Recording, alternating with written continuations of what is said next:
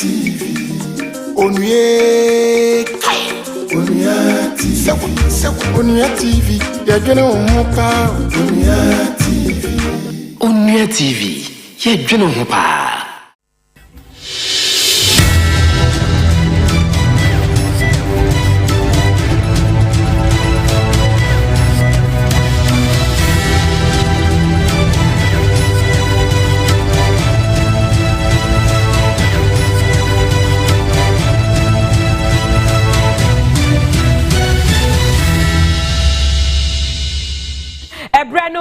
Abatoɔ Asoeɛ ɛwɔ your election command center media general ene da nyankopɔn ni Ghana ya mamra ma ho kwan se beto abade yi ye mampani na abrokro na so ye mra hye bedwafiefo Ghana de hima mema mu nyina che ema mo akɔ abade ba Onua TV so wei eye Abatoɔ Asoeɛ efri sabre kosi edwoda ye tenasia somo amamo enkrato ene enima hodo bi ese ohu de ese wote ɛwɔ Abatoɔ ne toɔ ne hyehyɛ Electoral Commission jumedi ahodo ye reporters ewo all over ane ye baba so monti afidie no say ye radio say ye TV Facebook mane enaha esan se ha eye Abatoɔ Asoeɛ midin ede afia tago no sia abapa ho sima enan pepepe enti taw ye kɔ yen amane bofo a yate omagu omai Ghana ntro no ni won twa hodo so na sene ahoboasi ete na ebrei sei ena ehodom etite polling stations ahodo ena Abatoɔ mpesua ahodo no sei na hyehyeye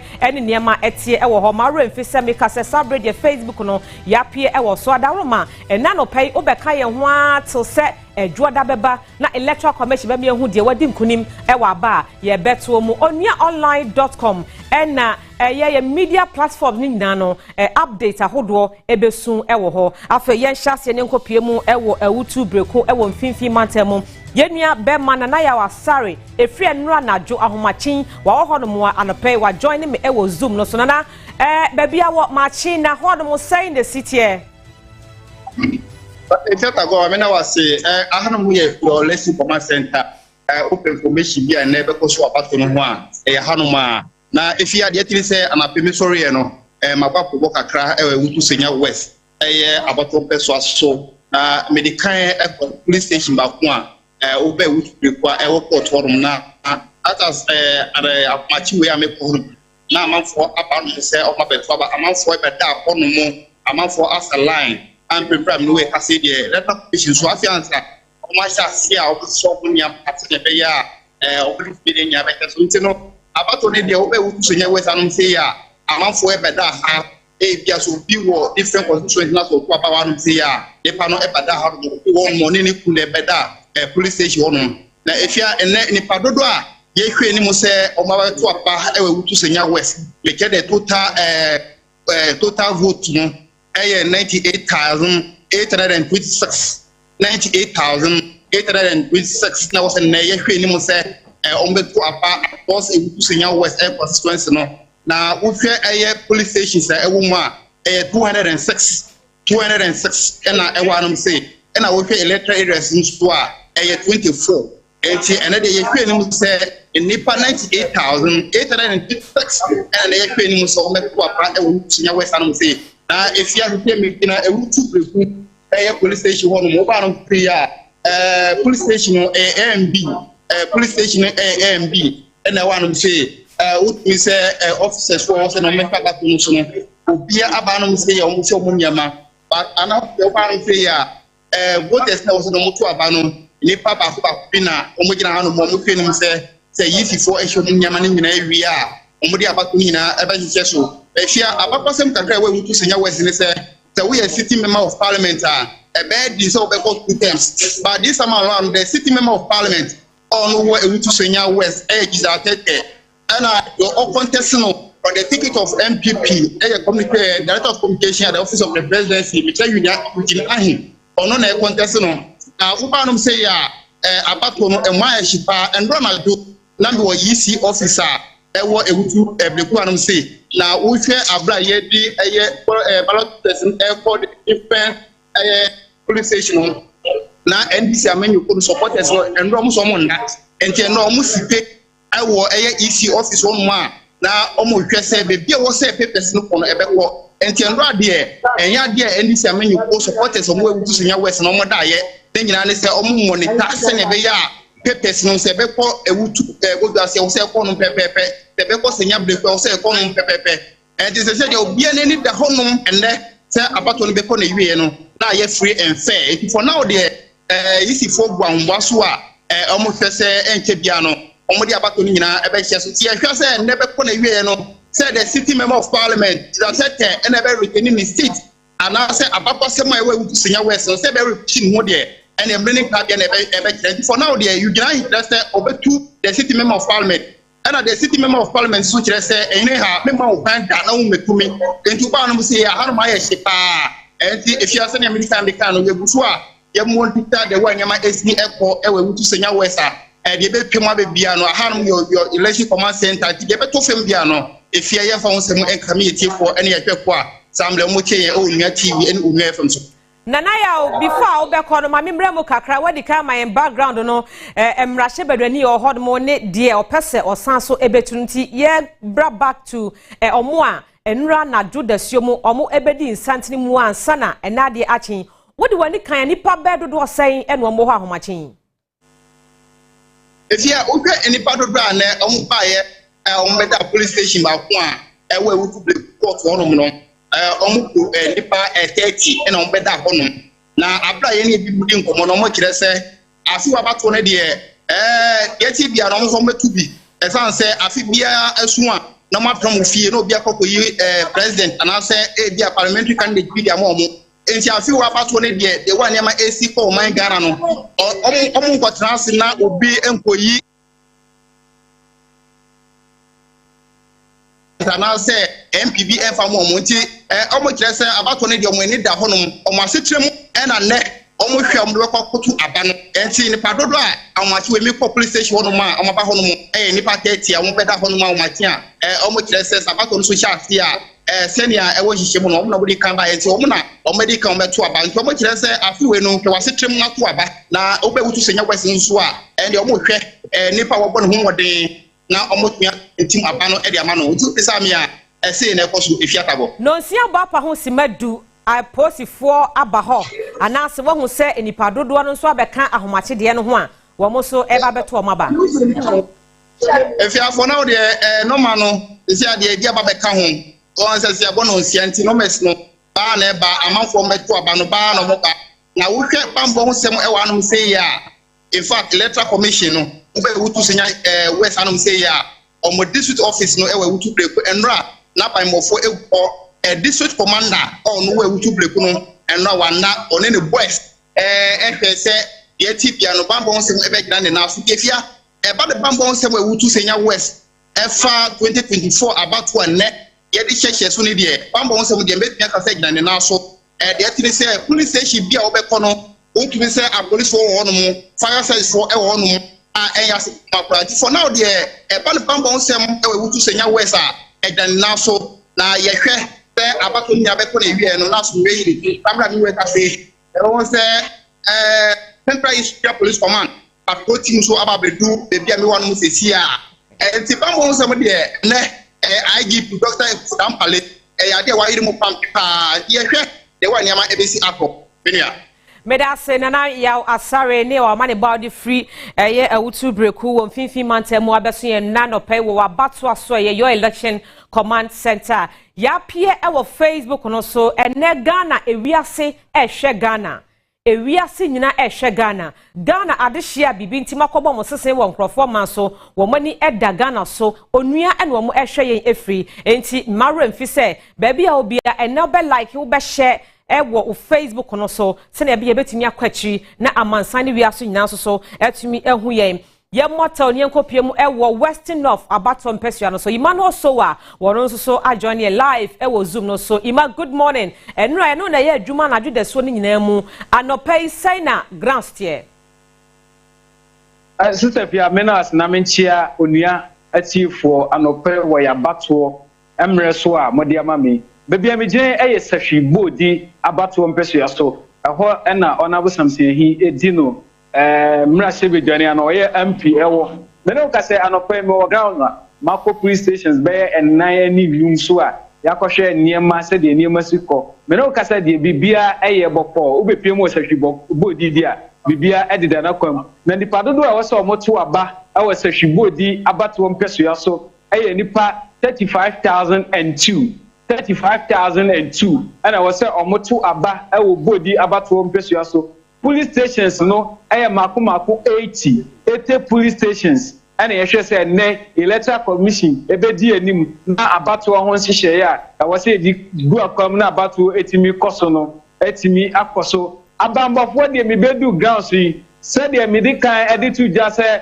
ɛyɛ regional police command so ɔma yɛn nhyehyɛ sɛ de bɛyɛ abato no babia no yɛbɛnya apolisifoɔ hɔ no ɛnɛ nhyehyɛ gu akwam anɔpɛ yi apolisifoɔ ni nyinaa aba grounds ɔmo nyinaa so ɛhwɛ sɛ ahobambɔ ebetimi ayɛ adwuma pɛpɛpɛ na nipa dodo a agina mu wɔ bodi abato mpɛsua so a ɛkyɛ sɛ yɛnto ɔmo so aba no ɛyɛ nipa mienu ɔnabo samson ahi a ɔyɛ mmarahyɛ bedwani ɛma sahwi bodi no asen akɔbiem ɛwɔ NDC di mu sɛ yɛnto no so aba na ɔnsan ɛretani ne seat ɛna MPP fam no so yɛwura bi a frɛ ne sɛ Nicholas Andor ɔno this is the first time a wɔapie sɛ bodi abato mpɛsua asofo ehu ni mɔbɔ na wongyina MPP di mu no yɛnto ne so aba na wontimi mmarahyɛ bedwafie na wontimi nkɔhyɛ mmara na ɔmpere mpuntuo ɛmfa mmerɛ sahwi bodi fo nti anɔpɛ de obisa me a gowns ɛwɔ bodi no bibia deda na kwan mu a yɛhwɛ sɛ ɛbɛbɔ 7 o'clock na Electoral Commission ahyehyɛ ne nneɛma awie na kyɛ sɛ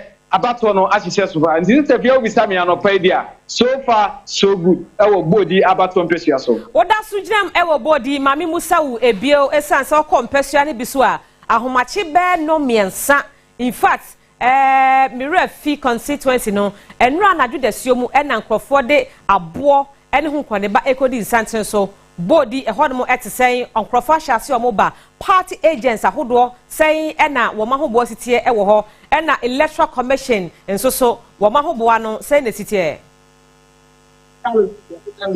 Asifia me na wasena biem oba bodi abato mpɛsua so a I say enye gidigidi saa sɛ de ehu no wɔ mpɛsua ahodoɔ so no but wo hwɛ kroma sɛ de zoom no video kyerɛ na kwamwe commission adwumayɛfoɔ no egu so a ɛhyehyɛ ɔmo nneɛma sɛ de ɛbɛya ɛbɛboa na 7 o'clock ne ba abato no atimi ahyehyɛ so enti bodi de bibia ɛdeda na kwan mu Electoral Commission ɔmo hyehyɛ ɔmo nneɛma abambɔfoɔ ha bebia me ne ugyina ɛyɛ ahemboboa no bodi ahemfie no ahemboboa no ɛhɔ na me gyina police stations bɛyɛ ɛnan ɛna wɔda enclave na bibia deda na kwan mu a wohwɛ bebia me gyina ya Electoral Commission foɔ ɛna ɔmo yɛ nhyehyɛ ɔmo boss ɛna esiwe ɔmo ɛhwɛ register mu ɔmo betimi de ato aba nyame yɛ adom a ɛnɛ dai enti register mu na Electoral Commission for any party agents ahodo a ɛwɔ around no ɛhwɛ mu sɛ bibia de dana kwan mu sɛ de bɛyɛ 7 o'clock no abato no ebetimi ahyehyɛ so nti sɛ bia wisa me anopai ta ɛnɛteɛ ɛwɔ bodi abato mpɛsua so mini aba yɛda ase Emmanuel Sowa ɛde amane boy efri bodi yɛra Samson ahin mpɛsua so ɛwɔ Western North ɛwɔ atɔ ɛyɛ ɔman Ghana emu nti ne nyinaa ɛyɛ ahoboa ɛne sɛneɛ esi ɛteɛ ɛwɔ ne aba yɛbɛto emu afɛ yɛnsan mra enkran mantem hanmo Ablekuma Central ɛyɛ mpɛsua baako a ɛwɔ enkran na Lois Dogbe ɛwɔ ahoma so Lois, good morning.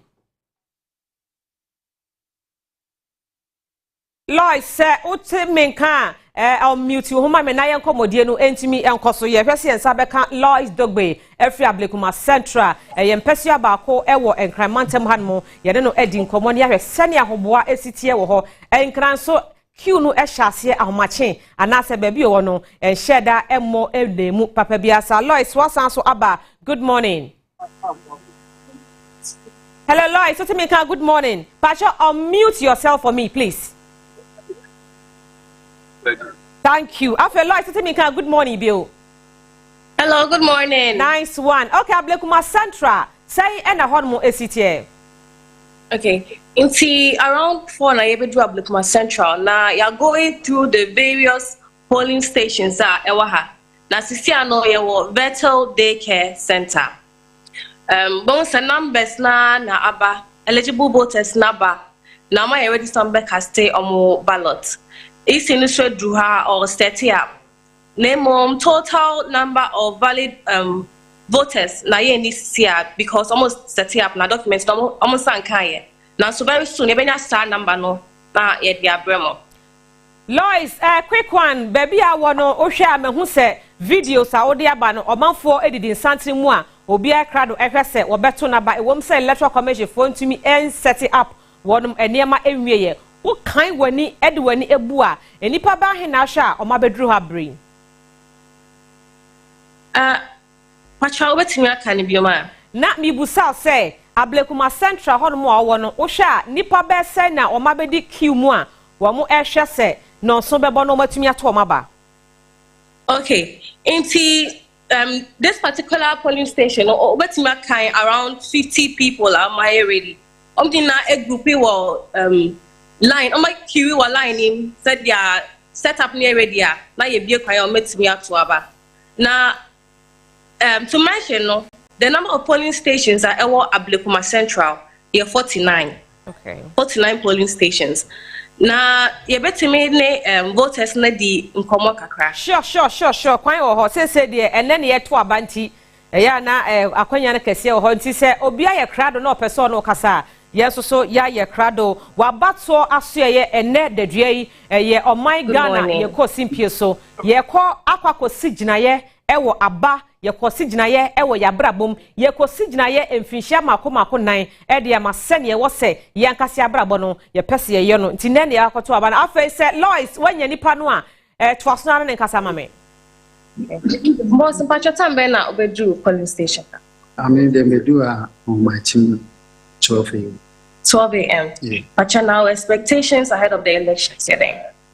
Oh, me expect to say be which me so smooth. Be na for me the Senegal. The better one some na be Mam Pacho, good morning. Mam Pacho tambe na obedu polling station. Yeah, let's 4 o'clock. Mam Pacho now expectations ahead of the elections today. Oh. We share your hello, good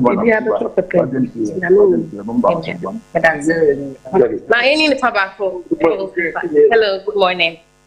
I'm Pacho Tambena, bedroom polling station. Bedroom around 5:40. 5:40 a.m. I'm Pacho now expectations here. Oh, yeah, okay. Inti Pacho Ote, Obia Bompire Saint, Bibia Bacoso 101, not Obia Tonaba. Now I couldn't feel actually easy no. Yeah, that's Lois Dogbe. Now Bamba won some so say the city appoint for ni bi aba.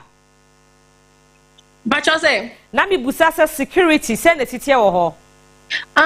Police they onya do high but yeah sure when you say very soon I will do her say. You see the police and our security agency they are and do high. Yo Lois ye beda se pa wo che no so ekoyie pa helmet a wo de bo ho ban no ye so ya na my careful baby a mo obi a reporters a mo wo all over ye sre na ye tumufo se mo kɔ no obi a mo ne ho ban ajagoraja o se sebe ma kwase bi mfa kosia 80 pesos emekun ti bo ho ban na obi a chanko yankopai wuti ho ye hiao ewo oman Ghana mum ye guso etoa wa Abatoɔ Asoeɛ no eso ye hwese ye nsabeka ye next person na fei ye no edi enkomo ede afa eye enkomo no eho ho abiem na aba homa no so na David na nabi.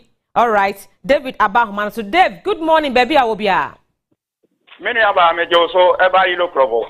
Okay, you look robo say na honomo esi sanse yenimu se afi aba no parliamentary candidate Dr. Chum Berima so and okay krapa in 2020 one na your first vice chair the ma NPP amiokono wo epoye mantemu and now one incumbent MP Yewra Albert Tete na ejina yesi honomo no kwankra kan a ase ehwo adin kakra say na sitie wadaroma.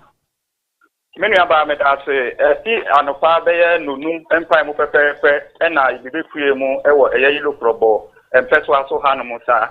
Now, Usha, Yaya, or Moto Aba, yes, Sentesa, a whole yes, price pointer, a whole no, sometimes, you know, a ya, Metimiaka said, a type of hopa, Uyi, a yes, Somanya, Yaya, a sopa, a ya, and Krakai Hanamo.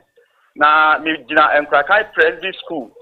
Now, in Krakai Presby School, Hanomono, say, I mean, no, Electoral officers are more from home or the papa, aye set up papa mo twen set time ne beso a omo de Abatoɔ ne be so na me hu ye papa no mo na afen so me nia memma no mi so bi wa ha omo asala ya metimi aka se every day omo atietie omo ho omo abo omo ho pa se no sonya boy ya na omo adala imu na chese omo de Abatoɔ na ahyehyɛ so wa ha no itimi nia ba aha da di police for wa ha me hu prison officers in so wa ha saa so na yilo krobo ha no so no aha din a batabata bia enko so ya twen se no so ne bebo na electoral officers no omo abodon mu omo bodon no say creeper na fe no dodo na abeto omo aba ewo yilo krobo enkrakan ha no say vicious na se video so ade free yilo krobo ba ye wo hwe mu papa panimu utim se bia nka ade a che se wo fa ne nuru ansa na bia opebe bibia dia opebe bibia di nanso ɔte hɔ no mu adopa no nsia abapa nsima aduonu emiensa abreba na obepie mu ɛwɔ hɔ me papa me koto ne nkyɛn na me gira ne nkyɛn a wabɔ ne ho mɔden papa bɛyɛ me ba ha bɛyɛ nonum pa mu no na me papa panyimu ɔte ha wayɛ ready a all train time no na wato na ba ɛwɔ ha no mo nti ka me bisa ne sɛ die nti na wasɔre ahemachi a papa panyimu a watimi abetra ha sa ɛkyɛ na ni abe papa me ma akwa abadeba Onua TV Onua FM so na die nti na watimi asɔre ahemachi a watimi abedu ha ntem a aka pɛ sɛ ɔto waba the Bible kana mo apotere ma to igwem ne mala ne emakie ma no ka hawo ne ma no ti tejoma no hibangele mini aba di oba kira ni se waba ha ntem because na ni abrepa se oba beto na aba se na be ya oba be yi eye Ghana kan ni pa obetimi ahwe so wo Ghana ha eye bibia so bededin e wo Ghana ha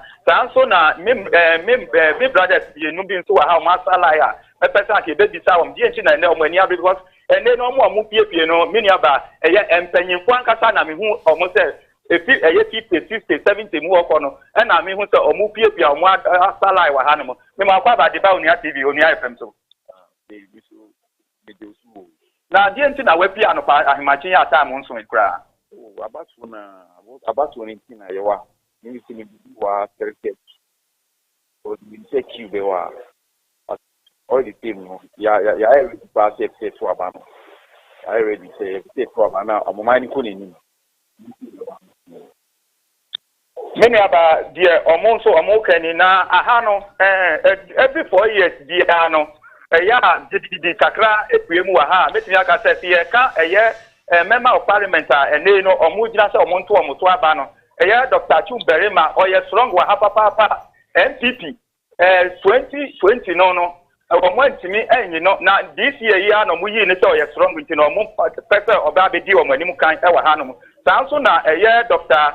Abet Nyakote Tete ono nso no oye MP a ono nso owayi lokrobo ha no mu a ono nso no o se onhwe enfi na konya so emma Dr. Chumberima na si eka Dr. Chumberima abakosemu a menia me ka say Dr. Chumberima na oye first vice chairman ewo epueman temu ofi epueman temu a no se kuntu hwan a na kira na ekonti no saade a obeba ono ani kuro mu yilo krobo memu no abegina as parliamentary candidate MP na ono ankasa na nyoma pa oye no watimi adi asoa so ewo hanom na ono abegina ya no oni obi ankotese because nipa ojina 2016 2020 no honorable jeche apete ohun na no te o mini abema ana me bra panyi me stani from ana me di makonya no efema na waso enti sa ubi sa me dia aha de 50-50 a dodo na so ka se mini ndoka na me de to edwai dodo na ka se on beto skirt and blouse aha no mo de dodo na yilo krobo ha no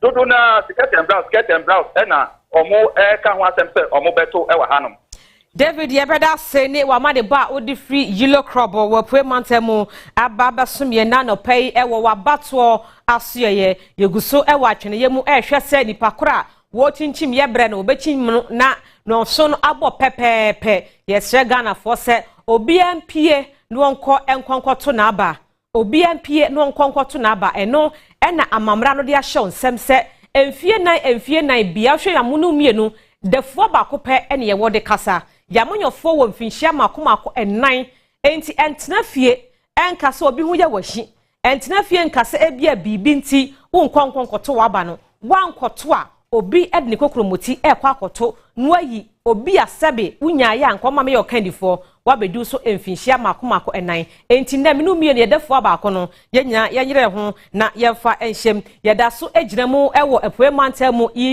Yvonne Nikwe aba ahoma no so a yede no eba abedi nkomo. Yvonne, good morning. Epoemantamu yede kan ko yilo krobo wonso hefa na ugina ewo Abatoɔ mpesua no so. Yvonne, on mute wo ho na fe yeni enkomo entem so emame. Yvonne, so oti minka biemu a mache. Mejo so bebe. Me da say, Epoemantamu so, Abatoɔ mpesua be so e na wo de yedi kan kwa kopiem e wo yilo krobo dada. Wonso so gina hen anopai. Yo menyo ka say me gina Kwekutre polling station when New Durban South e wo capital e wo Koforidua ya ka say the hearts of the capital and in New Durban South. And the Minuka say there, I mean the hearts of the capital, which is Koforidua. Uncle for Atina for the deputy and a better 3 a.m. I'll move when you may say 1 by 2 on my banner. I must say, I'm person before probably a banner, Manka Samba 2. Now, me your Manka Samba president. I hope what is saying our ho Oshem Wanipa he ena Wonum Aba Electoral Commission for Ashase. Awa mu eboabo ho ahobambo mu nsem so saying the city na nipa dodo asenso na eto aba ewo baabi a wo no yo say wo kemechi a obehu say Electoral Commission for edi bibia ballot box papers screen ni de e ka ho asa say omutimi di ma eye Abatoɔ ekoso no omu de abegu ho piti anopa 4 a.m. and almost started distribution. Me no ka say the New Durban South obia enya ne ballot papers in the screen na nyame ncha de about 7 a.m. Abatoɔ no ebaka so. Over Eastern region we're looking at 1.8 million over. You hear me say enne Abatoɔ no one beto over 4,000 polling stations. I say no over 300 people. I say and you hear me say one beto abano I say so. Yo Yvonne, ye better senti sene esitie ne sene ne hwehwe no etie no ye beba nchen brano na yaba beje report e de afrepo mantem titio ni ba bia wo no tim se omanfo ani e de achie papa se honom na ye ba fi Abatoɔ mpesua so nti ye beba ho na ye no aba bedi enkomo ye nua ba Yvonne Nikwe ena ye call nchen e wa po mantem a ye ne no ekokodi enkomo e wo afi wa Abatoɔ Asoeɛ Onua TV so enie Onua FM 95.1 eka ho yen social media platforms ni nyina enne eha ena Ghana etie enne eha ena Ghana ehwe enti eye operation yate dada enti yiro ho na oni enko yedi ka bomamane bio se Facebook no ba like na share na ewiase nyina sene wo mo edi wo moni edi yen Abatoɔ nachi no se o like ehye no ena nipa dodo nso so enya kwan na wo nso so ahwe bi na wo etie bi nti na de yesrem data na boy de na nso bomoden ase obeto akoso na wo ne yen atena ewo ha na ehwe mo a report ahodo a free Facebook no so eba no light off ewo miamia ahodo bebre body ase obi e de abase body ase wonom edum won light yesrem adaworo ma se na ebe ya ena ECG fo edi kan pamacho dada free be last week ko ena yesrem se de eya chimato ene sinto ewo madwuma mu no na fuam yensen de mutimi esia no mayanya ha bi ma Yesu ma se mosia no enti monhwe man na obia enya kwan na de wo show Onua TV wo tie Onua FM wo hwe TV3 wo hwe wo tie 3 FM wo tie akoma wa Asante Mantamu no asaso tie connect e wa to Mantamu na yen social media handles no wo hwe bi no wo tie bi no yesrem moma ye nyinam kane no enyina so na omanfo so enya kwan no mo monitor election ehu hia papa ehu hia na entumi emwa na yenko yenim ye behwe na yakọ empesua hodo so na ye ne yama ne bofo no adi enkomo ne ahwe se ahoba no etisen no sia bapa ho sima aduasa emienu enti yeguso etwen se no so no bebo owia sesenya eyeden ya obebo na Electoral Commission so ahye ase na yehu sene ensem no esi etie ankasa enti yeguso ewo atweneye mu a ye hwe sene yensa ebetumi aka yama ne bofo na afei omoafo ese ebinim koda ho enra na adwo ba 11:40 something ne yeti fidua mu miankasa JB ena mikojo utim se Abatoɔ mpesua de bi no ebinom ede emmo enua bucket e de akodi santene mu we every 4 years bia ye hu bi na afin so changes and asensache bia mam a omanfo e de sa niam ekodi santene mu a eno eye ahobo a wo mo e kyese e bia na obi wo pentem ato naba no akofie akɔhwɛ Onua TV no atie Onua FM obi won so ato aba ne wi a opese ogina ho na obie nani ho no hwɛ bie agyae radam pare aka kyerɛ ense sese de woto aba ne wi na bibia ne a mobile phone no ekura no kekra na Onua TV kura so ya provide telephone number I'm sure say e was screen no so say de ekoso e wo mpasua no so de ekoso e wo polling station ho no mo a wo ho a woni twia no ubetimi ya video no na wo the voice ato ase I indicate say constituency way polling station way weni na ekoso wo send eba so e wo WhatsApp no so a ye bedi ho dwuma e di amawo ne ahwe abɔ ho ama ne kama na ye de amawo e wo ene aba ye beto eso Solomon Kusi minim se waye krado a ye bekɔ ne nkyɛn a se onye krado so a ye beto aso na afei ye de yani achiemu na ye so kopie mu e wo wale Abatoɔ empesua no eso a sese omanfo ne Ghana de hia wonum enya mfinhie dumwotwe eko a omadwin mu eda ho no omukura wonum voters card a ebemu ho kwan watimi ato aba akire nipa ompese ombedi won so se oye emrahye bedwani anaso omampani ewo mfinhie na emunum yeso kopie mu ewo honum wan ne DA primary station and a polling station ba ko a ewo wale ho enipa esam ho enyi nipa kuma enipa esam sa polling station hono enyi nipa kuma ne nyina no eyese o ma ye krado se kokromoti wo mu abɔ ho ban de toilet roll afa ho de tie aboso ti wo mu ntwen ma sebi obi emeka obi mfase kan ana kuma mati firi ho enti enne ye ne a wo de be kye nipa wo mu epeso odi won so enti ebre ko nani mu no ye bekɔ na ye ne ama ne bɔfo no so akodi enkomo na ne nyina eso ye guso a ye hwɛ yanim na afei omanfo a wonum so aye krado enne dadue na wo mu ehwɛ so wo beto won so ana wakoto wo aba no bibia no etimi akoso wano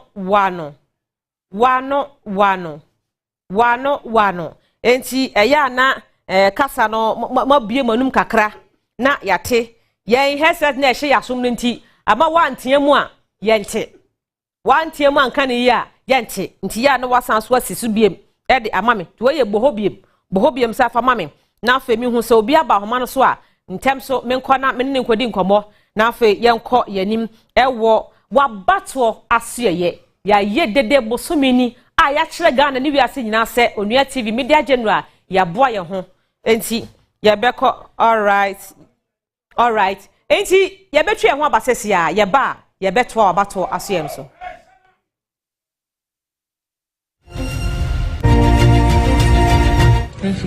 Yeah. Number China Abatoɔ no expectations here. Expectation. Oh, you pay peace. The part will be. Why? The way we be pay. I pay peace. Number China Mela will do high. Number China expectations when Abatoɔ near. Expectations for when Abatoɔ near.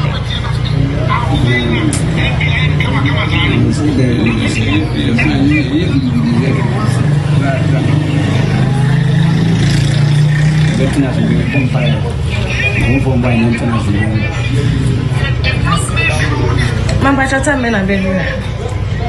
2:30. That Mamba China Abatoɔ no expectations here. Oh, expectation is a free and fair. That's Mamba China bedroom time. Obeda.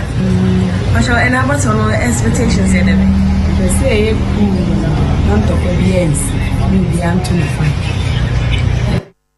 Me pese me betuma ba ansana mako because me di bi o me ma yese me kokodi nti me betuma ba na wie na matukwan akokuma sha kodi me dwuma bia ehia me ana se me yese me meto nti akwantu nti me ntoa ba no a se we ba be president ama me wa bra me so me mpene sha tena se mbara mbekire ma be nti ma me sore ntemo a me ba ye no nti me tu wi an makodi me dwuma me ba de no bia ni ka ma ha me ne first person we can be bra me be do ha no 329 pepe Okay.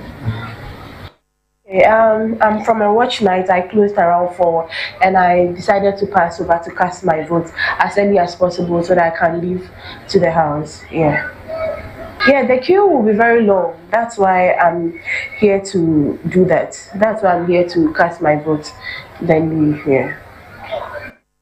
That's actually the time when I'm ready. They do have a 420. But any expectations near them? Maybe the problem I face here, I say, who will do that? Yes, in the party, you achieve. In the 20, you achieve. In the 80, you achieve. As Robert will be any. And the problem, as a woman suggests, a big garden.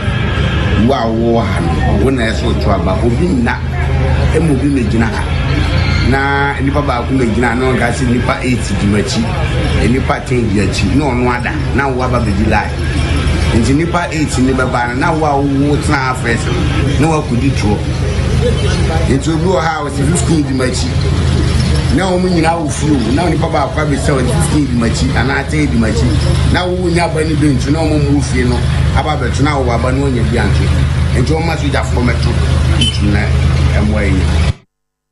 Auntie, please, what time did you get here today? I reached here about 4 o'clock. Please, what are your expectations? I'm expecting that everything to make cool. And at the end of the day, we see which has won. No any fight, no anything. We are fighting our nation, Ghana. We are all Ghanaians. When it's fight, it will help us. Thank you. Daddy.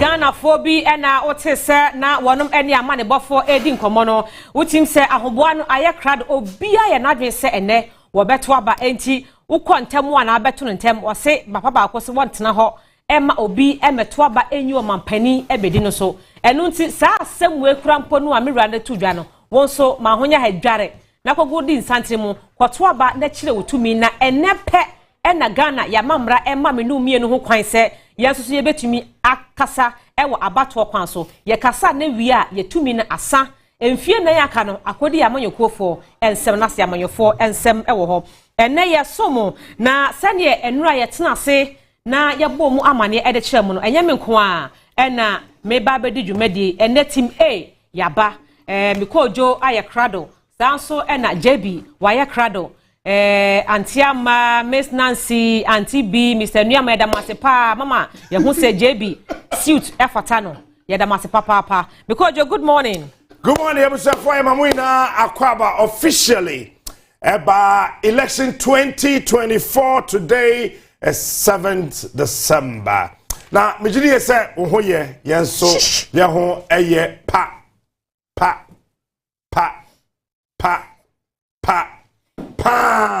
And it can somebody say a Ghana, 4th Republic, Abatoɔ Asoeɛ, our 1992, yato yaba on the 3rd of November. Parliamentary elections, no, now as I say, yato no 9th December, and I could 29th December. His Excellency Fly Lieutenant Jerry John Rawlings, that time the head of state and the president-elect. Then we got to 1996. Anna John Ajekum Kofo and Omampeni Dada Rawlings. If it's 1992, on Professor Edu Albert Edu Buahin and a contest here. So 1996. Na memeneda. But one day elections na titru parties ni mienu na obia eniwa. Na nekrada sa edano Rawlings and Kufo obi en wa ye wo ne memeneda and ye bedu 2000 7th December na eno so yawada sa yawada no Kufo now no eko it's Professor Mills and Nana Adodankwa no Kufo and Mills na obi eni wa ye wo no yawada wo mienu na ye wo mu fiada Fifi, and Kofi. Then we go to 2004. Same pair, Kofo and Professor John Evans Fifi at Mills women ni na ne Fifi Kofi efiada na abane ye to no brother Tuesday and ye bedu December 7 2008 Nana Adodankwa Akufu Ado and Professor John Evans Fifi at Mills Nana Adodankwa Akufu Ado ye wonu wukiada and Professor Mills abano ye to no kwasiada and ye about 2012 John Dramani Mahama ye wono memeneda Nana Adodankwa Akufu Ado ye wono eye wukiada and so abano ye to no efiada and ye bedu 2016 and the very first time obi ejina say yento ne soaba se Ghana man pania dana ye to abano na eye ne krada eye Nana Adodankwa Akufu Ado etino eye 2016 ye to abano wukuada na ye Akufu Ado da ye de wo no na ye ne kra eda efise odekwaku ene ye to abano eye wukuada etino woni obi a ne krada ye bibi egura oboa ebe yire enti Mahama huriko na ohuriko na ohuriba mekai kwekwa yido ho the nituam pass ade olusu ose we are in a comfortable lead so na eye wukuya kufa do kukuru to Mahama de kosoro no hwe ni nyame anim e no say hey zonam zo na sum pai e fom gogoro Mahama ni aye ko asobeti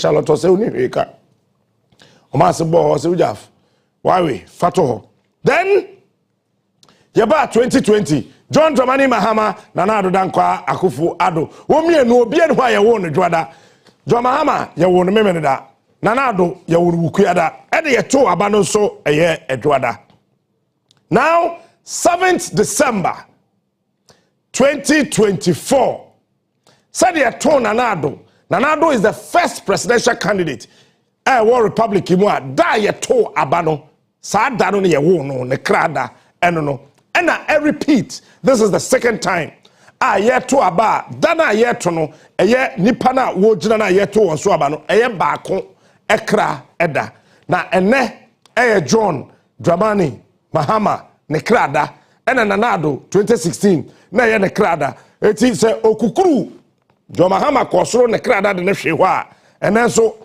John Dramani Mahama ekrada if you say ye to abano eye memeneda na say what do we any famudi the first time I to aba memeneda 1996 and obekaya ya tedada formula no ye catch us say afi Abatoɔ no and in 1996 edikan na ese na afi 2000 and so na ese it's actually playing off now Eastern region, medika kachira wanra ye wonsuo ahodo bi wo ho a eye adwuma ewo eye Eastern region ewo Abatom unfortunately sa ensuo na kase a ewo hori na no galamsey no ase no enti ensuo no mutumi no he no te anope ya hape na obete se da be ya wo ko ba bi a na kwate aka say ya te dada captain kan na eno esi eye na afei eno achi no Osha eniama ne said ye esi eko eye ena anope no Ghana ye di Ghana ye boko ye ba ye drive ye ba adwum no timu se obia won pese omko adwuma eko won pese omko to omade eko na afi wo hwe other polling stations a wo se omo hye eniama no ewo ho officially mama ma won tiase Abatoɔ we obia no wo betimi akova ne yie akamu asama kire wo yie achiraw de be ko yie akosi mu yie echen onua if you say yen de hano officially nsentredwuma ni nyina mu no yen na ye Abatoɔ Asoeɛ this is the election kwa one enipa yenida won so 1992 kwa akoto aba na president bi anwui na vice president bi anwui 1996 yekoto aba na president bi anwui na former vice president bi enwuye but ekeka ba ya ebesi enne no two former vice president have said bye-bye to this beautiful country. Ode ka ho ana ode eko enkansa aka a ofri winiba aka ho. Enti na say former vice president na womo akrayen pakwesi ebinsata nyame emfa ne kra ensie eyi na afei eko enkansa aka enso nyame emfa ne kra ensie eyi na afei yem papa Alhaji Alihu Mahama ono so nyame emfa ne kra ensie because 7 December bia no mu yimenu ina no ejirem yeto aba apart from eko enkansa aka ono ne Rollins yeto wo so aba on the 3rd of November and afei yeto aba mampani baako entiase ono te akonwa so no tetoye na afei mampani dada baako fly Lieutenant Jerry John Rollins wo ina no nyame emfa wonkra ensie eyie na 7 December bia no akwanhyiasi every 7th December accident si ena wo hwe Ghana Abatoɔ no nyina mu nso a obeti ase se etoda nkrofo koye campaign ewe musiye esiye baby esie nipa efunu a omuwo no nkrofo ekoye campaign ewo ho. This is the 4th timer oba ehye tuntum akwesiye akoye campaign ni nyina so koso ewo Greater Accra region den na kire den na wom nsamafo to aba anase nsamafo to aba ye before ndema bebrebe wo a you say a myth ibinim so a superstition and then for all of that will be put together this morning on your most authoritative media house Onua TV Onua FM na feyetimi achechiro sa enema no enyina emu yebekọ various regions, various districts, various constituencies and various polling stations na enema ekoso hodi na no yetimi ama wate. This is the very first timer yewo mampania ontimi sheda mon hoso enante na yeto aba. That is John Ajekum Kofo. Enti ebehe baby oto abadada na eho ena obeko koto naba. Nsem bebre wo ho a wunya nte wo babia age Onua TV ene Onua FM. Enya me nko na me wo ha wote efia enka dada ena afei menia bema Isaac Jebi eno na ama ye friend Jebi ni din Jebi no ndi din bia ni asase so ode a jewom but ye friend Isaac Jebi ena ya ni Jebi oje bia bako ewo betre ho efe papa efia kasa bisa do say to me pa bi nie ana ho efe do na uji ni di because do ti o ma no obi so no akasa do say to me pa bi nie me efia me pa bi nie na why am me say sister Janet erade Captain, and then this is the very first time Yenya Omapeni Dada Obawe Siki for re-election. Yato the Swaba. First time. Yapamono Wakofi Esa Soba Obawe Siki for re-election. See Esa to the Swaba beam. Now Omapeni beam. And it's going to have a direct relationship or direct with the US of A. Yefa question cry. Donald Trump. Donald Kwaku Trump. Now, Donald Trump ebaye. Ena US for say Donald Kofi. Wako asanso ababiem. Obaye obe contest ye wasai US for asanso retain as the president of the United States of America. Now, say yedi US for Abatoɔ no ekɔ the way a esikɔ prepare dia. Then it is likely, most likely, said a change is going to happen today. But, and the will of the Ghanaian people is going to prevail. Ghana for yina, ena ekwa koto santre. Na omo decide, ye na ekwa ko decide say, ye pe esumesi anobete. Now we have come to the crossroad. And the thing is that, either say ebeko yenim, anayechi, ebeko nifa, anabinku. And that is the will of the people today. It is a Ghana for this idea. Acha, yes, I'm not by those here. ɛde kɔ no so na ɛde kɔ akɔpie bi sɛ dumienu na that time no yebehu abadwofo a ɛde brahimedwafo a ɔbɛsa kɔ back to brahimedwam ne yɛ sɛ hu nkɔfo a brahimedwamfo a Donald Trump on the Kofi o Kofi on 14 June 1946 Kofi Toy Kofi okay Donald Kofi Trump adechen ya na bebe de dabai yes my name Anto de Afia Donald Afia Kofi Trump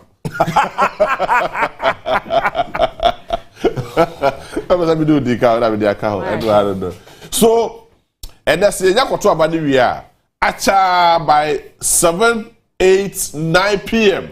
later this evening Brashimejom for there they will decide themselves constituency will decide about say a person twaso a person sawachi a person okoko buaye that's how they but the whole there it will be sealed signed and sealed but at the national level Ibenya Jane Adukwe Mesa, although the presidential returning officer in this very elections, it's the only that Obama announced the presidential elections, and that is what the Constitution of the Republic of Ghana says. It's a very historic moment, and there is a very first time you're witnessing this in our body politics.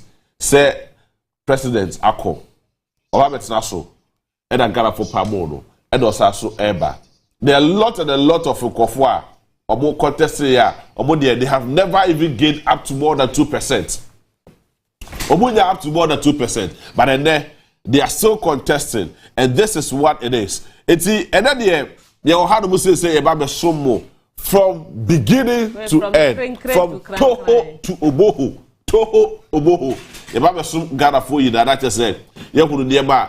Ekoso ewo Ghana had to say, and I know, sir, for now, no, a very detailed historic background to the way I'm about to about. I mean, sir, the Electoral Commission that provided a certain 18.7 million registered eligible voters are to be atuaba and then pay. But as to say, all the 18 million people, 18.7 million people, I know I have some sebe. Of course.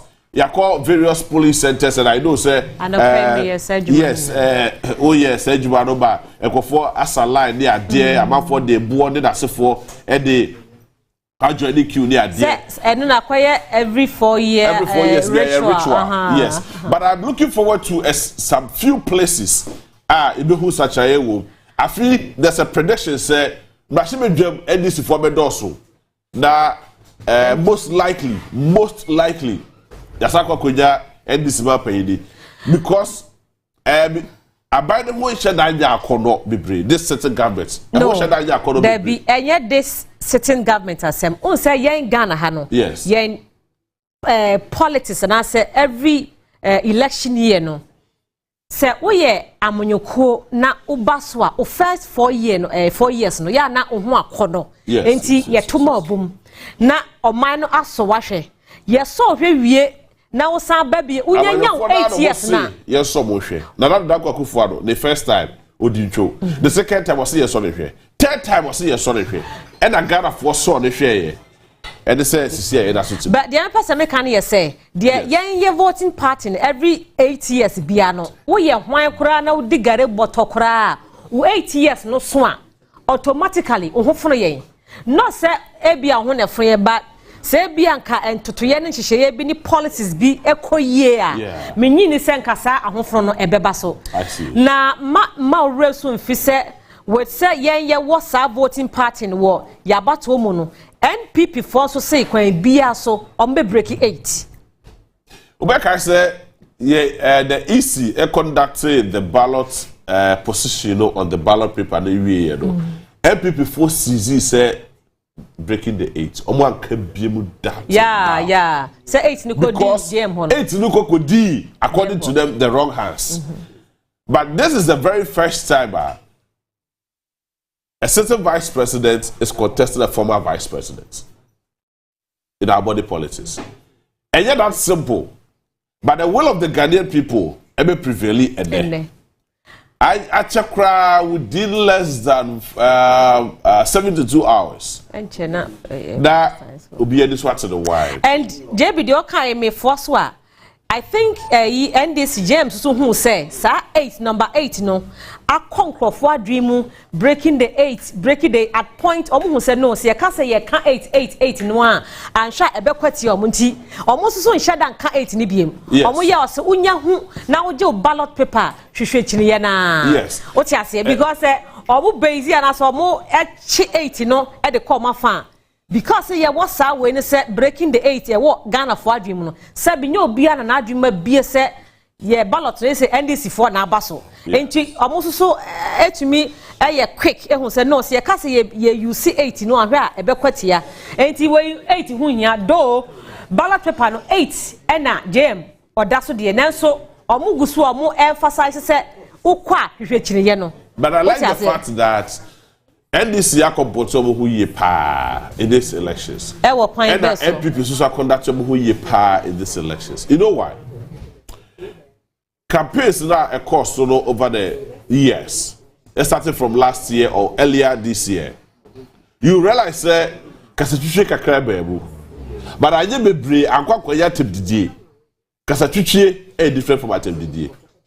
It's the job and all those semi course need no e worse obia kan tia the yanko and I refer those people to those words obekaya JB before me what was no was aka za twetwe ni mu no at point say ye opener at point na other party no na nko mo de sa kasa twetwe ni ba and na other parties as a man respondo and I don't also know say bia a foot will be course or background say look we should not focus on because they costed themselves.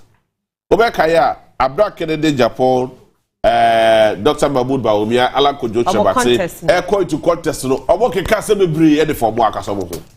E ma gara for who say. Any within. It is so you realize going into the main election, Kennedy or here Japan and send a very solid message via family NPP. Yes, because what you can say ho. Exactly. And I say ho NDC one promo sa mo televisions nyina no.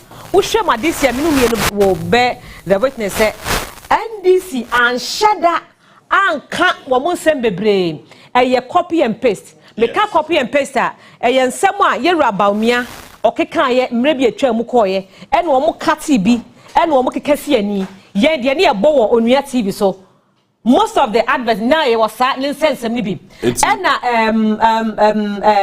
regional chairman NPP Ashanti region chairman to me or no so ne kasa ne nkomo ni bi ono kasa point the TV station so e the gold and hu kwa ne ba e kire and no so omo to try and anu omo air sign aboche say within we say ne ye hia sin ye be kasa NPP for no kasa e kasa na Kennedy a compare kwa Japan time na omo come contest already ohwie nsem unso ono ye nyenim say oye loud na o Canadian ofa ho say o wa ha obeka prempre no de action e no kan ho binti na bia this time ogina simpie so a no ntimi hamo ntimi get hard because one kasa woni twia waka waso twia waka bi ye twa bi ye bo TV so evidence base o kwa na he it's very so make be that do pay.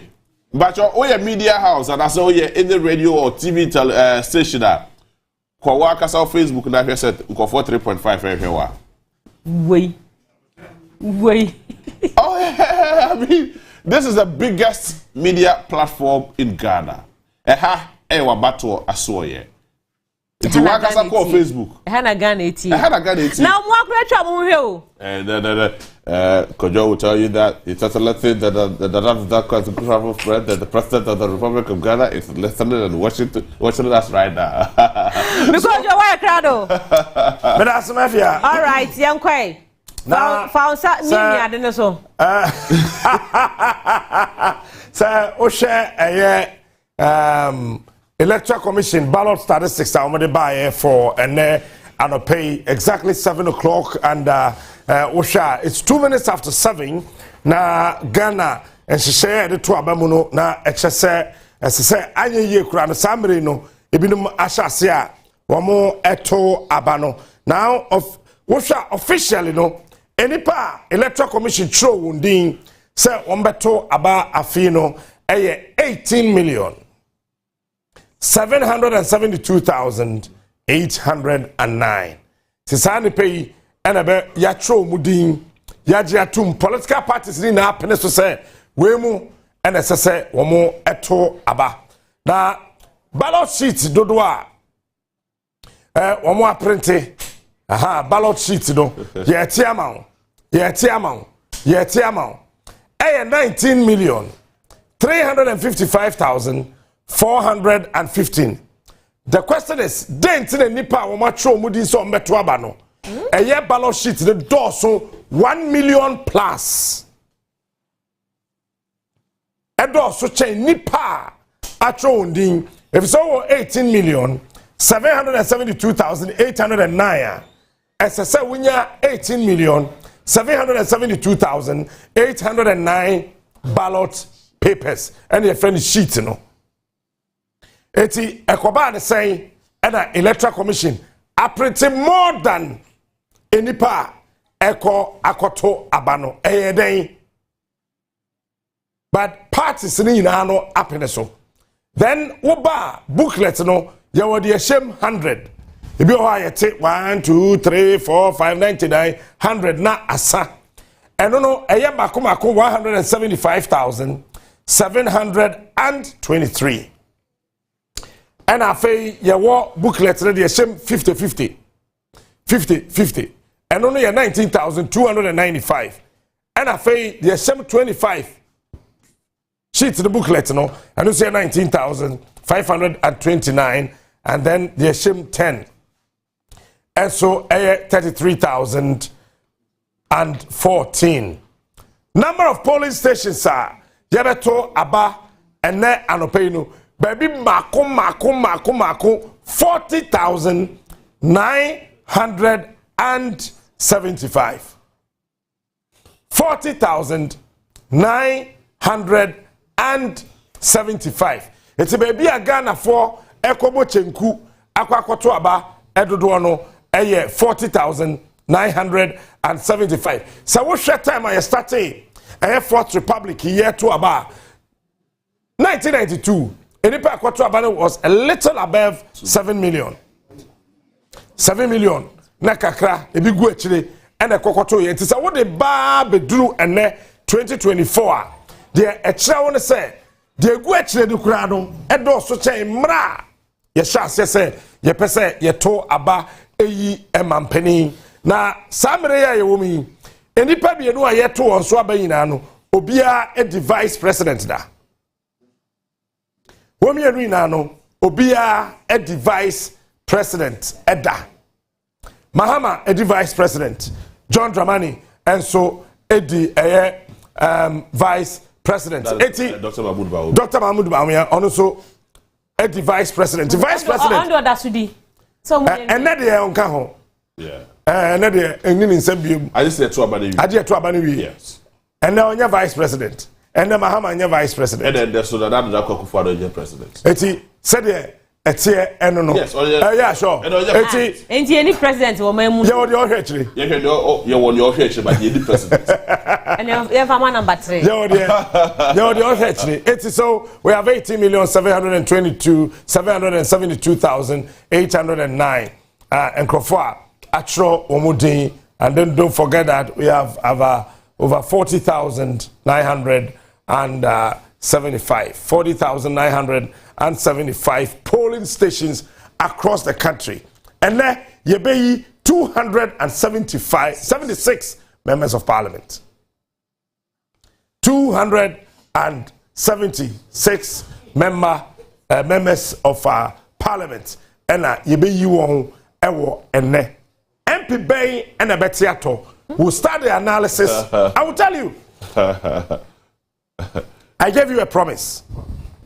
We gave you a promise that and then no you be analysis no you be chiro you call regions na you be chiro mo who say constituency way aseme si de be wo ho party way e de be wo ho party way e de be wo ho party way e de be wo ho so who share the year pa Ashanti region NDC were 4 seats dada yeah e wo ho Ashanti region, NDC, 4 seats. Can they add up? And I say, so better. I didn't have the Mikojo bedding. You think so? Yes. And I so bedding. It's more likely the NDC can add one seat. Yes, it's more likely. It's most likely. Debbie, Sabrem pa dear, say pa dear Mikojo, say NDC in Ashanti region, omo benya seat bako, ediako omo train ho dada dear, a bayading. If they are 1996, they had 5. It is about what you say. A bayading. Sabia, I mean, presidential there, it is possible, say, be on betting your penetration, your votes, Kakada, Nasa parliamentary, Ashanti region. Samo Brofu never again. No. NDC 29.2%. They would have another seat. Yeah. Maybe not the parliamentary. Another seat as parliamentary. Another seat. Mommy and Betty. It's likely. Okay, all right. Maybe I don't think so. And yes, likely. No. 4 seats, you know, and few ones. Yeah, I'm training. But mind you, say, Ashanti region Air 47 constituency. Yes. The last time we go into contest, they voted for an independent candidate. Oh, they say MPP. No, but for now, it's on record. Say one independent parliamentary candidate. So the MPP lost 5 seats. The MPP lost 5 seats in Ashanti region 2020. And in the money politics of this current Joe Wise. And then the independence and the parliament in our Ashanti region. But later, we join the NPP. Fantastic. Like Esiaba. So the second right. Now, it is more possible. Ediobi, I was just so. Yeah. Kwabda, Kwabda lawyer. He nearly lost after said Jokuba Efribu. He nearly lost. At one of the off, but it was your last 4 years. He nearly lost. I am telling you, you can check the record. The records are so clear. The records are so clear. It is a okay say. Yefa etu said it is more likely say NPP will lose some seats. Even though no, me ba mama call Onua Abatoɔ Asoeɛ so na Christian Yelly right over Ahomano so. Hello, brother Christian. Good morning. Christian, good morning. Oh. Good morning. Yes, sir. Odododio kwa share helmet because bibia timisi. Anopai ho no mo te saying. Bibia boko said ya wokan na wonu say eba odododio a woka mmea ye to aba hoye shepa broadcast me be ka say hotspot na e ka ho be nti je say nipa bebre na e hwe kwan said ya abato no ebesi akọ ewo odododio ehase nti anope di aba be piemu ha tisi ame no ka say ye wo Jamestown police station oba Jamestown police station ha say ya police center say wa ha eyemienu na wo yeti ha ko anim kakra ekuro mu nso bebre na around that e be ka say the police stations have been dotted across even Jamestown as a community and miamia bebre so te say bukom any idea ho nyina no abato no ekoso e wo hominia. Well, minim time udru hono enano pay, but then ya call all over most of the constituencies ya call hono a abra any reporters ne kasa no ebinumu ekotena ho koda ho ene from midnight up till now ehwemu a no so aba pa ho sima edu baako time udru hono na queues wo ho and ya sha senso a omanfo eto omaba na. Me da se ohwemu ha se afei na Electoral Commission adwumayefo eyiyi nioma no twese bibia betimi ahya ase nipa bebre na e wo ha but queue no enye tenten said ya we expected na bebre na eye anope ya machi de be ya na bebre na ababe po chimpu e wo ha se ya won train se abato no be hya ase 7 abono nso ahode na so enche bia yenim se dwumadie no abato no betumi efra se wo hwe machi wona ho se nipa bebre na ejina ho a won aye ado aye ahoboa se Electoral Commission ehye abato na ase won nyina beba abeto aba nti wo hwe ha won se ballot boxes no mienu esi ha wo hwe ho ba ko ya kire ho parliamentary ba ko ya kire ho presidential e kire ba bia wo to aba no wi a wode wabano ebeto abibi also ye ne returning officer wa ha say Dominic Andon so edi nkomo ebisa ne sedia amboa eye electoral commission afemo ahomboa won aye ede hwe se bibia be konkan wa che se on aye crowd wo hwe ha ambulance e wa ha say tana me hu from the police unit police for ehyen bebre wo ha police for bebre so change na ha kama won hwe se e ba on ahobambo ho nsem so bia betumi akoye na kama sedia etena enti tisia me he o ka se de enche bia abato ne ba hye ase me hu se ye friend profona abato voters no akọ one side so they can prepare them na bibia etumi upon kind said ya enti ma me mo di na me fa o enwura inside ha say na we ya city ankasa me hu say electoral commission adwuma e for ankasa so de won are ready to undertake this exercise, which is a very crucial one. It is the election day, and decision making is going to take place right now. And that is the constituency, and then MP or just to see Vanderpoy on NDC at the new candidate NPP so at the new candidate there are new faces who are going to contest this constituency. Now we share Sedia Abatoɔ for after since 2004. NDC for stronghold. They have won the constituency over the years, over the past year. For instance, has been 7 for 3 times. I feel why not been said on Pese or Bekobio. You see, this whole area has been cleared. Electoral Commission,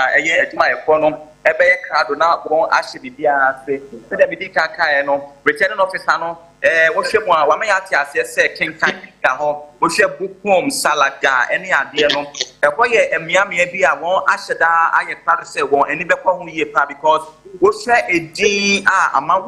any idea na northern names and akasa any akasa say nipa ne ba so oba verification ni idea na they should let them, they should have that patience to know where they are coming from in their name so that sad disparities, a bit to me are resolved. There are some places and need to say one best show ye path the bear and send me into be a man in home so so far the Bibia the Dia and Chibia Abatoɔ Asoeɛ Electoral Commission for between Asha Sena Abatoɔ no FRC although abono so apa on kakra sima kakra ni. Yes, the baby odimisi ye mami Musao. Wo hwe ya mamra no a e wo se no so pepepe ene ye hye Abatoɔ ase na ya wie no num pepepe na sabre no so abapa ho sima edunum no wo hwe omo a omo are ready yen voters no ya babeto ya ba ene na ye yi akandi fo no wo so ma hyase raise consent hyase twetwe ho se bia omo che because odododi odo nye Abatoɔ mpesua bia ho emra sasa ube delay moreover Electoral Commission no sabe eha ye nkran eha nya mikrom yoko a beka se kwan wanti wantumi anya kantem amfa electoral materials no ankontem enkran ha ya enti omatumi a kirem die enti a lateness no aba yentumi nyasa enti ase ne yet from Electoral Commission for now to the enemy say one year to about the themselves are very calm actually. Train what shall be now when you look at their demeanor and their body language, they are very comfortable. Train so far they'll be in raising concern yet about the fact say into me shall see as of now and to see at the that the may bomb say me to me returning officer no naka matutu na no kakra na me bisa no sentia yentumi en share ase out of now enti yen share pese yen sabe kan no yen na di sam komo no na yen ase as to why we've not been able to study any whatever explanation that he may have to provide for us. Enti yen say yen sabe kan yera Dominic Ando na yen na di komo. He is the returning officer for the Electoral Commission for Ododo constituency. Dominic, thanks for joining us. This is Onua, TV3. This is Onua. You can see a TSA. Upon on Swamp home, obey to me, my auntie, sent here. free as here. Is there any challenge or anything of the sort? I don't think so because we are talking about only one constituency. But this is we have so many lottery areas. So we could be required start for that. It's a house on start and then we sure say about more shots here and not be called. Okay. It's a hard a shot here and the whole constituency to have started. Eti sadia me di kan ebisa. Oh, Christian, yadase. Nanka we busa Christian said that. All right. Sadia wa high police station. There is another polling station, but Bibi Ashafi or has it. But Mami say me saw bio. Mwahom buano ete looking at the nature of this constituency, and you say about Abattoa a higher she pa na a few ways shebe na mudi egu akwem eye Electoral Commission adjoin. First and foremost, them say better police force. Say that was because all right, say your network no na Christian minim so titri sa na mu hia ya mode brofo tata ya sa no the tree mu da ho pa but we kire se afia ba no ya boa ye ho enti odorodiodo Abattoa mpesua so ene ye nua bema Christian edi nkomo free ho ye di kan assure mo se ene aba ne to ne kenkan ene ne buboye mu no eyo Abattoa Asoeɛ trust the process ye de munche mum nya abesomum na JB before I be call odododo Abattoa mpesua so na ye build point be from Ashanti region ma make key point say edweso like in fact now ni kojo say maybe it's more likely me momu de menyini because aduomi edweso na ne no ordinary compare lawyer no a obewi ni ye after say John Kuma free mu no Kwabena Boatin, right? Kwabena Boatin, yes. Usha oni aduomi wamo margin no lawyer. Maybe you will say that at points I was set penifon and crofo ebem ebe support na omuwo aduomi pin. Lawyer no, babe kansiso. On the first vice chairman, Constituency. Sure. He wasn't the obvious choice. But at the end of no yet the obvious choice. But losing to John Kumano was a big deal. Losing to Adjumi was a big deal. But because Onua just so when did the cases be court? I mean, so a lawyer, professional lawyer. My learned colleague. Yeah, Twaso. When did the cases be Edia go for boy a just so. It's that as a Kofaya reserved kakra. Anyway, I mean, yes, you belong to a family, somebody belongs to another family and stuff. You will say a extended family, a linked up. But the fact that's not because of the fact to say, or a member of parliament. Or joining MPP, Abayokoro. Then what we the stronghold of the NPP. NPP, of course. But Ushebu pa said you but they need that hot man can buy election that go with it. Check results. Yes, because check results. What you say, at points, yourself, me and I'm say yatiti, ye di hon komo. Check results. And at point, okay, ye ne papa no credit komo. I think they will say yabrefone, ye sympathy no, they were there. And no munim grounds the ne koko. And a kasahubi, you know, a lot of things. And the course so I would just answer as oh yeah. But I don't know hold it said Lanka a general election sir and then by election sir that people was going to lose that particular yes because him say ediomino wa buan crofo bebre time Kumawu by elections e dey dey see here your friend is simple papa so Kwakudia came in strongly. As soon as they at the stadium, we winning that elections. Yeah. That already that particular elections, a lot went into it. Ask yourself. Oh, that's a politics, baby. You cannot say a lot of things go. What they ever them are a cool factory check. The reality on the grounds, and they say. Kwakudia be the D F3 the D and I know walk of floor. Oh. So you see Ashanti region dynamics no start S Saba. Me and it's here. The test as was muta kalu so eje no wa. Any possible. But see, okay. I am very the point. Yeah. So, but say, Butaka, Alusu, yeah, I am Wawa. MPP candidates, no. But say, Steka, Alusu, I wish I am Wawa. No, I'm telling you, no, that's the reality. Because Chairman Adako Jineboye, the longest serving chairman in the Shattle region, Chairman Jokad, were free. So you're not going to have any experienced chairman be able to be those mind you say the former roads and highway minister and the health minister Dr. Richard Anade no fee the pair and so the free so can they can be two or the person assistant and be two it is a kwabase and there say share so oboka supposed to shake up me wawa so na be kase sasawase se butaka elusu me wawa jebu ni bibi unim say last 4 years experience you who parliament and also actually both NDC and MPP for nyansa because of senior na dom dodo ene nikuma omohonsan kaye sikoye no enti amo BS nyansa say me pasho me ba amo BS nyansa say omo person benya sa experience ni biem but you because MPP for one boy say kwan bia so they are coming back. Are you getting it? Yes. Inti obia make sure say or two ma osro no a or two ma ne ba because say experience no BAP sticker wa body home body. But still they will not vote against him. Exactly the point. But this, okay, cover. Superman. Hello Solo. Hello, good morning Solo.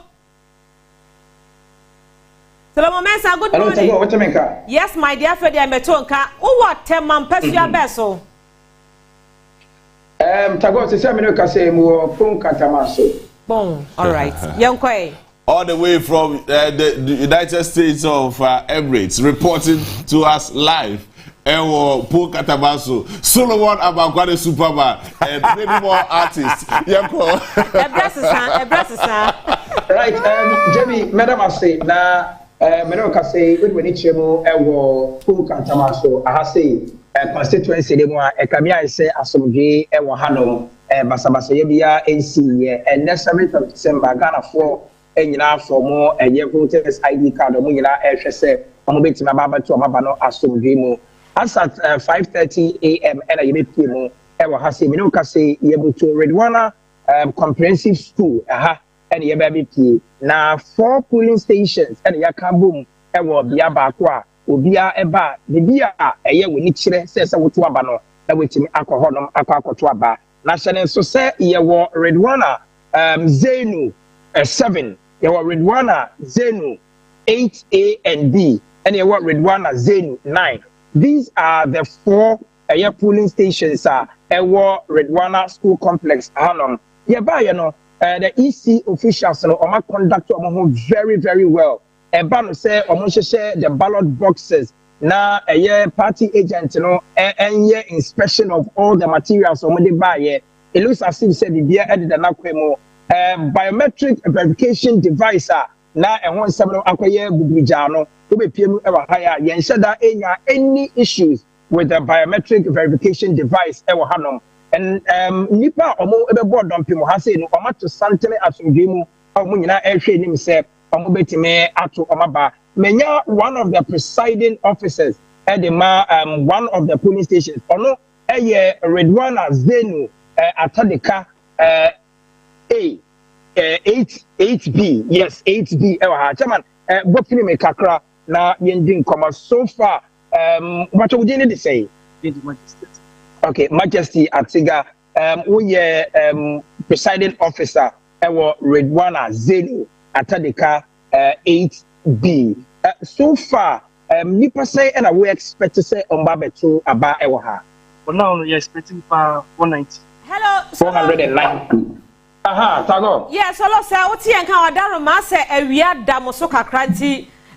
Okay. Thank you. Enti yegusua yesha se Solomon Mensa the Superman. Yeneno ebedi enkomo nyame adom wa Solomon Mankwa sorry. Amankwa Solomon Superman no ono na many more artists. What that omunyina ano ene or report live from Tema. Enti pon katamanso e no wasabre solo why krado yansambra biem. All right, nti onyamae nti JB na okasa. So Zena Medika Kaido, you have Paul Katabaso there, but sure. We have come to the crossroad where, as I say, every Ghanaian voter is descending. It's year 2 about year 2. Either a year EDC, either a year PPS, will be 2 good, year will be a 2 did as a 4. Sisia will be a 2 about. We are going to vote based on policies and programs laid down for us. Yasha Shedia Baye. It is a what's some Eto Suba, may house and Babetua de Abadi about. So, maybe talk about what share so. Sticker your MP. Yes, the kind of MP. We China MP. Movie director. Say we lose to see vote back home. We lose to vote. Movie director. You see? No. Last 4 years. Last 4 years we talk about. Yeah, sure. So Oka say the me sure say can feed the man. Oh, but what disappointed me big time. So no, I mean my own MP fought with me on radio because we decided to say you leave it over 7 Akwakosi said, and it was like tell me you leave it no the parliament. Okay, you be telling if I were to trim yakwa animu kakra ebebusaw constituency by na onua group yetena se a cover election 2024 ye frɛ obi ma ne ka ho asɛm kane odododio fa no to trim cause odododio 1951 na ehɔ na Kwame Nkrumah enwene sa city no. Okay. Kwame Nkrumah winning sa city because Penny na ye friend no. Would I be allowed to say this? Aden Clark. No obeye Amrado e Ghana ha no. Na our secretary be ye friend Erica Powell. Okay. Mami Broni secretary. Na aye wu say papa ne abante abaya no twempena. Ba Kwame Nkrumah gini fi nsem. Akwarido. And the sad and a shas yache. Me say ogini feeding sem. E wo kwabe so ogini say it's February 1951 na Ghana ekoto aba edikan yim na chemedwafo no. Na seat ni na no e 38. And the CPP famu makomako 34. CPP win 34. So naka just 4. Naka 4. And the UGCC win 3. Naka 1. And an independent candidate bako. Eba enti Fourth Republic no. First independent candidate, Hawa Yakubu, Ewa Tamale Boku Central, Tifedo 2-3. Now, Abayano, Emra say on a Kwame Bopano. No, slim, ada. Slim. No, Coco Kakra. Or that's a Bruni. No, or heights Kakra. No, Erika, na taste. Na Erika and shut down what? No, shut down one. No, shut down one. Ono so onyetia. Okay. Ena osanso ye kokko. Ena na oye abaya oye broni ana tonya flat. Oh, kakra wo na owoto. Owo sisifia kakra. Na owoto kakra. Owoto. Sewa. Na owoto kakra.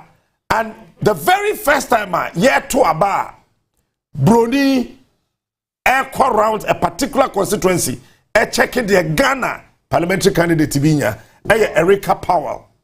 Now, or she said the Kwame Nkrumah. It was at that time, na Kwame Nkrumah said that ni. If you, yes. Now, I say, you're born a drow, baby. Yeah. It's Erica. Or Aden Clark, the official private secretary, no, on that edim, and or she said, or Sergeant for Dr. Kwame Nkrumah Bewene. But I mean, Kwasra Kwame Nkrumah was prison 7 times. Oh, I see. Before the election. Yes, Okosra Kwame Nkrumah 7 times. And it's unconfirmed. Say edu baby no or shatade to say bema. I was a Kwame Nkrumah yam fana ntu baby na domu nyina da bebre no. Omo de to dan back. It is believed to say maame no ene Kwame Nkrumah akoda Kwame Nkrumah nche in prison. Oh, really? I see. Your friend Erica Powell, who Google a obi hu no. Sama Erica Powell no. Emra omu hu say hey say no ne Kwame Nkrumah eye no omu wo ne tiko. So omo pamo no firi Ghana ha. So ko de kru. Onko de kru. Eti omo de ko interest abruchire. Kwame Nkrumah winning election pa na kofa ne bae. Na day. Because you uni bibi mi pastor we de wadaroma so bodu emu kakra. Yenko Electoral Commission wodum headquarters na fe senior hobo city e wo ho because honum ko anu mo engine room. ye sha Abatoɔ nyina se om na ma ye ti nji room akire bre ko na nimu an ye hu se other political parties no bi so seti bi ena media houses so seti bi na eja nyina obi anya na engine room adaroma enti Timo good morning kwaku entry otu ewo ahomano so from Electoral Commission one headquarters Timo so atimi kan on mute ho na yeni nkomo good morning bio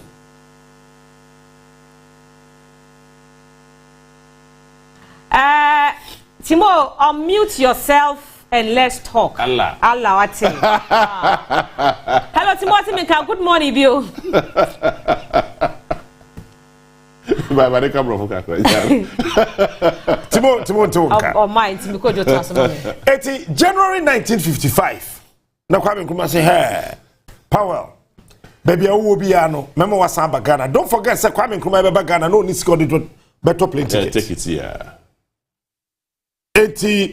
A year." UGC penny for kakra titrinzima for omuwu no papa bakwa no wax me refidi di ni sese a wona it park grant wo ne didi mutintiman eto ticket ma Kwame Nkrumah bedu Ghana Kwame Nkrumah bedu Ghana no ne sika hye ne bottom je £5 yeah £5 yeah sometimes they check that just ka kese bia Kwame Nkrumah bedu Ghana no ne sika Gold Coast ne sika hye ne bottom £5 fancy ne 50 Ghana now fear brutre abedru Ghana na £50 50 cedis that was a big deal and a show bottom eti Kwame Nkrumah ebedru ye no what he did was that ochata taxi that is why the very first place where Ghana had yina taxi rank Odododo constituency okay the very first place our Ghana ha taxi rank about Ghana ha Odododo enti mra ye Ghana ye free nifa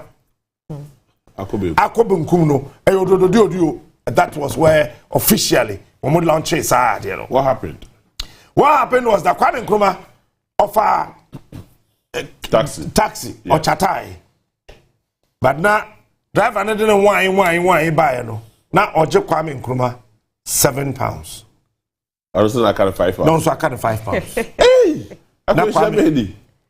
any sika and don't forget say £7 no Kwame Nkrumah did 7 years wa konya so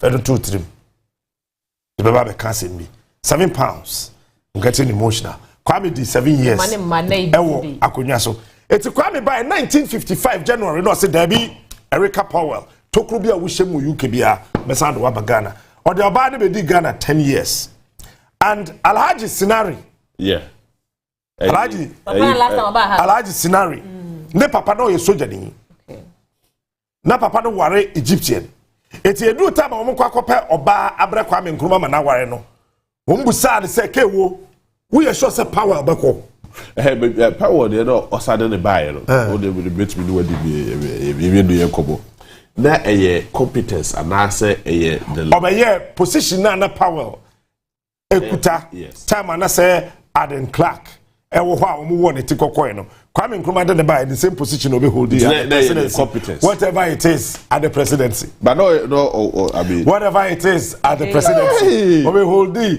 same position eti Alhaji Sinari papa ebisan say we are sure say Power boko because Power was very close to Kwame Nkrumah very influential very close very close to Kwame Nkrumah. Eti oko there no ye greater AMA boss na body. Okovandapoy. Yeah. Yeah, Okovandapoy. Yeah. When you say Kwame Nkrumah ni Okovandapoy na twempena. Kwame ya. Yes. Kwame ya. Yeah. And the very first time there was a fight between women on a politician in this country was between Powell Bruni and Okovandapoy Nana. Now, if you're Bruce, the Ghana, they have a triple. Senwa. Eti ebeye nsembebri. But Erica Powell ebedi Ghana. Erica Powell bedi Ghana 10 years. Erica Powell free Ghana no wanko UK. Wow. Oko US. Wow. Oko US straight. Ena okoye ekokoye ne but Odododo constituency this is not the first time Kwame Nkrumah time no a delay 2 hours na omonto aba because that time the UGCC fofi say Kwame Nkrumah fi omumu yeah or ye UGCC ni ebeye UP ebeye MPP Kwame Nkrumah UGCC ni and we free omumu oko nti a day and oko so nti no more body mafia because no near around they have forgotten say na power were around it's it delayed 2 solid hours and from 1951 basing the election year BA ni wa odododio ato about 7 a.m. that check the records in 1992 odododio ato about 45 minutes after 7 our 3rd November 1992 1996 7 December odododio to about 1 hour after and then in 2000 first one odododio to about 2 hours after repeating Kwame Nkrumah's time 2 hours and so odododio ato about and no and the first Abatoɔ Muntokwa esi ye gidigide di paper prayer do constituency that was the first round of the 2000 we are enjoying the history and the background udi bibi because jo yenko Clote Kole Abatoɔ Mpɛsua so enyonam that was also part of Nkrumah's hello enyonam efwa yeah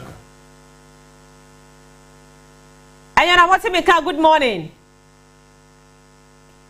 Ayana mpacho ya na wa on mute wo ho na fe yetimi edi nkomo e wo Onua TV so enyonam eye reporter wo Clote Kole Abatoɔ Mpɛsua so e wo enkran is Nato Rollins the constituency right enyonam thank you so much pacho wo Clote Kole Abatoɔ Mpɛsua so e ho mo te se wadaroma asiti ame wo YMCA polling station I wo Clote Kole ben cathedral asori no. And see, I must start to almost to about almost start 7 o'clock on the dot. First person now or 2, you know. What 2 are we? What 2 are we? Nasiciano, in Grafana medium, me bet 2 or more at 6. No, now, line a movie quickly. So far, unim edipadodwa or more also voti and ne. Yes, Hanomo expected 735 voters were YAM, MCA Hanomo, both a man named Mema. And who both NDC MP, our Sanso Ejidebio, and the Osanso Ejidem Ewo MPP Amu, could one woman be Ewo, baby, I want not so much for. Patron, only now one MPP pull a. Party agents were Hanomo, NDC party agents, so on Miti Hanomo de Ubia were Hanomo, and Sawantawa Basabasabia, ANC one police back who Hanoma or Shebibia so. Vote in Elko, mostly, Safra. So far, some who so be a she party t shirt biao. The BCC de Ubia and she NPP and NDC and Ubia party shirt were Hanomo, Ubia she neutral. Almost party almost support one almost to a banner no more almost nye campaign bia wo hanomo. Okay, a quick one. Bible host to say as it starts now. Pacho say Bible host to say as it starts now collect cloth baby ojina no. Say baby amijano there e very peaceful. But the baby ame ko nothing na maybe hu honomo. Nti me coffee ti hanomo me ko Adabraka. Okay. Accent a honomo na masako osuka so honomo. By hanomo British High Commissioner ni beshe enyema kosi honomo be ensure say peace na omo ka ho asema omo bo hu debro no. Ye ensure wo hanomo. Inti by 8 o'clock na wa bedru hanomo na ene na aka. Security presence honomo say maybe awujira sisi security presence. Patro sisi ade police ni ba ko wo hanoma. Or share Yamane Susia Wahano. Oh, yeah, armed police officer. And I say police officer. Yeah, I mean, police officer and Casa. But some people say, oh, yeah, armed. And I say, Ukuta to be Okuta could be. There be patrol, Okuta to be. Okay. And before no what to Sancho Kakoto Abano, Oshabu reaction that to say, oh, why you moody kakra, and I say, who kakra ubu, and I say, Ubi a free the Kakoto Naba. I shall say. Let me be say. Timabufo na omo edi esantini mo omo kwakoto aba no omo ehubi da omo so ana omo e free omo kwakoto omo aba ehubi ya na omo so oh omo nyina ye free nti me ne first time voter ba ko din tita ho e no se ono ba ha no mo be 540 no ba no wato na aba aneni age say for the first time ono so kan ko for no ho a omo be ye decision amakro ha no mo nti ono so ka ho a omo be decide hwan obedi president and the parliamentary candidates were hanimo. It is so far obia eniachi. So enya say omudi And why are the seats of the former president in the back, Senator Rawlings? And I don't pay Oko what would but the president said what to say. Actually, nyamaye matise obeba abeto but yedinechi. But he said nyamaye but oba ebetineka. All right. Enyonam yedase papa ewo wamane baudi free kole klote abaton pesia so ewo enkran mante mo had monti de ebesi bia no as usual ya na wama yaso ate se breaking news biba yeso se was standby ewo studio ha because you ebesa ba hobium na o mind history and the background something happened time a omokofa Fatia Nkrumah eba Ghana na Kwame Nkrumah si baby ani what Fatia bae Fatia Nkrumah nipa okofa ne bae Alhaji Sinari ne papa the date okofa ne bae Kwame Nkrumah had 7 broken hearts menka broken heart mama komako enso eba Kwame Nkrumah life mu ina no obi enu hotumi ebo Kwame Nkrumah including 31 steps e was Saltport obana no entimi amwa no Kwame Nkrumah ene emma bako miensa e wa Ashanti region wentimi anware entimi anyi then he came to Accra and obesha Okovanda Poi and he said wunya te se CPP ni pani bia e frɛ no organize vani na Vanda Poi it wunya te se CPP from pani for the can organizer it was na ma me no ho fe oyenkrani ba ne ho fe very beautiful very extremely beautiful I see but edu baby no ho for chemi well done ho for chemi anyway what did ho for chemi I mean she was very beautiful and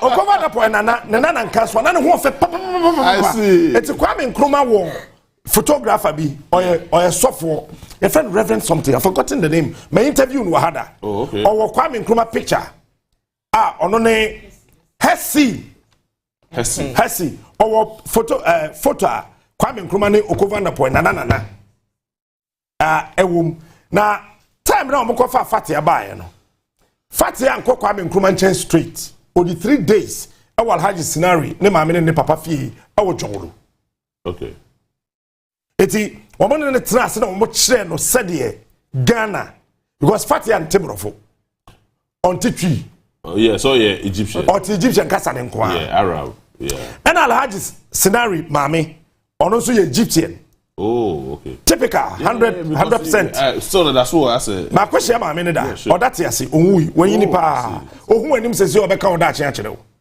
really Alhaji Sinari mami yeah but ohun anim sese ya wo hwe wanim ana wa start cancer wow now Kwame Nkrumah wo me de Fatia ba no kodi 3 days ho ba woni bibi esi ye na Kwame Nkrumah de Erica Powell baby and your friend moving pick no Erica Powell so she moving pick no ye there ho no ho Allah wallahi it is on social na Erica wo Paul that is why moving pick I see time na na ambassador hotel first no yes and you want the Powell ward no sir a super first second third no near friend the Powell ward I see Kwame Nkrumah sheda de eho eto Erica Powell interesting etino mpenifo sigonwa ene broni ba ne kasae manete ne ho asese Nkrumah is an African okay he needs an African and baby ade ne kono they needed a political marriage for him and as a sort ne ho ase to say na nadu wacha konya wo konya yere and so there was a proper understanding settlement and everything and the woman was so nice Power was so nice she understood the process and you know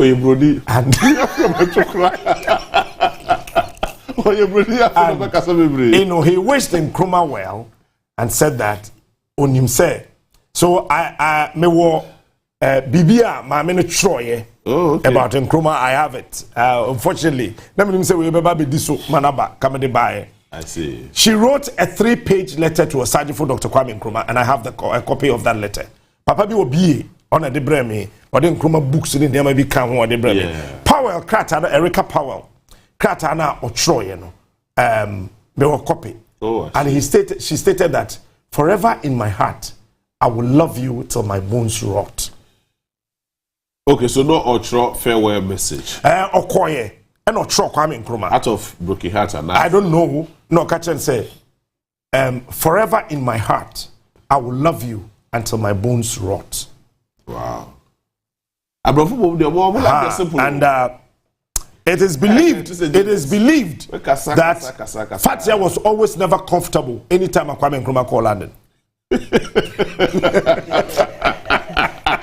I know Alaji Sinari Papa and Mamini beat me actually. Fatia is an African, and she was not comfortable anytime under Kwame Nkrumah because she called London. Now something happened. Kole Klote, Nenya constituency. Neka odudu. Okay. Something happened over there. Now was Santini or your friend J. Chum. Or you're one of the people or Osajifo Dr. Kwame Nkrumah. Now or the body part from Ashanti region. J. Chum was the one giving him information. And a Godwin, the personal bodyguard, we share the picture via Kwame Nkrumah as with the car who share political suit. Apparently, your friend God in Oh, okay. So he was giving him information. Our voter region, and Ejechum was giving him information from Ashanti region, so that Kwame Nkrumah will be able to manage himself so well. Now that time, Nana Kole Klote Ekahono, there was this lady, Anna Oye Okovandapoy, ne Nana na Kwame Oye Kwame Nkrumah down for the Mamen Kanasa. Na Oye na down for no. She was very fair and slim and short. She had also wanted to contest, and then she was asked to forever stay away. I am not surprised that Senator Rawlings is fair, not tall, na Osanso Ejina Kole Klote. If you watch it carefully, in 1951, when that election was conducted, a Makokoa, a war, a year, Greater Accra, na a Shemu, Emma Kwame Nkrumah, even though Kwame Nkrumah was not around, or a man in another led by Okovandapoy, Nena Nabano. Now, what is it about fair women and dark men? I cannot tell, but okay, Nkrumah memoir be or Troye 1958, a year after say Ghana G independence now. Okasai say Onua Abatoɔ Asoeɛ.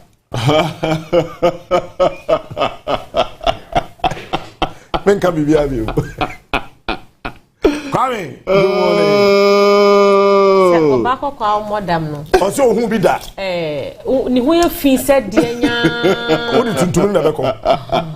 Wo de kokko ne bodama.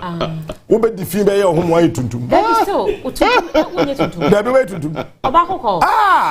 Oh Africa ha. Ebroni kokko na tibi bodama ho so dan kokko. Na wo abodam wo hey choko gotem. Na so ye kokko be to so ye kokko ho be tum. So that's a do for you. There's another thing about do in 2004 and all the others. But the Hornbowl seems to be a hot spot. Anytime it has always been a hot spot. Yes. It's in a Mabo presiding officer, Emma Kwame Nkrumah. Emma Koko for a year press conference. No, Umu Jaye. I am yes a JB Dankwan Tiase. Kobe ya no amount. Oh, I see. A man of Gra Nipana no Shabato so. That they want Kwame to win. Just because. And nobody should change that verdict. I see. Because you young sorry, young call Western North Emra Sesia. Emmanuel Sowa, baby a wobia ya sanso emwachibio. Many of Medoso. Meda say after young kwa na yera Samson na hini mpesio so na wo baby a jinade na ekoso. Me aba me no say baby mi gine your friend has a free after it and wo job body about one pesua so they do di kan say honorable Samson hi and na ye MP wo ha no anopa na mi gina body krom then so and then baby mi gine ya after so be piem after ya ka me say ahom keka aferifo e de koto aba no e wo so ese eye bodi kromfo na ankasa ube pie mu aferi a ye chese enura ahomache e na manfo cha se omoba police centers and a police station a omode moba ebe ye fresh studio se odi line so nanso eno na ntimi anya adwuma amanfo ba he no omu yi moba ni fi ho ebe san line papa me no ka say die about 7:8 am ena nipa odi kan eto na ba awo sahwe afari police station ya megyina no wobetimi ahu se edom egu ha omu nyina ayi igase omo pese omo to omaba enti se wo hwa ha e police station be bia megyina police stations ni yetu wo hwa line no tin ena omudi so a ne nyina ne se omo behwe na omatimi ato aba yesi police station no ye Cocoa Shell wa ena acha se edom no ejina se omo ba beto aba ye hwe se ye betimi eni omo bi adi nkomo na ebi so omo se ebrebe na omo timi ba se omo beto aba enti ye hwe se ye betimi anya ebi na ye ne omo di nkomo minia ye ma akwa aba eba Onua Abatoɔ Asoeɛ de oso minia wararoma waba police station a uba beto waba ebrebe na uba bedu ha but about 5 o'clock what me ato waba there that me nyanto ye line no o to so dodo sen na no ya me to so best ami ka se best 20 obi bi mo di ka to ko okay nti enu so ye nti we the line so how to so be 20 okay but say obeto waba no we just ready okay mate ya bedas ya hwe mini aba ya hwe se be say nya ni pa fro na ye ni na di nkoma ne ya hwe se omo to line no so dodo say ese ame no ka say de be ni pa be 10 de omatimi ato oma ba wi a omo kofie ya hwe ma me ye mo atimba Onua so wadaroma what so be line what so nipa be do say untimi ba wo hwe nipa do say na timi ato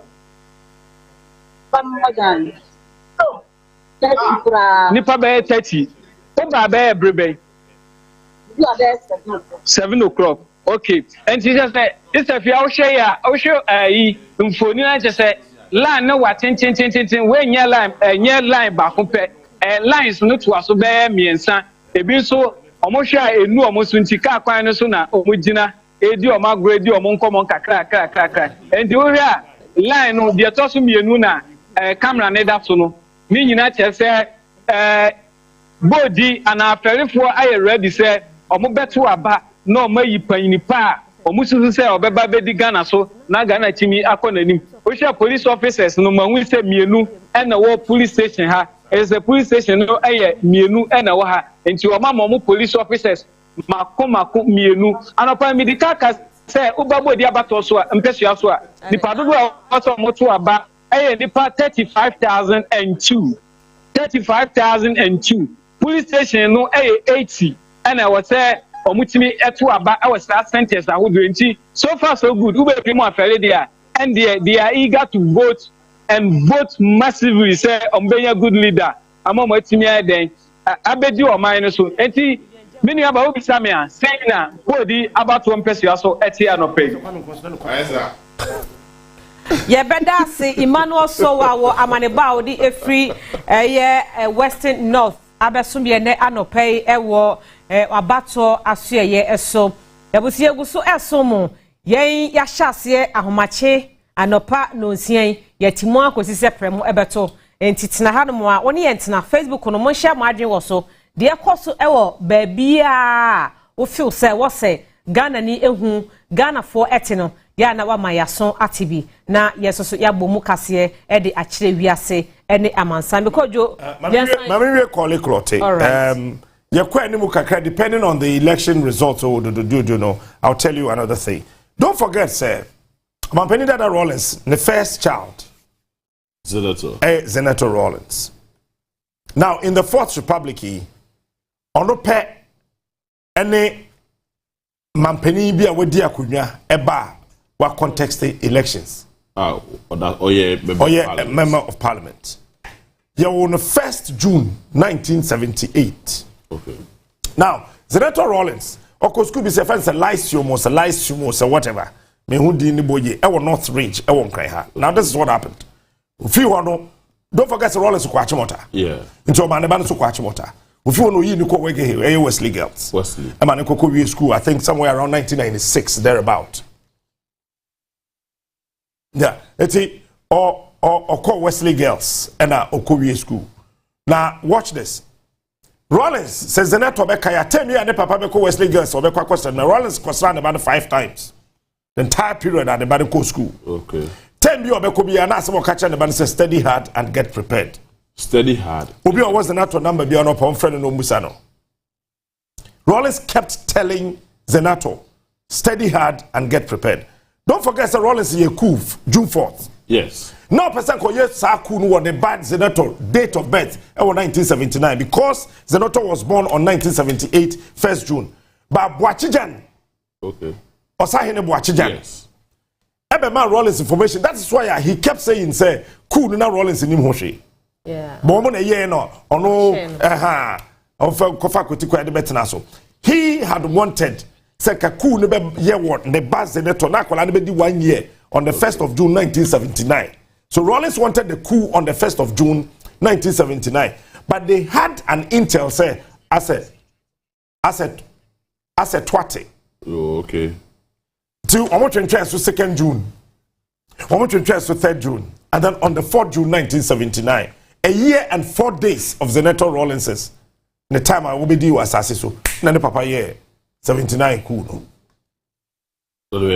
Yes, or be a Ghana man penny. The debut your catcher and the debut your costa no school your catcher and says study hard and get prepared. And the enche Napo Ekwakoto Measure South. Okwakoto Naba. Lomo tenye. And Senapotua Ebe repeat 2008. Yeah. And in 1996. Or yeah, the first presidential candidate Oto Aba. John Dramani Mahama. Okay. But I heard also so that O2 for Tonaba. Also 2 for Tonaba. Yes. 1996. Yeah. And so it repeated the home.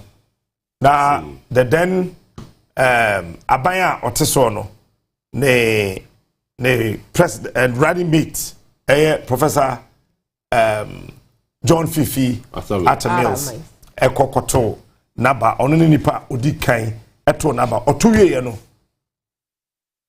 2000 osatu ye be sure say it's position ye di chire be kwai because I'm hearing say there are interested never ekoso be kwai bia bidia lawyer Raf adu say yes a horrible I am told to say never be ekoso this producer bet me I get it to. All right. But said Napoya the first vice presidential candidate of the 2 leading political parties are ordering a nickname a free actually ebe running mate. Oh, I see. I don't pen one nickname Napo. I'm told to say Napoleon the initials. But the nickname. The nickname. That's okay. right. Okay. And nickname. Onope. But also how say wo hwe ya wakasako o media station a wo hwe. Check your Facebook. Na hwe ko form wo hwe. Na we afa be compare ye de no. Na hwe numbers no. Uwi anu ohu de ye credible. E de ye credible. In 2000, ohene ben na di kan to aba e Ghana ha. Asa hemfuni na ekoto. E dey quiz. No question about. Question. 2000 elections, the first round no. 2000 elections no. Ohene bi e Ghana ha. Ono. And then your first question no, yes, question no. About 8. Ohene bi and a to aba kane e Ghana ha in 2000. Ohene be ya. E betumi answer that. Ana ya won't count. You bet for more count. To those of you on Facebook, Bomodiana bra Facebook na fe betro Ohene be and a to na bakane in 2000 e Ghana ha. Yera babeko ahobare soda me de video atwibosi akwede kobo. Eji, what's me ka aboache ebo akwa abade ba Oria TV. Bibi aboko de. Good. And I don't pay for the idea that cost so horrible. Abatoɔ no I just start so horrible. I mean, horrible for the chair. David, I say, you know, can tell me what for constituency. I want to no pay ye bar pro. na yahwɛ abatoɔ no sɛnea ebesi akɔ ɛwɔ ahasɛyi sɛnea bibia betumi aboa ma ɔmanfoɔ nso enya akwanya ato wɔnom aba na jebi ubepie mu ahasɛyi a mamini kan fa aha ma ne bɔ nkyɛw ne wɔ Police Constituency no me wɔ bia yɛfrɛ hɔ Sobolo station ahasɛyi a yɛgyina mprempren no yɛwɔ police station mmiɛnsa ɛna ɛwɔ ha yɛwɔ 1, 2 and 3 na ubeduru hɔ a bɛɛ anɔpa bɛɛ nɔnson abafa ɔtuma bɛɛ di enum hɔ ɛna polling station 2 1 ɛhyɛ aseɛ but other polling station na there were some small challenges bi wɔ hɔ a na wɔsɛ ɔmo resolve atwerɛtwerɛ kakra filling forms ne ade bi delay wɔnom kakra ɛno akyi ansa na ɔmo tumi asate nti other 2 stations na ɔmo ntumi ansate exactly 7 no but the first station no ɛno nso bɛɛ 10 minutes past 7 ɛna ɔmo tumi ɛhyɛ aseɛ but don't have polling station yɛnsa no a the third one no had a serious challenge anɔpɛ because ɔmo bie ɛyɛ ballot box no so nkrataa wɔn no bɛyɛ adwuma no na ɔmo deɛ no parliamentary deɛ no na ɛnya mmaa ɛni box no so they have to call district officer no na ɔmo mfa mmerɛ ɔmo ansa na ɔmo tumi ahyɛ ɔmo deɛ no ase nti ɛhɔ no nso ɛma no delay kakra ɛwɔ hɔ nom a ne no yɛ challenge kakra ɛde ma wɔ no so far yɛhwɛ sɛnea process no kɔ na ɔmo ahyɛ ase a ɔmo ɛto akonnwa aba dadaw a wɔnom gu so a wɔnom ɛto ɛwɔ ha sei na wohwɛ sɛnea ɔmo gyinagyina hɔ no a Demi uba problem baako ɔmo ahyia yɛ nkonya a wɔnom bɛtena so electoral officers no nkyɛ dɛ ne nkonya a wɔnom bɛtumi atena so ɛwɔ ha sei ebi mo gyinagyina hɔ nom a ɛna ɔmo de ɛyɛ adwuma no nti akɔyɛ ɔha kakra ɛde ama wɔn afei ansa na mpanyinfoɔ ahwɛ a ɔmo bɔ tɛn ɛde ama ɔmo sɛ bɛyɛ ɛgya no a ahyɛ ase no Edwi Mesro Babija Tiaseye Electoral Commissioners omo ye adwuma no edi nkodwo omo teso Jerry, there is no enough chair on better so at the point we have to bring them a bench normal chat so since woman your provision dia am farmer wonom e wa ase ya ebi mo ejine jina omo na as wo hwa ase ya ebi no mo at bench so omo de eye jina no residents na aboa Hey I see. But Babo who said to say I will for you to speak, especially police station na ujinado. Yeah, you see them place omujina ho omode but minim as bredodo metumi akoso ejina ho atete personal ayes ejina race. If you know your challenge back one no eka ho asem e wa ba so far we ani fi ho a e beka say bibia guso a ekoso wano a na me bomodin se me ne first time voters ni bi ebedi nkomo a lady back up beto e ono na afi no woto aba ni bi and otu wie no the interesting part is wie na no we fit beto parliament no nti wo ja okra akọ na omuta say I see that eju to make up as it starts now Babo who said to say our police station a ujira and that what we identify any of these parliamentary candidates because we say yes, what to make her? Yes, good. But we say Oforikro, Mike Edu, Honorable, the NDC parliamentary candidates, and of course, Afrafranto, SSO candidates were Honorable, Abuida, a contest. Babo, what is SME to say, and parliamentary candidates for Obia, Honorable, who be the one another pay. David Sametonka ya obusa se omunyina wo arana no pay na yes parliamentary aspirants no omuyina e wo hodo da no pay e na babo ho se say e wo ba bia wugina no David baby on so la ni bitu papa se o ti reka bibi say babo ho se say e da no pay e wo ba bia wugina no David babo ho se bia beka se bibia e da na kwam kama pa aye hu apolisifoɔ e wa ha sei and our prison officers and so on one so share ama bibia tumi akonkan e wa say bambo de beka say bibia is intact obia nya problem bia with that security issue e wa say bibia tumi e koso na minya bay no first time voter na membusa na experience and open wo bra wo ba beto aba no say na experience akonya e to say oh but the process you say yeah anopen we need the detail to our right na utu ye mi say edu ba bi na say o ko ansa na yourself for the parliament now need the timi no na na me nimba na my confused ya ora na ya confused yeah no my yes confused okay but what you are going to after you yeah Okay. Then I want to get this time appear this time I was about 1 year. Yeah. Then I'll come. The mechanic said, "Me hope you said near Metaba man, no, baby." Okay. Today, you have balance so if you are now, no, so I didn't know this. But there's 1 month for us to buy no, you're not challenge a crap. At the point now, more verify no any ye, or call and buy Emma Mode, normal papa and soon and not in ye. In the do no some man of manual verification now when you are Ecoto Abba. Uba Operikum coincidence, JB, polling station a year 241 and or more extra pine said 1 Eto Abbey Ewaso. And we are not at the there about 115,240 something or more extra on between about Twaba Ewo. Polling stations I would do more for you come coincidence as here. Send your Takano, Bamba on some the DVI okay. I say apart from an opano polling station back one or more, the dear Mabaso Fano or more ballot papers no parliament in the mind there. You know problem via DVI is a costo ewo of Rukumwa, a so below a Luga station, polling centers in the answer so far Mother System, DVI was a costo. And I don't pay what's your Mike Edu El Honomo, and I say the independent parliamentary candidate aspirants, and I say the NDC parliamentary aspirants El Honomo. What's your movie? And I pay baby, I'm going to be young show, and himself by honest, a bear cobra, a bear for the better to show, now you know, most so ebbing, come on. Send what you can, parliamentary candidate, and one from MPP, Michael Lady, and NDC, Sadat, well. And a independent candidate from the camp of Movement for Change, Onua Benjamin Afani, one of them for parliamentary seat, you know, as well. Yen into a fresh candidate, the former candidate, you know, a parliamentary candidate, Onua Emmanuel Mapo, Nyadi or Kobe, who said, or chance to victory, a unit parliamentary seat, from Abatoɔ Asoeɛ. All right, and to Rabbi now for the children before now. Abade bi o bia na o dia bread na do pay e wo Odia TV Odia 95.1. Me da say e chubo se akọ. Eda. Yes, me da say. Oh, Pentecost eda o.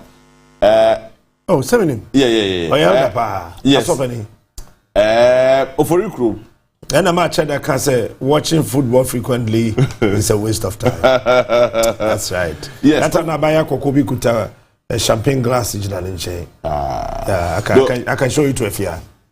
Oh, that's when he said this. Oh, I see. Hey. Aha. I see. That's right. I have the picture. I'm keeping it. Keeping that picture. Now, Ibono Labakwa, MPP annex. MPP annex. But don't forget, say, Enchena Pobeto Naba. Okay. Jaminsa, EC boss, so I could do the constituency. Napo, Vice President. No, MPP flag bearer. Baumia, honestly. Wale. Honestly, so that's Jane Mensa over there. Mensa. Yeah. What's that baby? Oko, the office, and that's the presidential candidate of the New Patriotic Party, Dr. Kamano Befumo, Dr. Mahamadou Baumia. All right, so Napato Naberi. Oh, I see. Hey, Elvis house. Hey. What does also be Shapa? Where Horba? I don't know. 1996 is repeating itself. 2000 is playing off. Background. Maybe before you were last one, Napoka Sai. There you are, I didn't try. Well, that's I didn't try. Yeah. Because I won't pass it via. We are sure no one passing via. Well, I don't know because about Casa would still they campaign over the few months. I thought I said me question I'm a for my retentive memory. Yeah. I think I owe God something and something happened in 2000 general elections. Okay. A vice presidential candidate, any opportunity and Kasa. Or in the party in opposition. Really? Yes. to the party in the opposition. But President Kufuor so MPP rally bia President Kufuor kasa ya Ali Mahama kasada. There be okay. But they ever can want to make sure. So na part wa bawie isi boss so ko office. Ba umia so edu ne constituency a polling station so ekwakoto aba je mamija na Fatimo. All right, so media Tibo headquarters of the Electoral Commission. Tibo Timeka Mwakwaba Ediba Oria 95.1 Oria TV. Bibia wako there. Tibo Timeka. All right, so you say Sabeka Yedia Timothy da afi Odia Abatoɔ Asoeɛ the Electoral Commission headquarters said they pray that pay Abra, you started in Koboya. Exactly what is happening about the Electoral Commission and updates via what will be so on the memory. TF say, yes, I'm going to go back on the line after you did Kobo. That was a quick update from the Electoral Commission. To say the only Kaka say, Jim Mesa, about office. I think it's the only. Mamadiana Fashion is Sumayan. Started throw. Started throw or answer no. A year on Hennebain and the Wagana had 2,000. Odi can't to aba. And then so we monitor giddy. On Hennebi obedi can't to aba caneno Yabama was what on Hennebain and a Wagana ha. Odi can't to about 2,000 general elections. About to a quiz in Oho and Chebe pay the better swamau. Now started FA a year wo ancestor no Ebra 2,000. Yeah. On Hennebi. Eto abakane ewo Ghana ha ayatro region region baby wo de tro region no na here say ana unimo hene na because oka sentiment de weka say kokudia edabi ana say nya sentiment in 2000 nya sentiment ti kokudia edabi sentiment me papa Penibia sending me message say you still do not forget the stories. I say yes, I don't forget the stories. Every constituency, all the 276 constituencies in Ghana, no history or whole. I see. Yeah, history or whole. Yeah. And no a bar, yebema wate eno nyina enti bomode ana fe tamuchuku awa haya kakra je bi be kwa fidi muntumum no na watimi aboa ode bomu aye de bebo ode bomu aye de bebo ba enra akwatia abansan no yentimi anka kire and then we'll go into that this morning in afi na bechem kwanta so e de call doba so de da hodo no e de history bi ara bi say be ka bechem kwanta maybe ede kodoba maybe abaya bi tafri president Kufuor searching ana nya boma na doma wo ayo bono ho yes that's what I'm talking about that's how nya bechem kwanta o sin so da bechem kwanta ene doma kodoba like utwema kwa what I say bechem ankasa no e history pa wo Ghana a Fourth Republic because Obakoya dey ohoda okay obia wa ya dey bechem sansu mu bia so no behave to say they behave oneka what is that the Kokova story be ewo bechem na unfortunately cameras 3 abede kwani da say cameras 3 abede kwani da say if you see the horrible free bechem horrible ada cameras da ye adwuma ya fa ko repair so ya fa ko baby ya if you see the horrible free outside the sea baby ye kwa story no you do horrible if you horrible ada cameras da ye adwuma it's a horrible there JB asem na o kan afia say plate is table so na wo de aduane gumu a plate na dirty plate. Oh no. Dirty plate. But would you be an anyway? Plate in here, because of dirty. Also call you have to be wise. Immediately the food in the plate finishes, the status changes. It becomes dirty plate. And we are some fatty and chroma can with the krum casem. Eman assistant to chile muchre crophobia baby. So anyway, Yapo Tuaba. Yes, Napo Tuaba. Eto Aba. So Ghana decides no I see. The boy. On the Gina wife here chine. What? One share party color, one share party tea. There was a Saturday. Oh no, apart from so I coconuts in the food one. Say let's like Atari channel. No, I Atari channel. Atari. All right. Atari this one. Another food so. Atari na. Or repeat Atari no. There be bad campaign yeah easy. Apre. If yeah. The campaign in 1996. And you could see from their faces. The last one, you could see from their faces. Yes. It was Prof. Kasano. Yeah, now sure. On the voice. Prof. Dianuhu. Yeah. John Jabadi Bahaba Dianuhu. And of course. Bahama Cran no share anyone. Yeah. No bread. And Idia was squad the day. You cry. Mahmoud Baobia. Doctor. That is the day you cry. 2000. Yeah, bread. Second round, 2001, 2000, second round, 2004.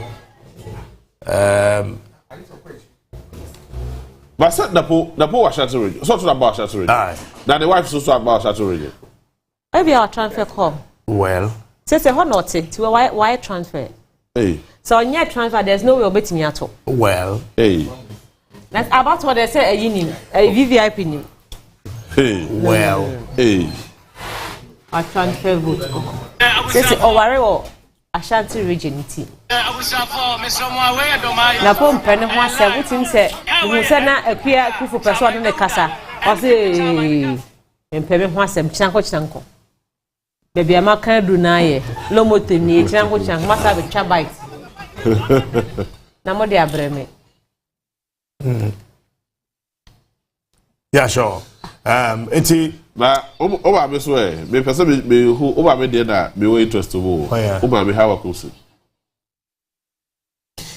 akusin our Kaswa, that particular Kaswa constituency no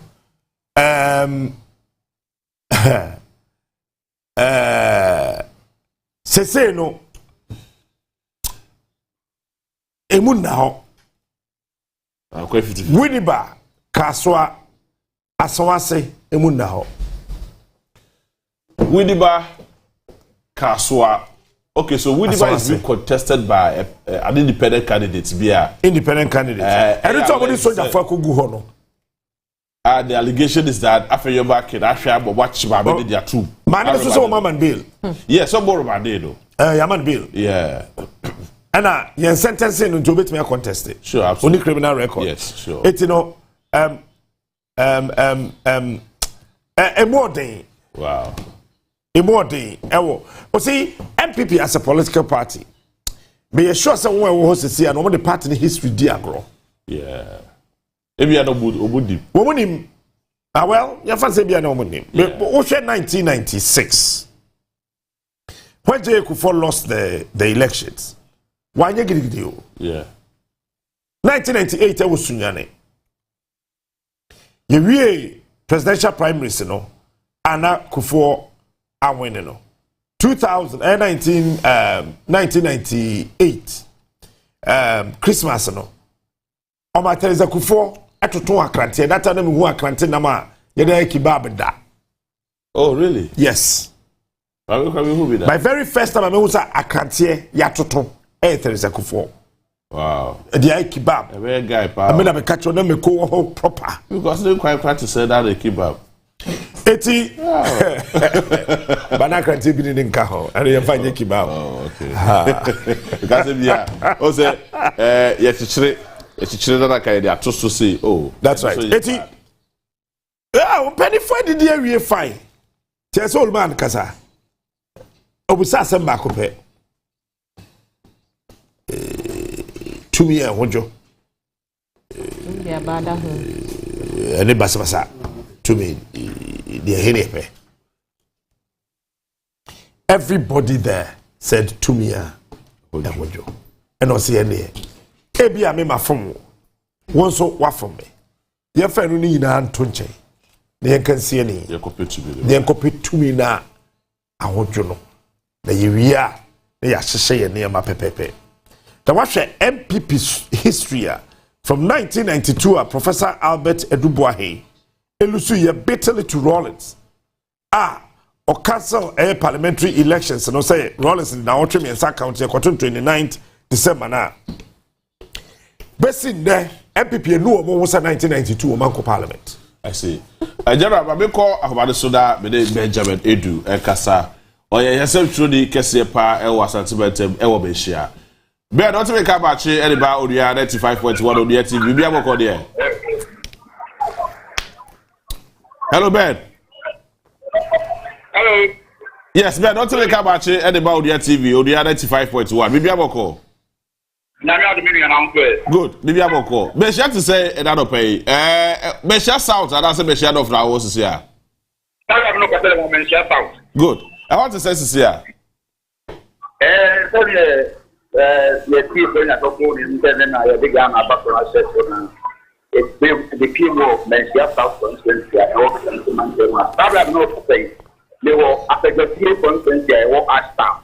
I want to MPP run with Dr. Matthew Pempe or Semaba.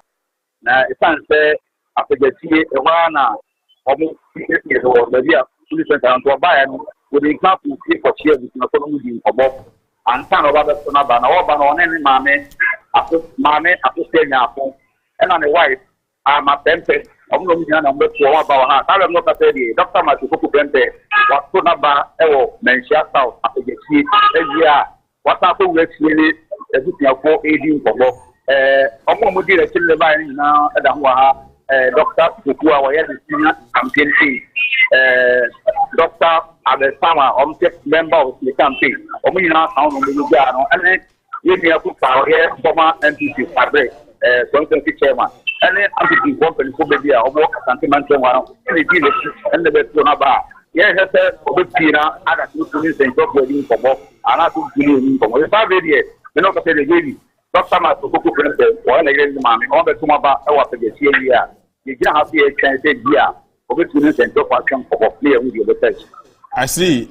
Reaction, let's say, Bible host, let's say, and it's before more honorable.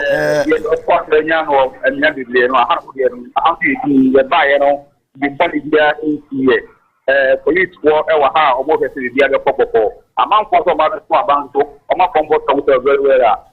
Penny and Patrick said, the amount of regional city council then to serve ourselves on the metro media or probably I'm not a say the important to Philip Day or Mensa South. You metro media or yes, I said with not up of them right to a better view. The probably I'm not a say Mensa South Constituency, the entire Cambodia of clinic of the 190 centers or constituency. Now, only when this was Eddie Yura, as I took to Cochide, now what you see a brow on the Subeto Nabadi. Let me first Mrs. Yura, as I took to Cochide, what you see a time on the Subeto Naba. And I remember that a young boy child for today. It was so called also in 51, and here, your family actually said, after 4, I was going to care about the Baba. And if you have my age, sign up for Bensia, I am here, the girl who was to Naba. That's a kind of him low to be Naba. So, 5 ladies, not to whom Brent and out to Naba, the young idea.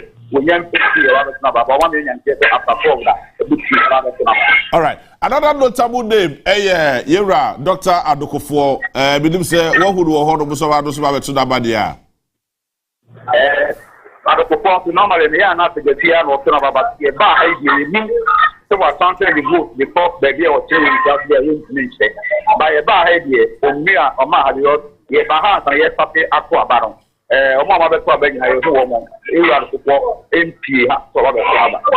I see. Ben, my end was that for the day actually be able to be allowed the bread that way. Yes, that's the whole cover. Thank you very much, Ben. Elections we and quite certain direction baby. certain direction that's it. Because 1996 7 December na remember that na the pana de chair na ya akweside. I see. Na ya akweside. 1996 na tufo pokuare. Yeah. Na wakunya so. Otona about 4:30 p.m. pepe. Oh, I see. 4:30 p.m. Protocol Abatoɔ. Odru odo ba. Hey, no. Otumi kosa lie. David, hey, you think I'm Baba here? So you reba. Share. Yeah, naturally. 4:30, and I am not surprised. Say, Yamani Bofona ka say no 9 ekono. Me gidi say you rebedu 4:30. Oh, I see. Because it's because this is the second time Abatoɔ no esimi meneda. 1996 and 2024. Okay. 1996 and 2024. Interesting. Yeah, sure. And also that the chain ya kweside. Interesting. And eye dapa echina ya kweside. It's no there said ade no ebe crawl. Sir, but the running mate to John Dramani Mahama, Yebabe Jin Dana Opoku Ajiba, running mate to John Dramani Mahama, Echa Osubeku Akotudaba. Dafi ye monitor very closely. Dafi Yashe and also the free honorable ever. The very first time political party be maintaining Oba as running mate twice. Don't forget that Parkway Syndrome, FR Oba, but we're repeating. Yes. And this is the very first time Jane Nano Puku Ajiman. 2020 was the running mate to John Dramani Mahama. Yes. And then 2024, John Dramani Mahama maintaining. Honestly, John Dramani Mahama, Sanka, no more NDC for information, say, Baumia Mfa, a year, edutum. Oh, I see. The NDC knew. Enipa no nim kane pa to be kwache. Obi o won number no pa friend no bi say mabondin won radio so. Totobi kwache knew. NDC Intel Strategic Committee no led by Totobi kwache, they knew say baby ade na koduru no. Baumia befa napo. Enti wo munjai Samuel Sapon manwen ho Ashanti region. Na onfa Jane. If Sebaumia fire do chuma, come for some Sapo man Ashanti region. I see. That's right. Now pointing on far. Yeah, they realize that I don't know. Napo one. So Jane, get ready again. So they were waiting. Patiently, they were waiting. I see. And then when they got the intel, say I didn't say and the economy say okay. Samuel Sapo, come. Relax. Relax. Relax. Samuel Sapo. It's not the third vice chairman or second. Third vice chairman. Third or second, I don't know, but one of the NDC chairman. Emu do fine pa. Omo party no. Emu tinanka okekako. So by John Dramani Mahama running mates. But na obunya Intel no confirm say ehwo na ebeko no. And I'm saying the Jane no so. Obeko. Because at any given time, would the Jane and then put jina ha so mon education and apo medwane.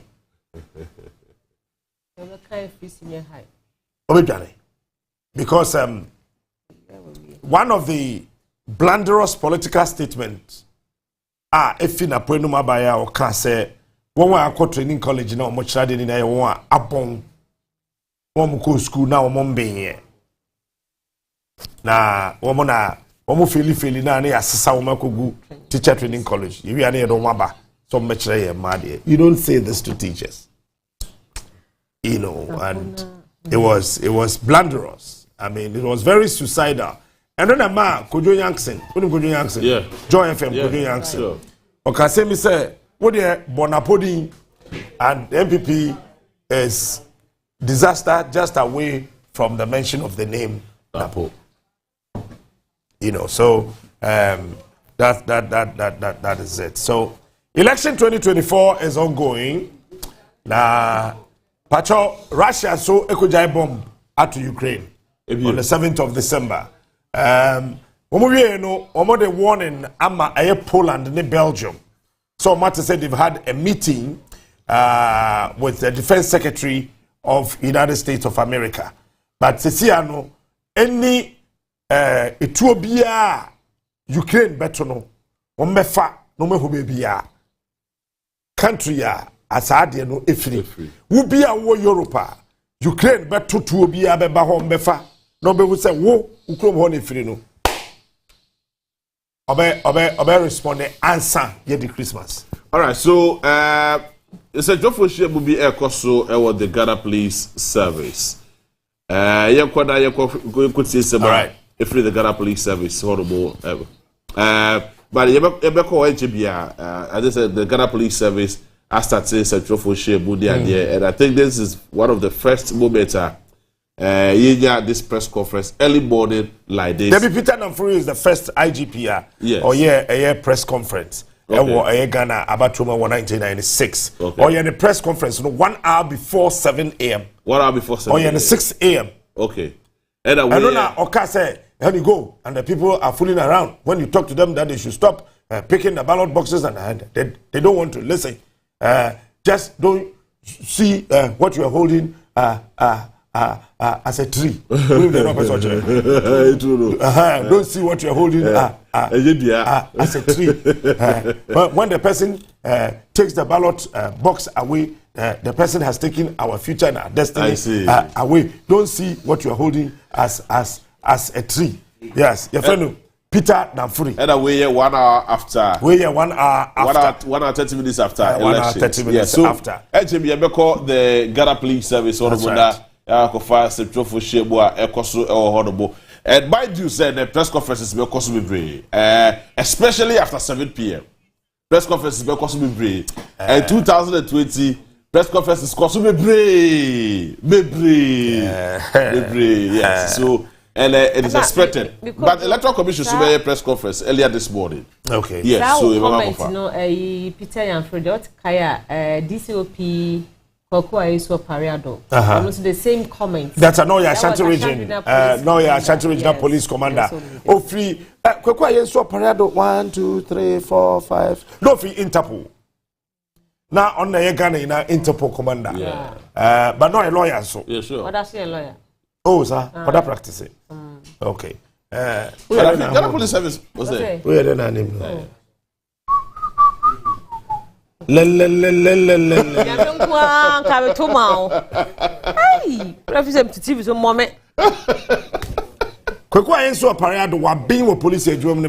remember very well joining Jacob first time. Tamana Honorable Samson Kwekubu for Ashanti Regional Minister. Answer no modene ebe banona Africa hayina no. Say Interpol Emma red flagger ono na elidi front no. It me hey tokro bia wo shem bia wa Africa bia no kwekwa yenso parado be kwa akwachewa ba ekwa pem ni ba. And then one thing about him tell us my dear. I don't know maybe bisano so no kasa phone so I send the telephone numbers those or no would name number we say we na or tie the floor in the next minutes of ra or better sound the voice and I'm like Tibusasa, nada no see any na komojuma no. So mo pa for na chioma. Interpol ni dey. Hey, he's very good. Interpol ni dey. Very, very good. I'm sure na no home film say. That's why no man can answer much them that over. So that no. O si na semo na.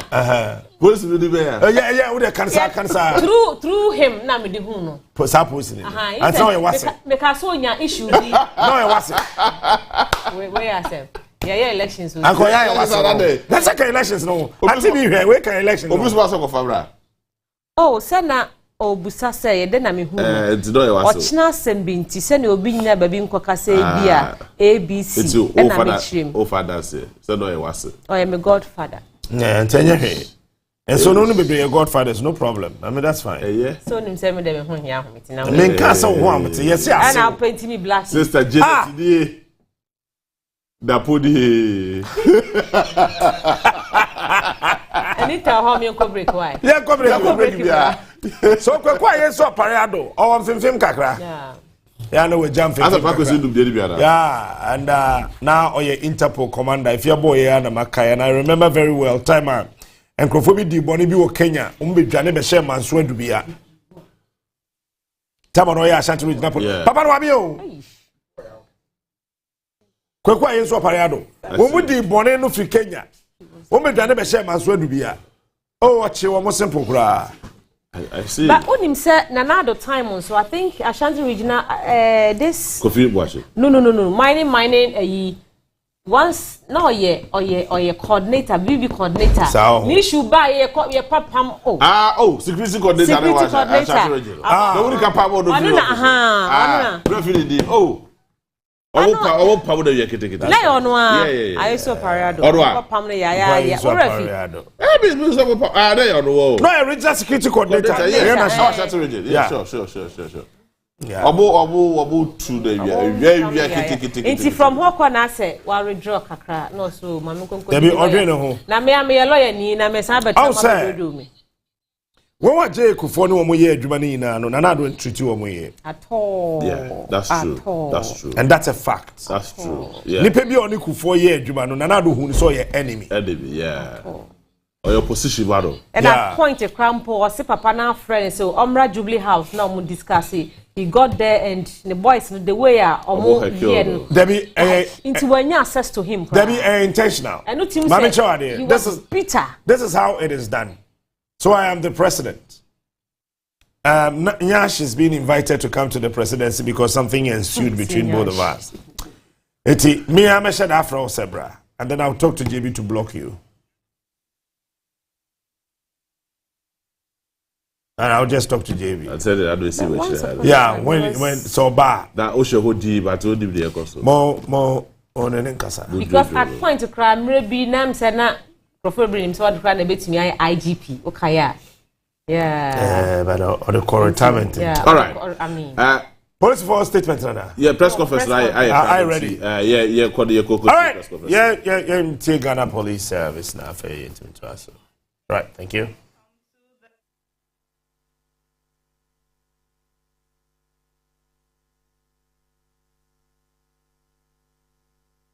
Task Force.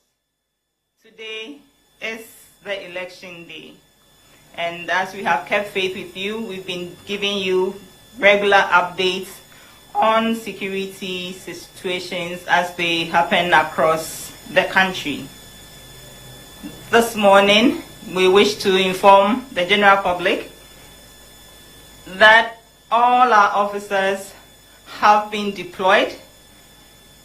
We are fully poised to ensure security throughout the electoral process. As at now, we are monitoring, we'll be observing, and we'll be intervening whenever the need arises. We wish to also let you know that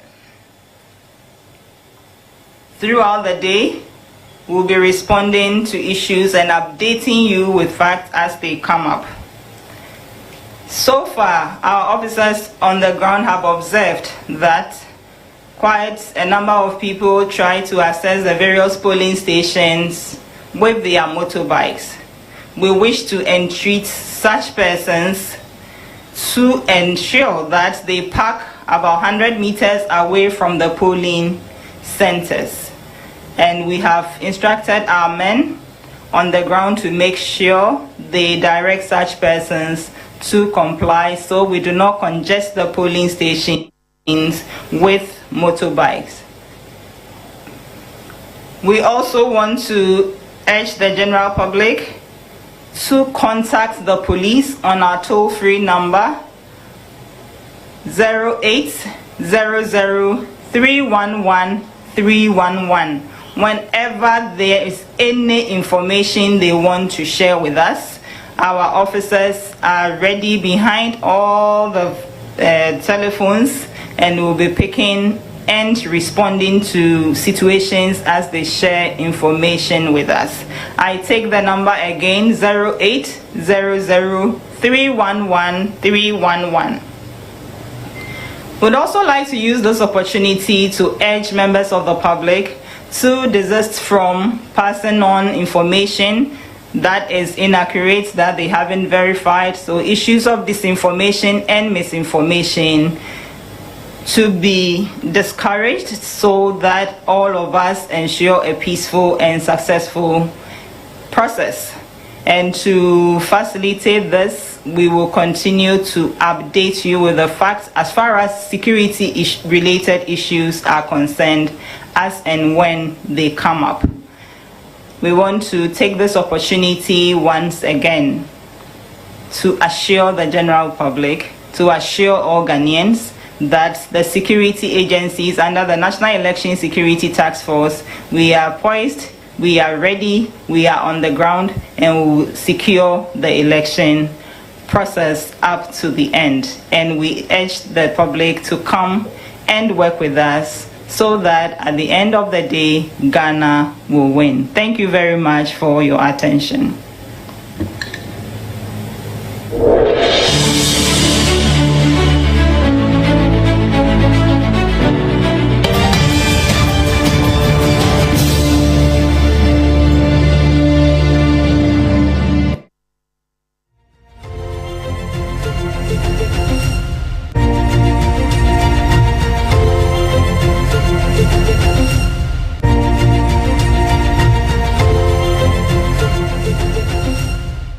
Akwa babie mu ye call my Ghana police adwumako no asoye ehyehyeye fa enne ho sene onom ama okasamafo am ye yanantie eno no womo ede womo mantie no agina babie eso omugina empese eso omokoso ene ho enkro ne banti sabre de bibia aye kama ewo hono a eno ene amane ba ene posifo ebo ede ahyewe kire se womo aye krado etwen se hwi insidie nenso wo se omo stand by na posifo no eye adwuma ede ma oman Ghana fa ya ho bambo emu enti ebekọ wale Abatoɔ Asoeɛ so right wale Abatoɔ Asoeɛ no eso enti your reporter ewo ho enti good morning my dear.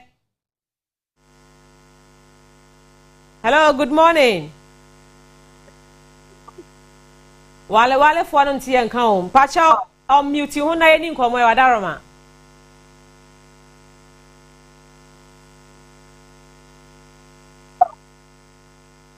Hello, good morning.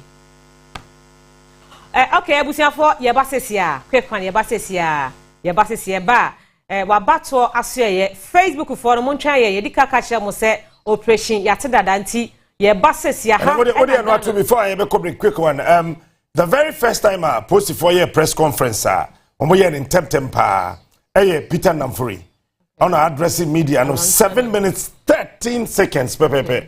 Wan kasabioma kusi area enumere 4 and osan kasabium to Peter Namfuri the press conference 1996 or say 7 minutes 13 seconds meaning this time round air post for the echo we and a tailor towards that 1996 that GBC and an year known TV station na encrofoshe but there be a police for kasa no mo dia betum omokasa no mo dia ba and I think say the Ghana Police Service will do almost the same thing. Yeah, na ya wa ba because you ban so a ye be call 2020 last 4 years election mu osha dema bebre ne call so ehihye bebre ne call so policies ho nko ba de encrofo gina so to aba titiro enti ye be compare this year na ya hwe say anase say ye ba say say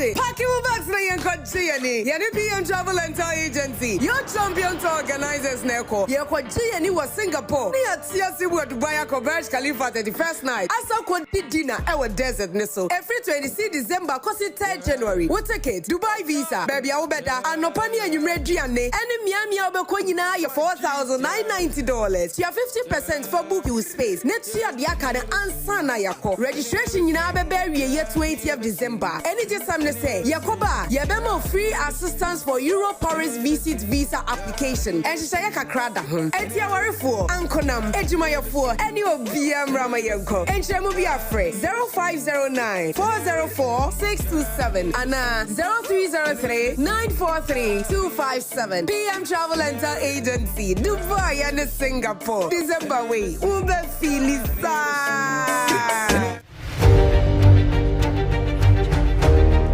Me person catch mu nyina say elections are ebe obia hwe yi enema asumdwe ndinkum our elections election way say democracy ayaye no eye nyame nhira but say democracy no be ko enimu a e wo say ye nyina ye hu say ye nyini padom ni nyina Ghana ye dia enti ema obia ema onno party a odi etire no on di eni ho echi ataki ninua ana say wodi ntukwa ne niema beba enti election yi asumdwe obia nkono nkotu na aba na in the long run Ghana endi nkuni.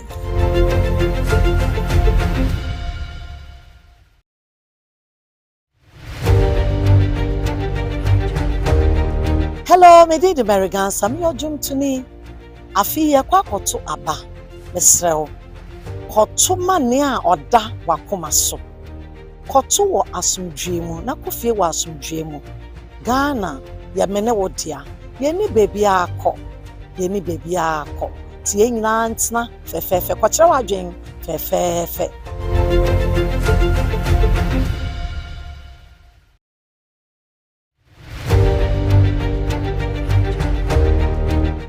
Nde mishia wana masem tete aba yebetu waba oye 7th December diesrama mo mfan toko bia amba yempia asumdwe nkoten koto waba asumdwe iwia kofe na kotran results no ibi obewini bia wo mahen nyina yenta na chiri support na Ghana onto mpon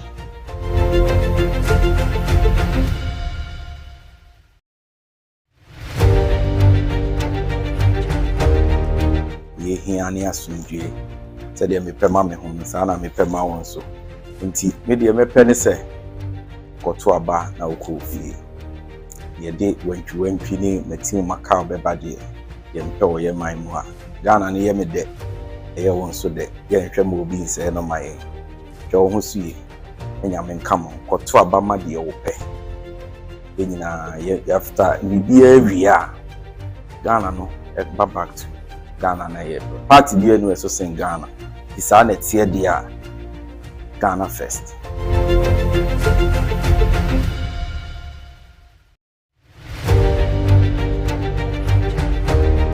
Ghana Abatoɔ da yɛnim yɛsrɛm awranteɛ ɛyɛ Zavawa. The youth of Ghana mona mo ankasa mo say the leaders in future edema Ghana. We want to protect you asomdwe na yɛhwɛ show entiaseɛ me mo bi ɛnhyɛ wɔ before some radio nyambotre some radio authority hwɛ you people ye bia authority more especially adana yebeto aba no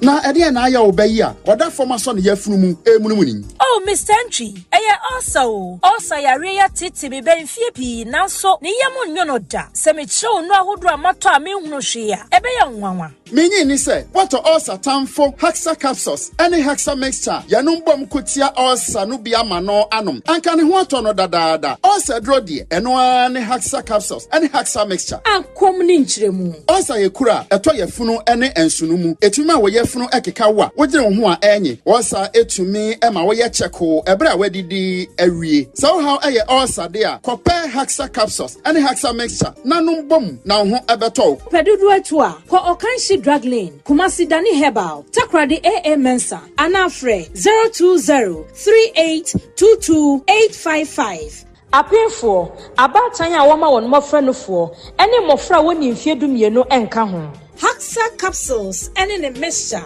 all satan for edie age edwadie nkratoyi yi atom. We will have transparent, free, credible elections in Ghana.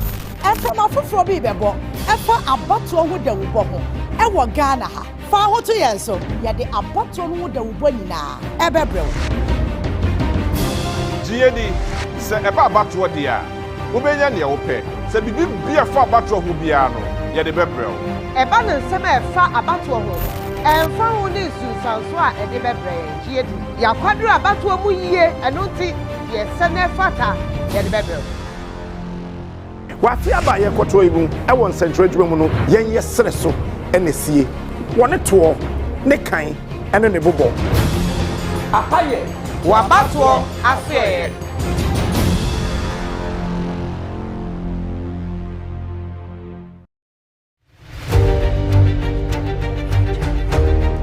Mepese me catch mu nyina hye elections are ebe obia hwe yie ne ma asumdwe ndi nkunu our elections election way say democracy ayaye no e nyame nhira but say democracy no be ko enim a e wo so ye nyina ye hu say ye nyini padom ni nyina ye nyina Ghana ye dia enti ema obia ema onno party a odi etire no on die ni ho echi ataki ni nua ana say wode ntokwa ne niema beba enti election yi asumdwe obia nkono nkotu na aba na in the long run Ghana endi nkuni.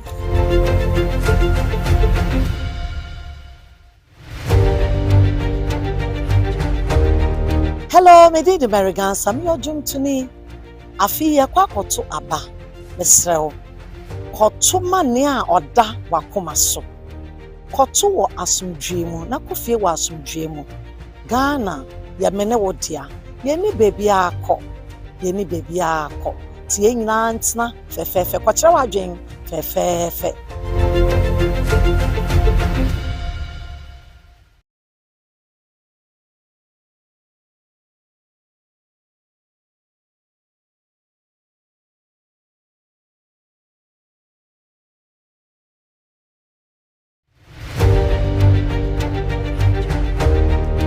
ye hiani asumdwe sɛdeɛ mepɛma me ho saa na mepɛma wɔn so nti me deɛ mepɛ ne sɛ kɔto aba na wokɔ fie yɛde wantwi ne matim makao bɛba deɛ yɛmpɛ wɔ yɛ man mu a Ghana ne yɛ me dɛ ɛyɛ wɔn so dɛ yɛnhwɛ ma obi nsɛɛ no ma yɛn hwɛ wo ho so yie nyame nka mo kɔto aba ma deɛ wopɛ yɛ nyinaa after biribiara wie a Ghana no ɛba back to Ghana na yɛ party bi enu eso sen Ghana isa na tie dia Ghana first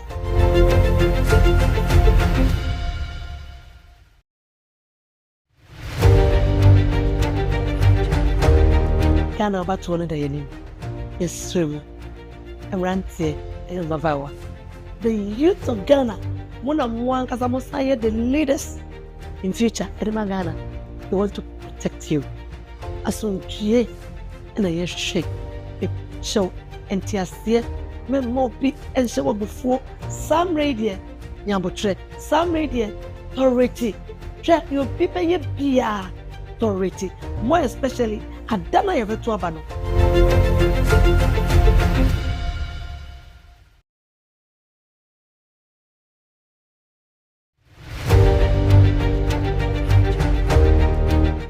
Nde bishie wana masem tete aba yebetu waba oye 7th December nti yesranwa mo mfa ntoko bia amba yɛmpi asomdwe nkoten kɔto waba asomdwe mu iwia kofe na kɔtwan results no ibi obewin bia wo mahɛ nyinaa yɛnta na kyiri yɛn support na Ghana onto mpon.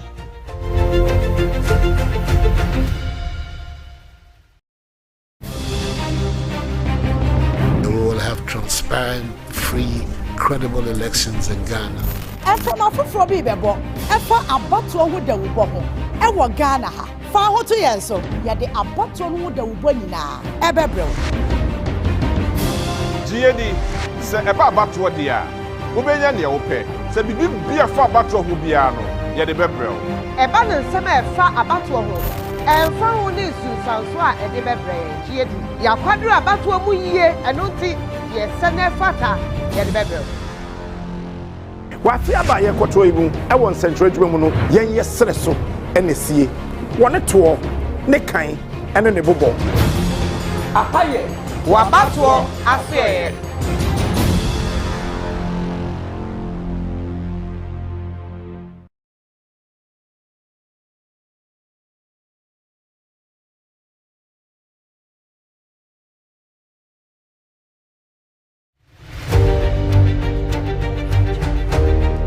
Mebɛsɛ me catch mu nyinaa sɛ elections are ɛbɛyi obiara nhwɛ yie nneɛma asomdwee ndi nkunim ɛwɔ election wei sɛ democracy a yɛayɛ no ɛyɛ nyame nhyira but sɛ democracy no bɛkɔ anim a ɛwɔ sɛ yɛn nyinaa yɛhu sɛ yɛnyi nipadɔm no nyinaa yɛn nyinaa Ghana yɛyɛ dea enti ɛma obiara ɛmma ɔno party a ɔdi akyire no ɔndi ani ho akyi ataki ninua anase wode ntokwa ne nneɛma bɛba enti election yi asomdwe obia nkoto na aba na in the long run Ghana endi nkunim.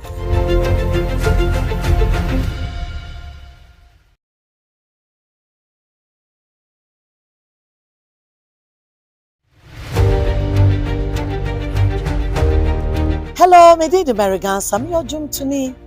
Afi ye kwa koto aba mesrew koto mane a oda wakoma so koto wo asomdwe mu na kofie wo asomdwe mu Ghana ye mene wo dia ye ni baby akọ tie nyina ntena fefefe kwakere wadwen fefefe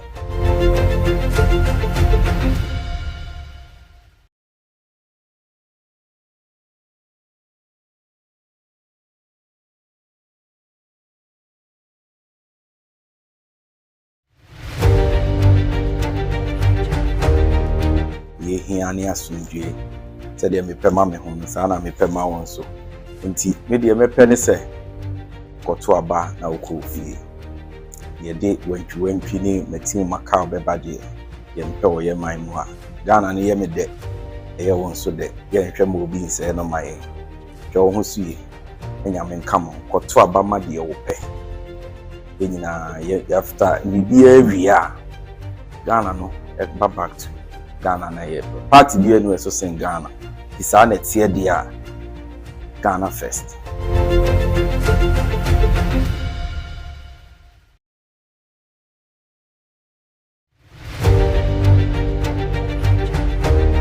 Ghana Abatoɔ no da yɛnim yɛsrɛm awranteɛ ɛyɛ zabawa the youth of Ghana mona mo ankasa mo sayɛ the leaders in future ɛdema Ghana we want to protect you asomdwe na yɛhwɛ ɛhyɛw ntiaseɛ memma obi ɛnhyɛ wɔ bufuo sam radio nyambotwerɛ sam radio authority hwɛ yɛ obi bɛyɛ bia authority more especially adana yɛbɛto aba no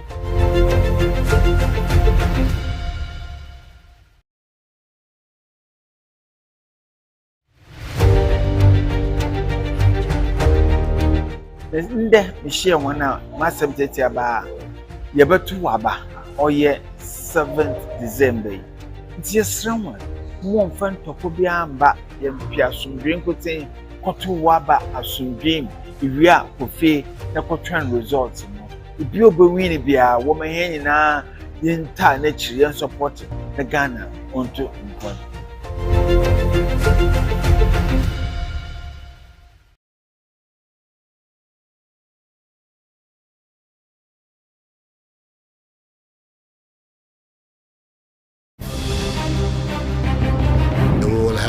transparent, free, credible elections in Ghana.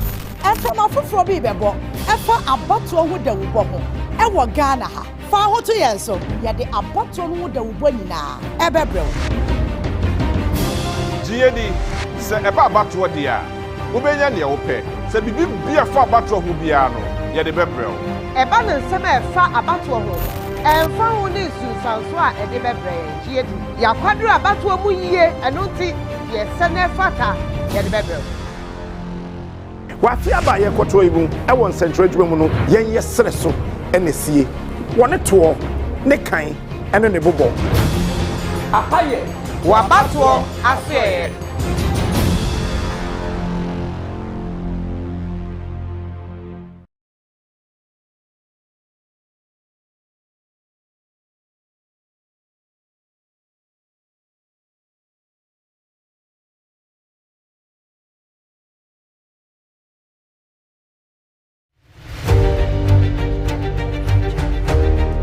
Mebese me catch mu nyina say elections are ebe. Obia hwe yie nneema asomdwe ndi nkunu our elections. Election way say democracy ayaye no eye nyame nhira. But say democracy no be ko enim a e wo say ye nyina ye hu say ye nyim nipa dom ni nyina. Ye nyina Ghana ye dia. Enti ema obia emma ono party a odi etire no. On di enu ho echi ataki ninua ana say wode ntukwa ne niema beba enti election yi asumdwe obia nkononkɔto na aba na in the long run Ghana endi nkunu.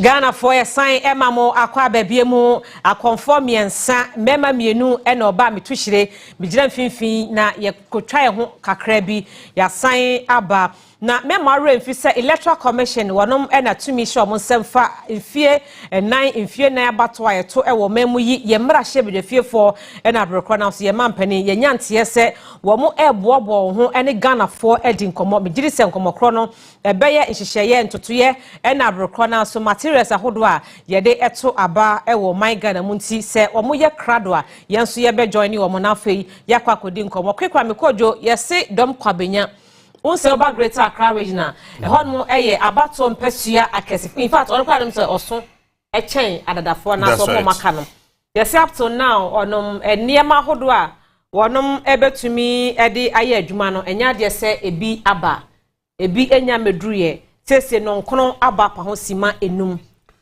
Ambassador. All right, yenko EC headquarters na fe yenfa press conference ba ko enka ho embra Ghana for na oversharing so 2016 a year Mami Charlotte said the very first time EC declared aba bontain and no one ba bontain me kasa said the EC press conference was exactly 5 minutes after 10. Exactly 5 minutes after 10. Sisi ameno ka say 5 minutes after 9. Yanko EC Asoeɛ na afei yemfa press conference a ekoso wo honomra.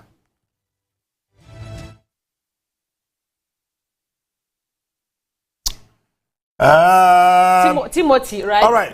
Yeah, Timo, what's in come chair? Captain Major Subakodi. Oh, but ya daruma, ye ho ye who is Asoeɛ den ekoso ho ma yentimi. Your captain, my main question kakra say e dey for Bekaya Endra, ye the Electoral Commission e the class e be abon thing. Say ende due ya ye to abano. Na mrano no wa address bi dia na say nia ekoso no wa ma oman no ase. Na time o de man no eye nonkron ebodu mienu no miensa nonsia na afi nonkron inti 9 a.m. 12 noon 3 p.m. 6 p.m. and 9 p.m.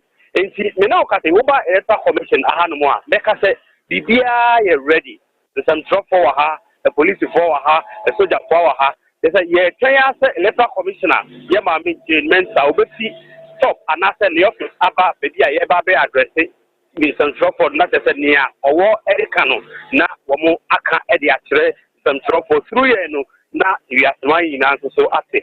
And the over Electoral Commission, America said, a higher calm, Rebecca, a higher calm, a higher D, Sedan, Sebia, BB, Air Cost of Patinia, Air Cost of Hannah, yeah, chain, now. Electoral Commissioner Penny Odano, Baba be addressing. That will be a near aircraft captain.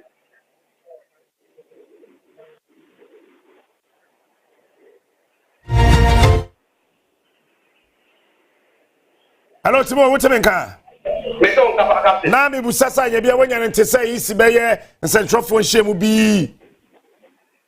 Yes, Captain, Tessania Mekayano, and Central for Shemu, and Chet, and the Basso Sambre. In some trouble, why I ready?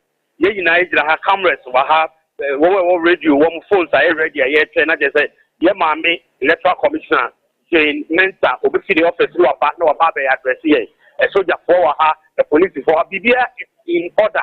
Now, press conference, no, a non cron, 2 million, no Miensa, Nuntia, any non cron bill, it's 9 a.m., 12 noon, 3 p.m., 6 p.m., and at 9 p.m. It's near the Kenya Electoral Commission or Babe addressing, and no, and I answer for an year and himself or the Beba, and also be fit the office about no Babe addresses and so forth. Captain. That's all. Why, any idea? Ewa, the NCA press conference, no?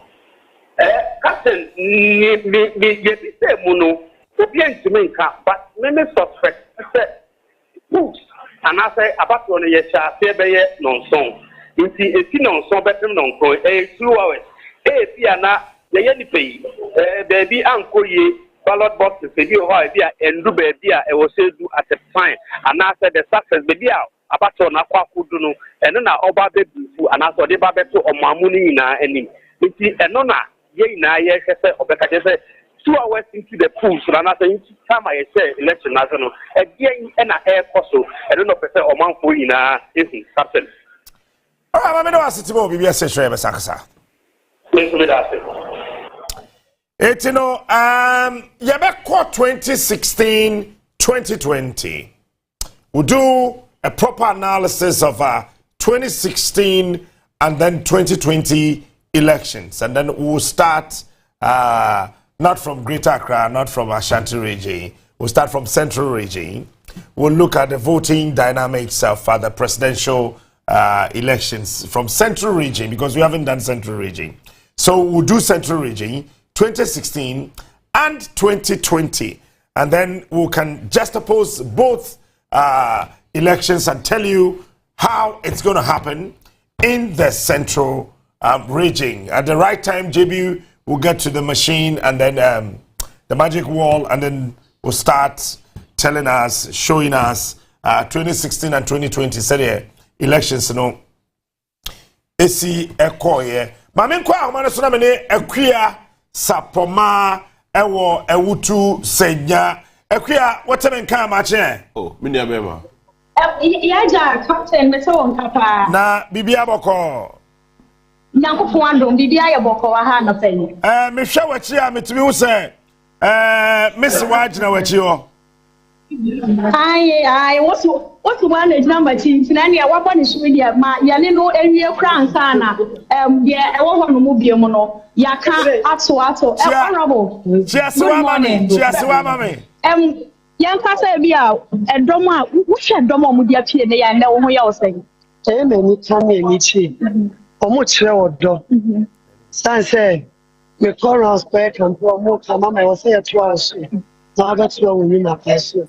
Yes, we are not about in the numbers to do it for you. All right, Mamma, fight won't quite check a crack and bra. Assembly SC one got out, but not may say, no, honorable. How a Kunsen. I say, Bibia Bonuma and Tata will be no, would you so will be, and some of course, no, would you yet they will? What be said in here? And then I show you Pabaya, Menino, contact me. I am not just saying, and you'll be chatting via about to 2 unnecessary minutes into the air. I didn't see that out. Now we have our Kunsi our Kunsi contesting on the ticket of 10 and I want to say is nothing that out. So why do you drag me in? 10 years no percent of chance from a man for whom he said. Such a I don't even mention you. That Baba one, when did you was Sebi on your madam 2012, many bear madam soon a contest. Yantiminka with me. 2016, in Adam sitting AFMC. Many contest here. Well, the Yantiminka. From nowhere, now we are back. Then I come and say, Mr. Shu, and yes, and I is the true. Now we are in your mind, yes, sir. One day, I never may have described so, oh, I had working. Then this was she. Their mom, Obunipa. That is me. Bunipa, they have working. My argument, and the people have come out in the numbers for me. I don't say by the end of the day, I have in top problem of the ship. And Ghanaians have full here. I also say, people, until I'm moving before, about which for me. Describe almost a way as oh, yes. Yes, we are some game upon the only kind of course one mayor who they are yet to see. You see, you don't know who our concern is. Okay. So we need here. We don't send any problem. Sabi. But now for crowd, I want to have a camera. We will be at so I did. For your if I want to be in motion, now Cobona, but then one is one abonnement. Now American 2020. Oh yeah, I'm retired. That me I say that's a solution. But 2024 is a solution. And nothing on my basic can warn me, Babel. Master solution. Limited registration, Brenna, your Oban will be one second. NDC, asthma, or NDC. For NDC, what's the NDC piece in the mouth? No, man, yeah. Now the previous day, no, I just want to make a police for. The catcher crime officer and officers of moving there. I'm a divisional commander by. It's all cast and you move beyond them. Chalichi, and I'm a banner coy. Oh, that's why I see politicians in Banya politics. But remember, dear, the 3 children I have. As I speak, I'm only much of you. I'm only many animal mountain, woman have to because I'm anti me, just almost from me. Chememano, the banner call your coy, Jumana, I'm one to come. People advise me to send me withdrawn without the slato. Yes, he died. Member, shows if you are man. Mean to nothing. Now, a month from my year, Juma. I'm a member. Now, there are 10 grams, 7 amateur. I can't do it. Even my little sister, continuation, I'm a married to me. Who is a nursing mother?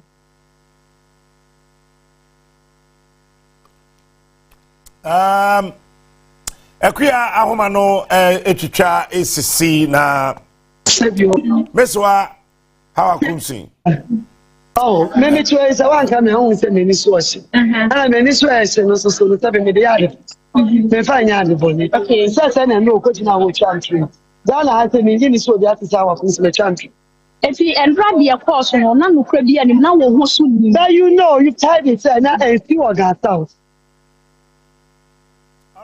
Ekwia da sase wahoma no etwitwa esisi nti ekwia sapama ewo ewutu senya eho na wote se one maame Hawa Kumsin ebon komono oje yara so ewutu senya Hawa Kumsin eho one of the hottest spots I say you should look out for, and I mean but this is a boko but boko sa I mean the Felix or the NDC pilot, very nice, fantastic woman, but very resolute. Or kind of one, I mean, you should understand. And how I come to Sonia Baira Abrowajo, oh, Jijan home farm house, and but as much as say, Papa Niaketwana wano. Yeah, oh, okay. To Mamma no. Uncle Bob Niaketwana wano. To Mamma no. Mamma. And how could you or person maintain power? Felix was person beja kunyano. And then near power. Okay, I mean the recent work and the activities are cost work as well. Ubiya kuta numbers. But as to when numbers then they be reflect on the ballot box that ballot sheets. You do central region here, share constituencies now. You be catch you. You be winning. I'll tell you. I was central region. I'll tell you. Central region constituencies in that you be winning. Yes, I mean. Me catch you. Yeah.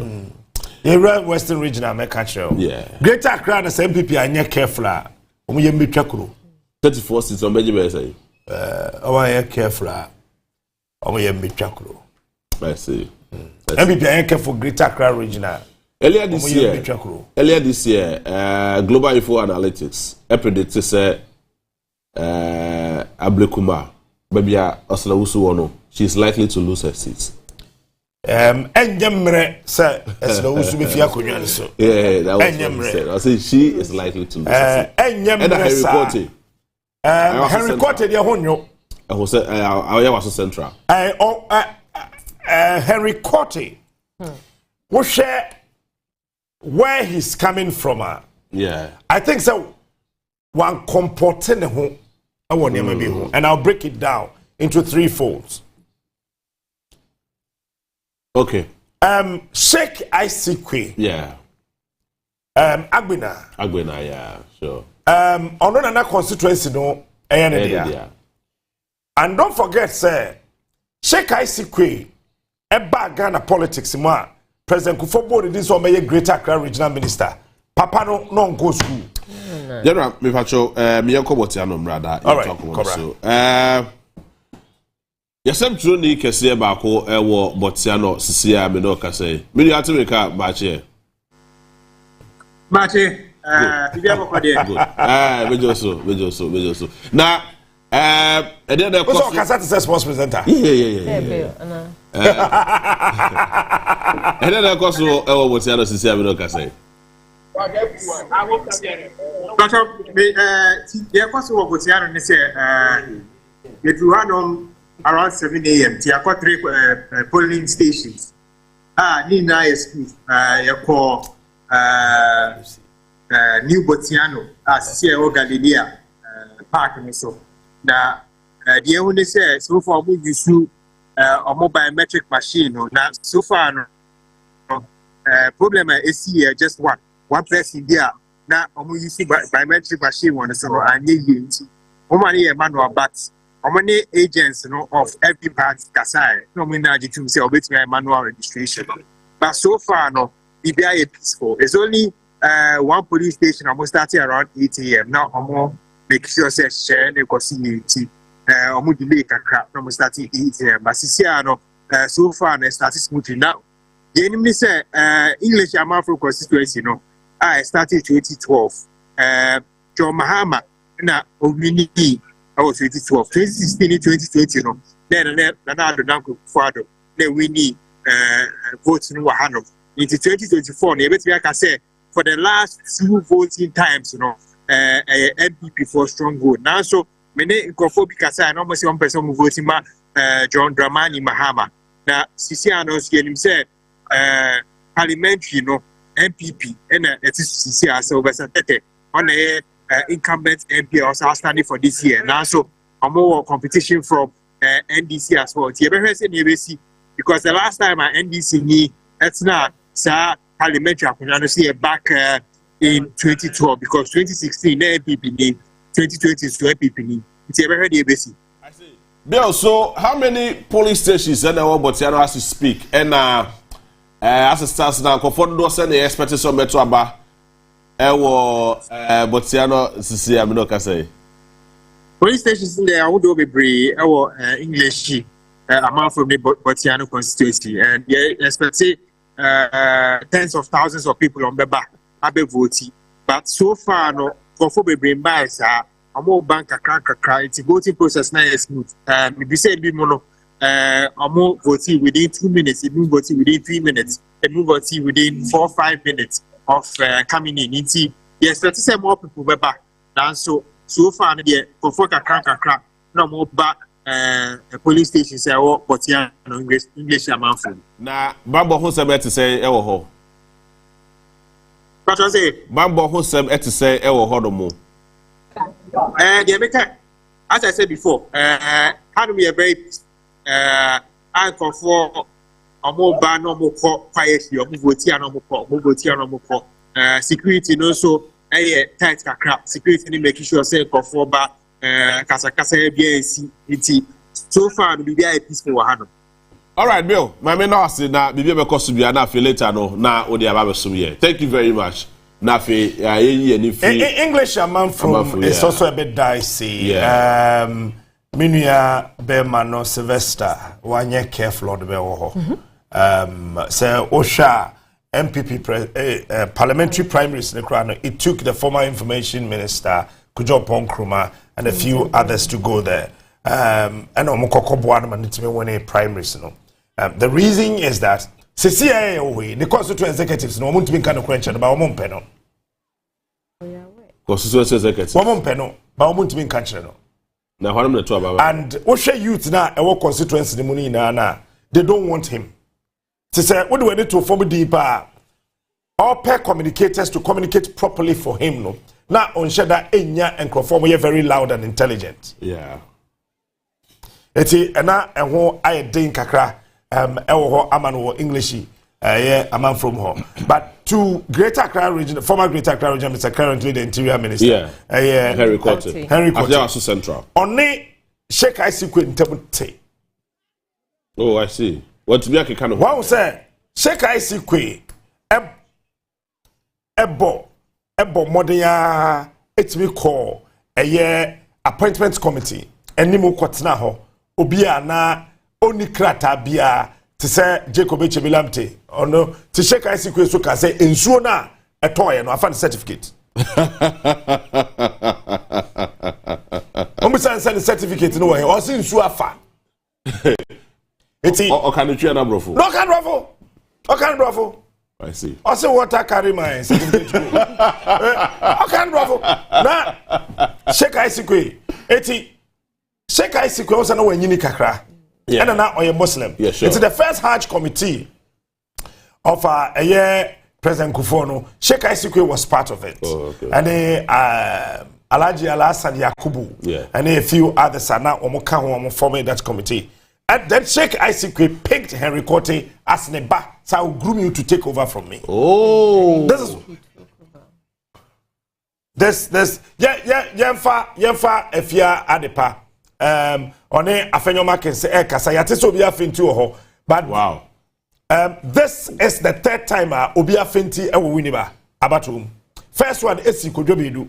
Na oye nipa ne ye sports teacher bi eba obeto na ba ewo kodwobedu na oye oba or the Gloria. On the fenti ye ewo winiba ena pencho tu pofoni ba ko no kopo ena odimirika ba so beto na ba opori ye ena ono so e collapse ye papa bi e fra na fia no okay ha ono ena fa na to ne kam ena ne question. So this is the third time winiba ye to aba obi afenti ho enya winiba nko I mean aso ase enipa bi nu afenti pen emra alaji bi na owu ya muntaka ebedi na de Alhaji no ewu ye no nipa miensa na efenti ye ewo aswase but ye kwa adepa ewo winiba na oni honorable Afenyo Marcus yento aso adepa woto menka ma che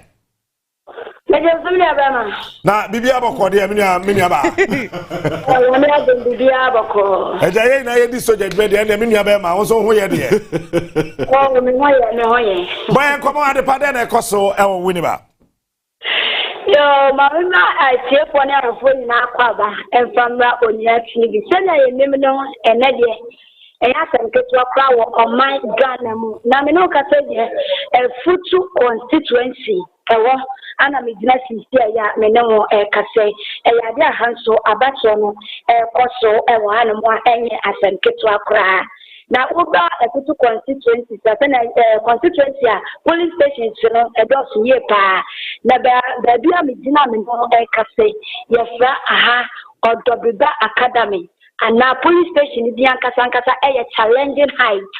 challenging height polling station the bia one school mu na school here Odobiba Academy na aha no mini abema as a constitution ankasa ehyasie ahomachimba ya 5 no ana ehyasie se buboba e transfer your pastor say omoto aba no eya school mu ha na omoto aba no Amatimba 5 and 24 ne ba ye omo hihye omo nyema na MPP for ne trade afidi omo beto omo beto aba no ntin ko omo blocking roads na omo to aba no ewo eye road no eso eno na omo trade no ne de enye possible nti ade pinche kakra ba ye ama omo hweye ama omo solve ye afeni etosu ne enu se course ahoma chen ne se woni se ye se to aba ma obi amfa ye party afadie bia enkwa na wo be futu a ye wo bibia ye fe no efutu dream na say efutu dream no ye ono aba Alexander Afenyoman case e ye ono ne bia ana afen so omo atare ye NPP colors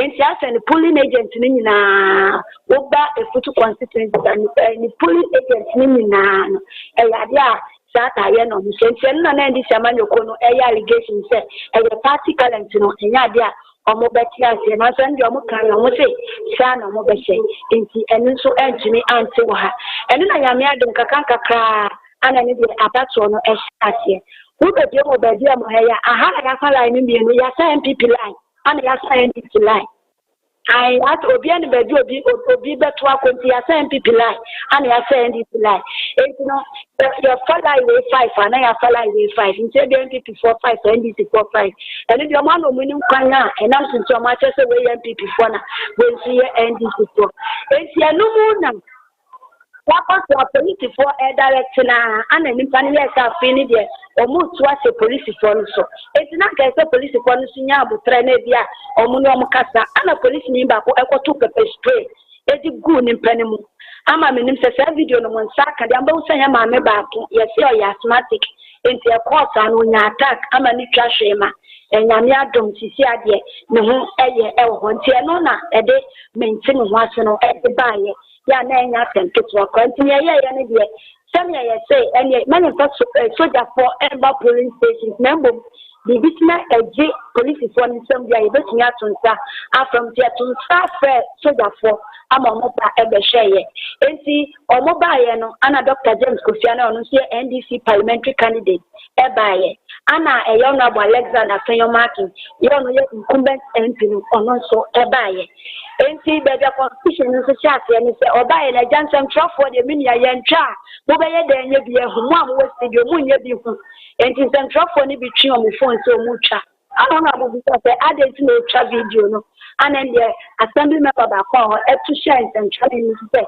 on the video no e twa enti ana na de menti mo ha Africa kan so e ba ha eno so mo share ya o mo e solve ye ba ko e di tension ba ko so ba ye pa ni say e ko ba say police for now omodi ni panebe mu no afide Onua Abatoɔ Alexander Afenyoman eyi o mu dina nchen ana no no ankasa etwe ono mo no mo tie se omo no mo ye MPP for no ebe mu se omo no meto ana ni se amande ko no su chem se eno ne dia nya possible omo ntwi ma omo nti eno ana me nda be ma nam so apinte kakra eba hanti ani dia na nie Dr. James Kofi na eni bambo adwuma ye ko no kasa no na ndi Onua Abatoɔ Alexander Afenyoman so nanso sisia ne de menua bema metumi aka attitude ya se asudwe aba ama eye na se be mfoni no aye to won so aba nyina nso no eye ade a omunyina afi a ekọ bedi fufura sisia me no kasei bedi eye se basa ye e ma no ho me so e we futu constituency eye challenging height pulling station no de meka se sisia de adwebrɛ aba ama de media no e to aso About the Pamidase, maybe I say Chairman Saturn Safrel. All right, so that's it. Winneba constituency, the Munissoja for the Kohoneba, Wunya. Winneba is such that so Winneba for 1996 almost one nipa every penchotu had no kotopu manu.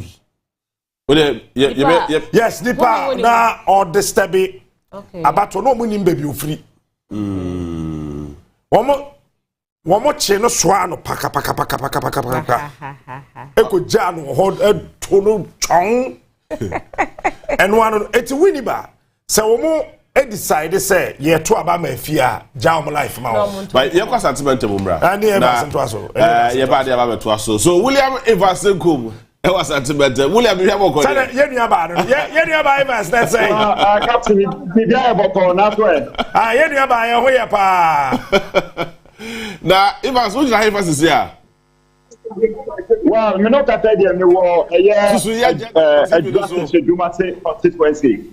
Aha GKC voting center. Aha na midna nipa was from the two about wa hati no omo nipa aha enu na chete 500.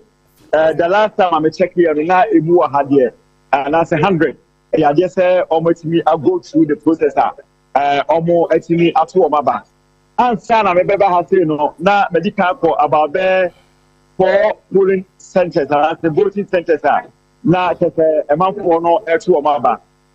Ihaya mudin voting center na me call ya na me ho adiri me kakra isan say can say automatic ha ba kra wi che obi ani ho na me bu say mo no na chete nipa wo so omoto aba wo ho no nipa ahani 200 na ebube ese aduasa 30 ye na ometimi abeto mpamba nemom no unhu line bia wo ho eti ubekọ no man 42 ase yisifo no omunya adwuma bia enye mu ana beto ba ku bi abetwam no ato no okọ na ba ku bi abetwam no ato no okọ eti ta na ekoso ewo ho but all in all the work ka address to dumati it's free 96 hotspot and now me no ka say just say bia the dia nya incident bia recording incident bia address to dumati constituency captain.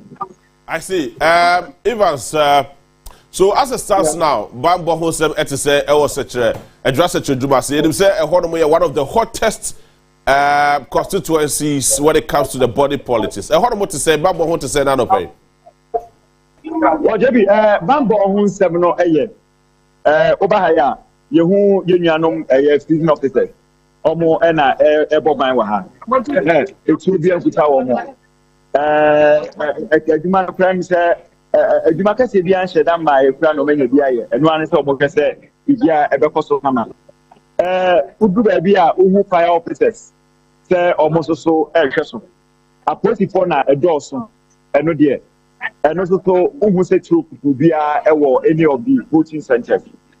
Mi nyamu address to duma se na mi hia asojafo ka beka ba kwa na asojafo etimu a no mo esodi omani akire eye mampon kwan no so ho eti baby a mi hia omoni de net omu fredura omu de omani akire mu eye mampon kwan so but me ba e kata e me hu se omo e wo ha da bia eti 4 voting centers na makono me hu se asojafo e wo ho apart from say mi hia omo wo pantenpon no so anomu de omani akire eye mampon e kwan so eti jebi Bible some there so far so good. Notable names be and our sports job and I don't pay and turn out to so to say how many people and I expect some better aba police station that would the constituency at large. Well, so constituency the menya conflicting figures. My imagine say metomebo na menya the returning officer or address to Dumase municipality.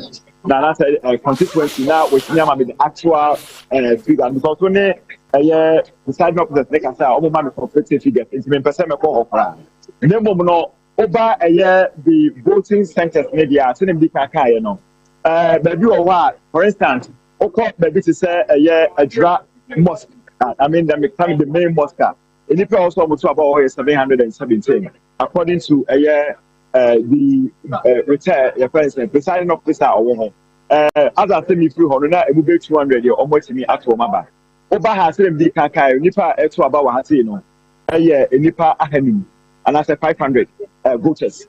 So far, who said, Diaba fine, Dia 110 year, and then one was there in the Ukubusa meeting me at the amount. So now, for focus, say the woman, almost go through the process, almost from Bahani and being a social no. And also, so Osha and send intentions who are say, it becomes you are fire or more extra maba. So that's no because I'm say, I used to and I say, I did not come one. So far, the idea, intimate, the one idea, intimacy. Address it to do my say, you did kind of hospital. About to be anywhere, time say, what's in Bakami Bako. Maybe any days yet, but I mean, Debbie, and the captain. Midi say young person doom prophet as a prophet of doom. The vampire 10 years air Sunday no. A also say obi results no. The declare here wa ukida yo ya na du sipa ye kusi no ko pepa dika mo bia no wa so so a uti yo ya no na wa ko bi no ko di wa ho sa ni nya ya hwe no eti ye bompa ye se bibia do ko so kama pa na bibia so aye kama eti so far ye se jebi se ndi ka ka ye no boni bia si process ni so e ko so constituency the total number of voters in the constituency no maka se menya conflicting figures me pese me ko ho na me ya domo a me sa ba biu no na menya returning officer na kasa na to the actual number no aba e say obi pe no dey na ade before sir obekon washia Mohammed Bawa e don't pay the sitting member of parliament e wo honorable yeah ma say obetu na Bawa ha area ma so far voting center na mo chere me makoho okay so soja for ne ba ko fa so me chem omni mami se mami fa ha ti omo e na e ko no mi se wo ho omo de a aha eti omo ni na mu a omo e ko eti ebi abetwam ti ya hwe omo sujuma dia omo di e wa ha I said we can be say me no Emmanuel Bawa Dr. Bawa me nya hu no ma say obeto na ba e wo voting center bi a about 200 meters away from the Bian one. It's Missouri Abako, Mako, Utinya Band. The last time the two who are made by Nanya just say Waba. It's the Yahese, Obitini, Ababatuna Banesta media, now and also the home Sam Edia Brosasuna, a gifted Doma, and also the MPP parliamentary candidates, and also Minyan, Yase, and also actually Akotunaba. It is a Basomatua. The who have this now to have the song, Yakefo, and the Tifo. So, we quickly, what follow elections, Kakrawa Shanti region? What shall voter turnout to say? Is it encouraging? What's that, Captain? I also when they say, anytime we are to a babyano, Ayana, you boom me and start. Bako say, Anopano. Ebetimi nipa betimi aba place no ma ba boom no ma ba beto ebedra wia no na anona brass kakra ebedra numre no na ketwa bi so aba be ka ho it is sometimes one make very careful waju be o say you hu na ropa na nipa dodo no beto ye no turn out no ebeye great for instance am me example aha eye GKC voting center medical catch say I have numbers also about 500. So far, there will be about 120 bi on my babete. I used to do kakra. It's a bit about 120 no. Calculating number of hours I can do, and you do it here. And more bad no 9 there. That's what we now babete. One have been disappointed. And more no 9 no. Babete can be about 1 from 120 maybe I could be 150. That's about 350 there. Almost near my babete or my. Some attacks you also about start at a very slower pace. If you are about 20. We are putting a new restaurant now. Mama can now about it. Who some media better today? The view is very encouraging. But medical catchers, they call Yamudin, a voting center. And if 200, and if I had no so much about let me show about that. If 30, no more money back. If beer means I'm free and saying, maybe if I pay 100 about it. And she make us today any days yet. Then when we are shut down from there 3 p.m. going. Ni ahwe numbers no ni ahwe obo maka emi omo mu design mo no na afia tin dia conclude say voter turnout no are slow and I very encouraging and I say any encouraging captain Aminda was Evans bibia siechra patro ebeton safrel Evans and I would tell Kano ewo Ashanti region enti Kofodia basabasa yes Kofodia and Tokwa SC a constituency no emunti yebetum kana afi yakoho na yene Eugene abonkomo Eugene what even come achin bibi aboko de bibi aboko Kofodia me da Eugene den na ekoso ewo ho penche si na esi wo hen ebi de anopa no me tumpate ba Kofodia Fishing Corporation. Now at 7 a.m. Ana Abatoɔ start here about 9:30 a.m. and some normal Philippine sheet. Na voting started. I'm one videos where maybe I'm the first send them. Aside that, you know, that same fishing corporation, exactly 9:39. Ana unknown vehicle, Civic black. a police station. I stand here, put here, and say, you need a human and see them, so you should just allow whatever goes on. Which is a local fishing corporation. And a woman, the carnival, and say, Mumu, Niman in Chen. Aha, the MP before any easy officers, they say, we don't know the job, we should just allow them to do whatever they like. And fishing corporation. With the videos, video not send them on known vehicle inside. Eti monsomo muja omo baye de omo person mo ya na se mo ampene asa now no de kan MP we should do ayen personnel for mo anyina ye ma obaba ko no fishing corporation nti no mo tifa no so sa your young girl o ti ase na wenya 27 years. Eti me sasa wo mo teka no mo si former baye de na omo person mo ye no ana omo ntimi nsi ya la o mama nye de omo person mo si sika. All right, eti kan da si ho. Ti say dey etu aba be dina ro kwan no. Okay. Mo hu nipa dodo e wom. Me ba twan ye nipa dodo o mo ye 4. O mo ye 4. O mo ina ye mema. Me ba twan. Kan no ma no mo timi fa me wo kan na ma me ya me de be send mu sisi a. Mo fa fani na send ye na fa mo ma mo ni de che bibia ne na wa ma ya so ate wa. Ala ye ko Roman Roman police station. Avi Maria. Every Maria was in Tokwa DDC. Ama pulling ballot box to you to chine and also with the videos to send them. Kofodu ya hayai. Kofodu ya. Wow. Kofodu ya kroman kasa na say atwema kofodu ya. Kofodu ya Eastern region kofodu ya krum. Wow. Okay. Roman school Ave Maria in Roman school Ave Maria. Okay. Speech personnel so obianti mean stand in obia pen baby afa. I think I say also Onua Abatoɔ I go to that party ekoso. All right, eti yada say Eugene yabefa Ave Maria video so ni na wo kire penche esi ye no said ya IGP aka no. We just copy bibi aso atamu phone na fatwa me mo bia huro say esese we do phone show bottom dabi ese utwa na wetimi ama yensa kana fe yetimi ade ama wonwa onso ehwe ye na omutie ye no na omotimi ate wasem eti Shekai Sikwe ni current interior minister well the seat there was so kakra, but I'm sure maybe he can go through. That's Harry Cote. Maybe. But Obeka Harry Cote who basem earlier this year. Anoka ono Kennedy Japan ya Josafwa.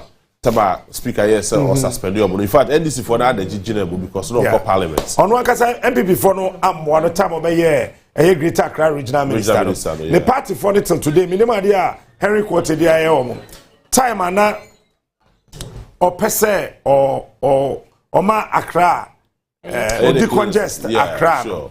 Party for nkasa corner na do danko akufa do ho ekodi ne ho nkonkonsa emedu ba bi no yetia no Jubilee House manager ye until he came out on one kasa babontin kura be kan say party for na etete na betin from that time no party for the be purchase of babontin be kasa ye na ade no webu ebi no manim tia ne and somehow would be brain. And I think that at that material moment MPP as a party was not fair to Henry Cote. And I think he was one of the best ministers. In fact, the Greater Accra regional ministers are in this Fourth Republic, because you realize Accra extremely choked, and for a minister to take a very bold decision like this to decongest Greater Accra, now movements, vehicular movement, and of course human activity need to be accustomed.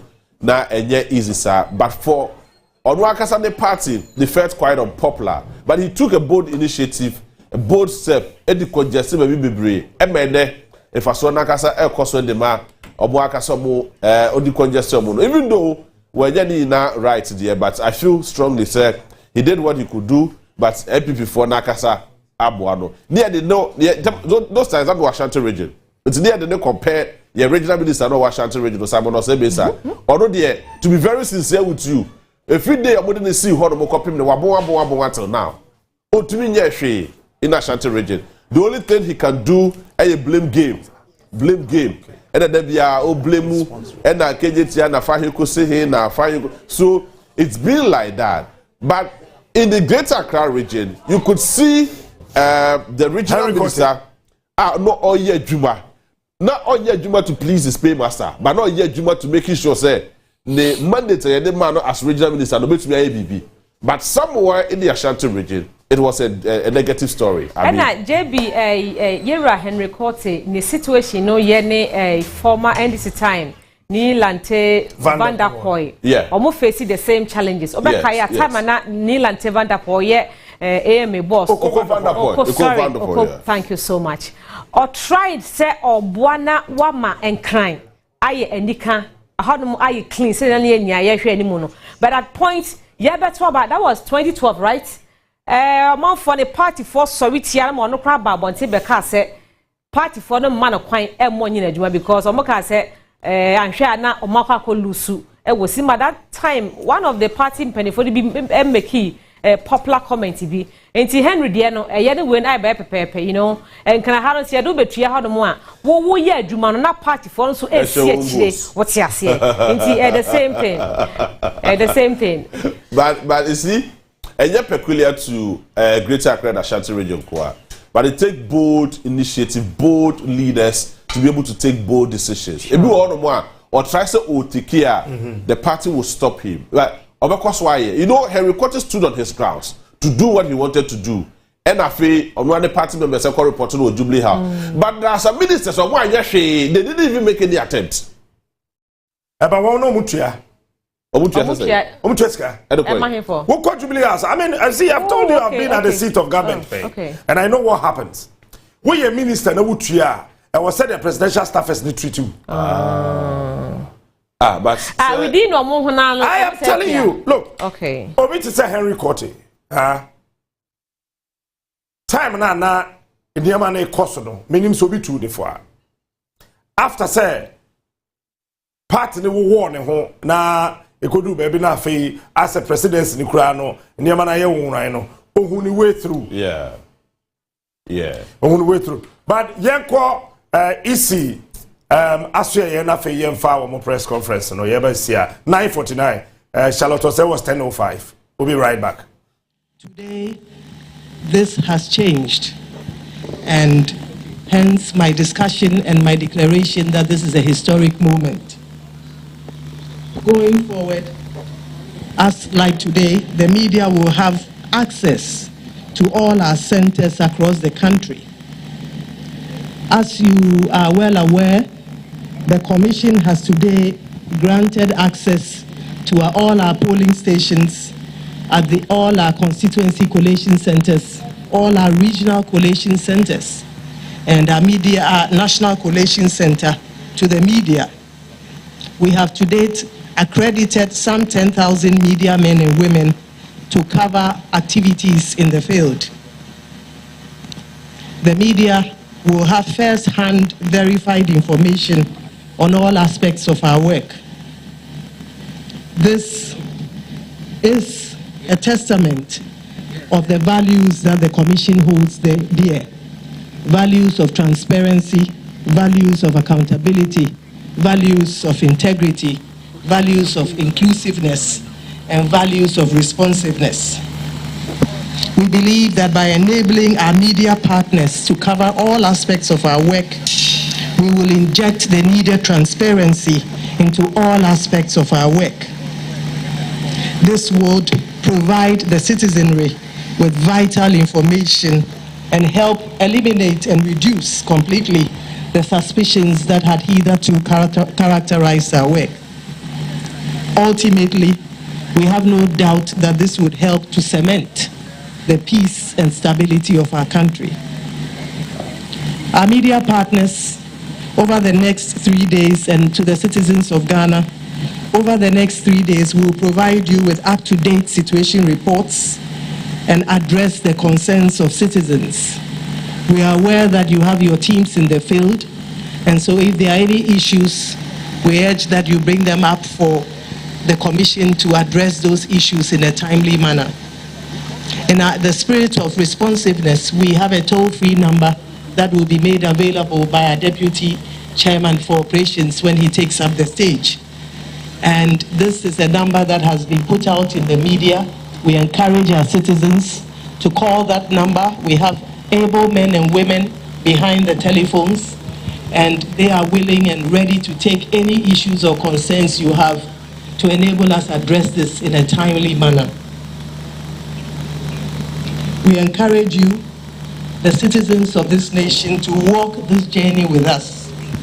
A journey of transparency, a journey of responsiveness, a journey of accountability to you, the citizenry, and a journey of inclusiveness.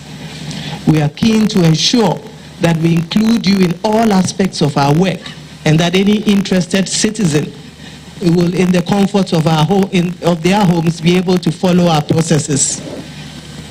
You are our stakeholders, and it is in that spirit that we provide you with the details and all aspects of our work. We thank the good Lord for what he has started.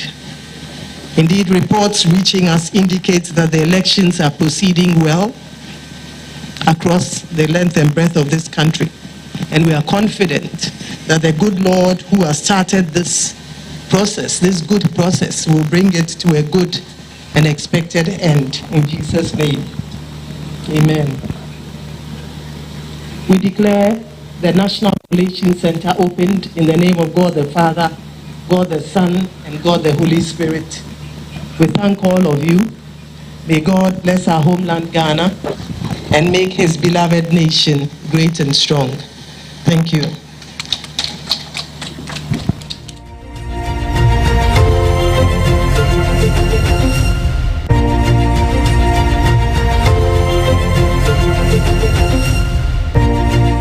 Ebusia yesan emamo akwa babie me Electoral Commission for akache ne yekoko pie di nyan mame Jane Mensa wone Ghana for akasa ahoboa Electoral Commission no aye ede ema afi Abatoɔ emuntremu na yekɔ ekokɔ yoye no wa me de mpaibo atato ese Ghana for nyanye gidie ewo Electoral Commission mu mekojo quickly so far so good. Your reporters are makɔ around ye nti say omo ye complaints be about omo machines. Debbie, machines no enye. Yeah. Because directors of elections of the various political parties and through the NDC, they were very, very, very, very vigilant about especially the biometric machines, you know. Sure. And I'm saying mysteriously, and you're right, you know, and my money echo home. Me yes sure say bibi abesi.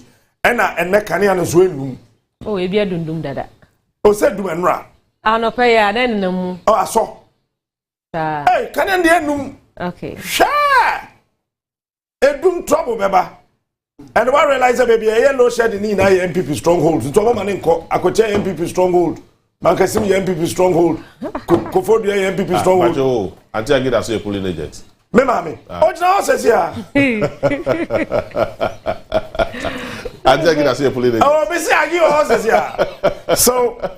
So that is it. John Dramani Mahama 2020 or about 10 o'clock. This is your better time.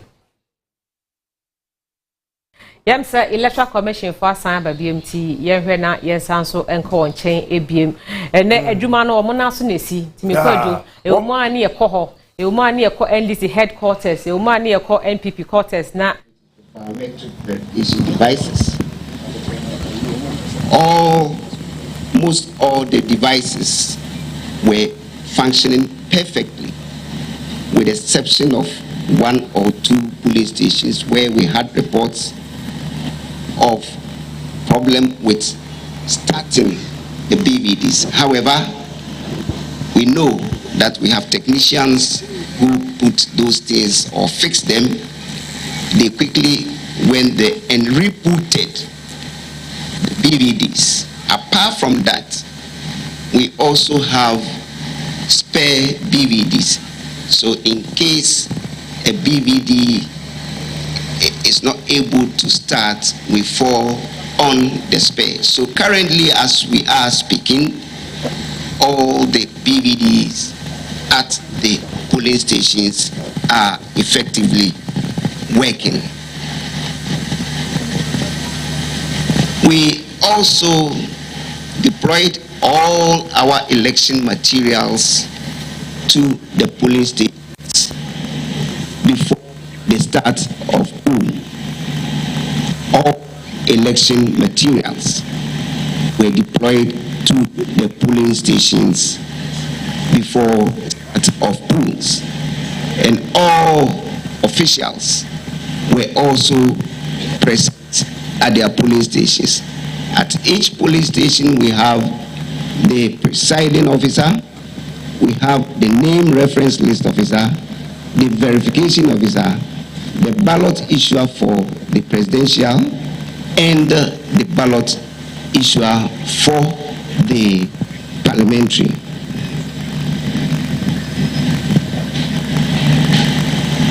We have also noted that at all the polling stations, we have the presence of the security personnel. And you can also attest to the fact that this is one of the main reasons why we have very peaceful environment. We haven't actually had any reported incidents of either violence or quarreling or whatever. With respect to agents at the polling stations, the two main political parties have their agents at all the polling stations. However, the other parties either have some of them at some of the polling stations, others also not there.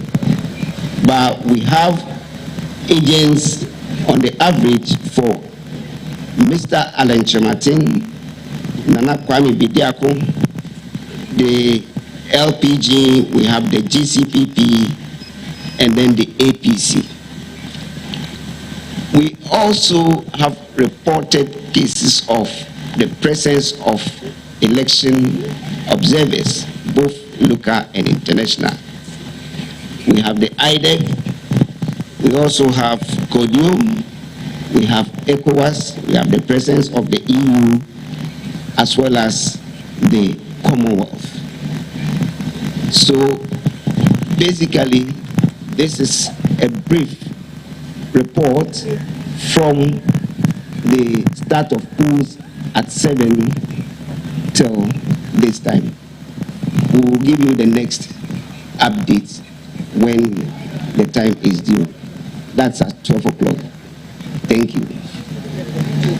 Yes, sorry. The toll-free number is 0800-324-324. I repeat, 0800-324-324. Thank you.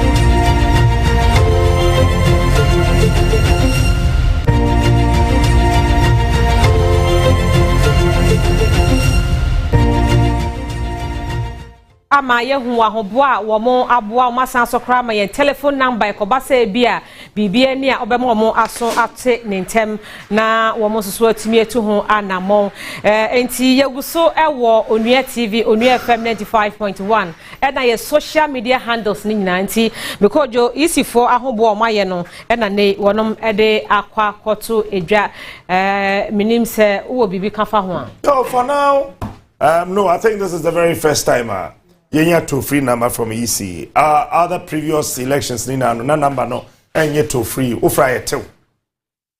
But we did to free Ufra. What credit to? What credit to? What credit to? What number now? What number now? What better? So what number now say what? Obviously, better. And I think, sir, this year's elections, as we said already, are much peaceful than 2020. About a minute after 10, there has not been any major incident. And I'm sure mostly incidents in the bar started free time say because that time especially from the Electoral Commission. But Bibia Ecoso smoothly. You have a coffee, General, I think Electoral Commission for almost a year kakra. In terms of I mean the preparation towards the election in the now who was in brave. But the election proper and on the grounds, Electoral Commission for Israel Kakra. And I am happy, sir, almost started Emma update on my Ghana for who Niema Ekoso. You know, 5 days before, say, Abatoɔ and then now Electoral Commission to publish the polling officers about the various polling centers. So, to publish FMA political parties, let alone even pasting it on the wall. Just because no more yet training the amount for. And I am also happy, sir, electoral pulling that is the parties now. Obia and say, okay, let's exercise restraints. They my Electoral Commission for your body. Who did it? Now you must dream. But they've done so much, and I think, sir, I see about more about so for this bold initiative for more take and that nearly marched the process to a point where voting even had to grind to a halt.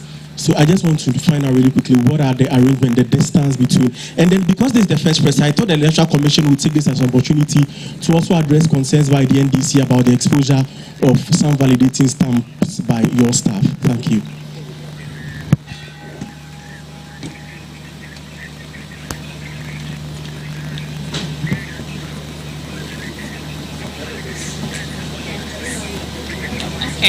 I am Araba Edu with GH1 TV Star FM, EIB Network for short. Now, in the Wejagbawe constituency, we understand that parliamentary pick sheets are yet to arrive, delaying the commencement of voting. What does the EC has to say about that?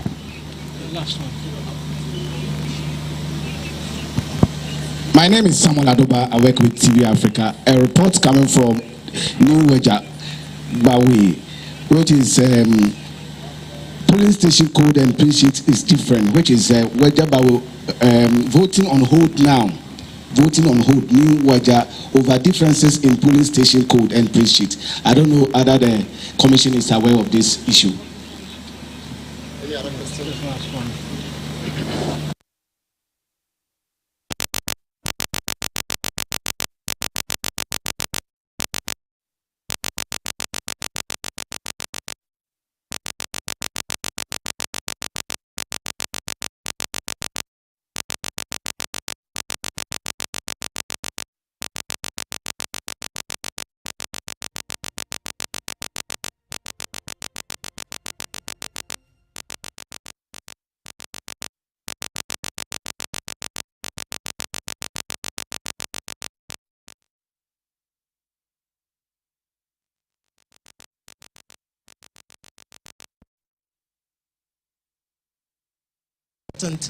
That you provide the commission with the actual place where this incident happened, the actual polling station where this incident happened, because indelible ink is very much part of our system, and so to ensure the accuracy of this information, it's important that you provide details.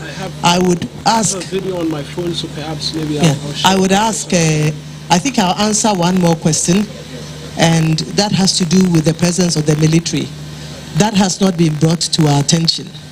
And it's important for all Ghanaians to know that the Electoral Commission of Ghana has one role, and that role is to conduct free, fair, transparent, and credible elections. Security is not part of our functions.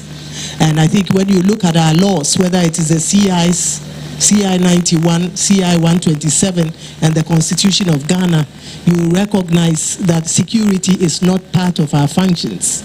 And we do not know the security strategy of the security agencies. Granted, the Electoral Commission has a seat at the Election Security Task Force at the national, regional, and district levels, but it is limited to the provision of security agencies, policemen in our printing houses, working with us to transport the ballot papers to the armories, protecting our equipment in the armories, protecting our offices as well. But as to the deployment, who goes where and who is deployed, we are not privy to that. What we know is that on the National Election Security Task Force, and I believe this runs through, it is headed by the Inspector General of Police, but you have at the national level, you have the Director General of the Immigration, the head of the Customs, the head of the Fire Service, the head of the Army, the head of the Army, and I believe the head of the Immigration. And as the Electoral Commission also sits there. But we, as we mentioned, our involvement is really restricted to the movement of our activities, the protection of our installations by the police, the supervision or the observation of the printing, and so on and so forth. As to the security deployment, we are not aware, and we are not privy to it.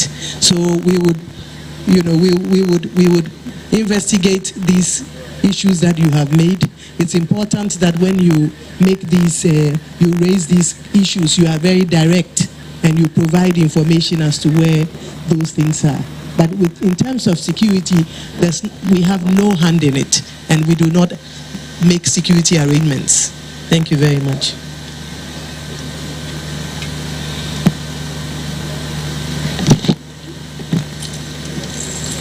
Thank you very much, Madam Chair, the returning officer. So we have two other questions. The first one is the distance, the sitting distance. And I will not say that we have maybe 100 meters, 200 or 3. The rule is that the agents are to sit at a place where they can observe the process. It is only in this part, or let's say this place, that you have agents sitting on the neck of election officials. This should not be so. You find agents very close and then sitting on the neck. They don't even have a space to breathe. They are expected to sit at a distance that they can observe the process. Then this issue of exposure of some validating stamp. What we do is very simple. What is in the public domain is wrong. When we are packaging the election materials, we put them in an envelope and put it into the ballot box. It is only the indelible ink that we put into a rubber because of a possible what? Spillage. So the assertion that we have exposed validating sums is not correct. Then which other question? Yes. Yeah, the wager Bawe, that one, it hasn't actually come to our attention. So we will investigate and then give you a report on it. Thank you.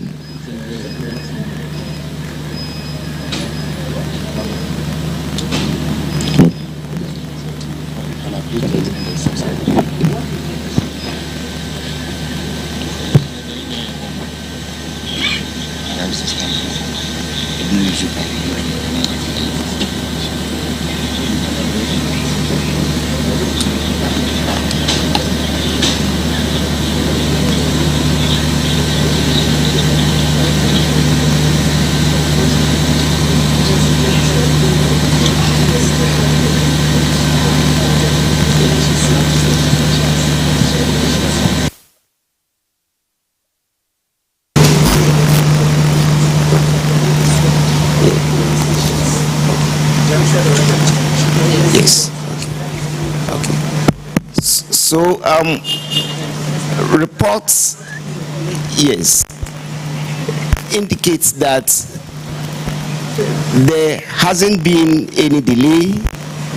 The issue is just a swap of the pin sheets for 2 polling stations. So it's just a matter of sending the swapped pin sheet to the correct polling station. So it's just a swap. That is the update that we have. Thank you. So voting is still ongoing.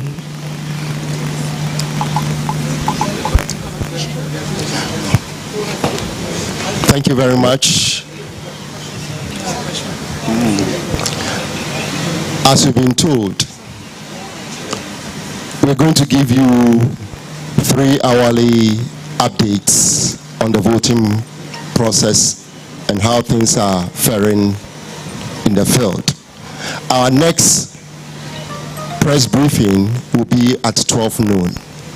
We'll follow it up with 3 p.m., 6 p.m., and then we'll end at 9 p.m. for today. So thank you, members of the press. You are welcome. Stay with us as we share the situation on the ground with voters and the Ghanaian public. Thank you. Thank you very much.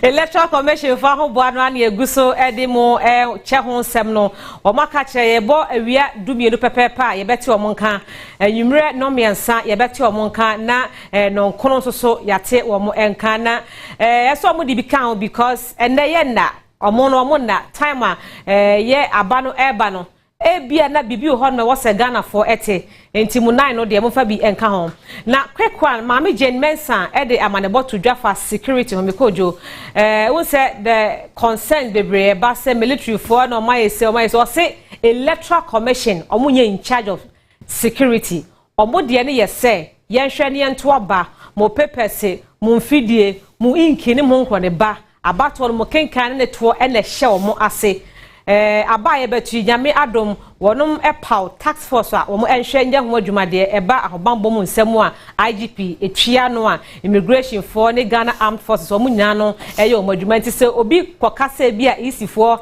na obi a say na asrafo ne posifo a on de ontimi nka ho asem bia mekojo wayem from so na yem from so onye from so bia because watchem obebo heads of security a onim say EC no mo ye ishemu ahodo.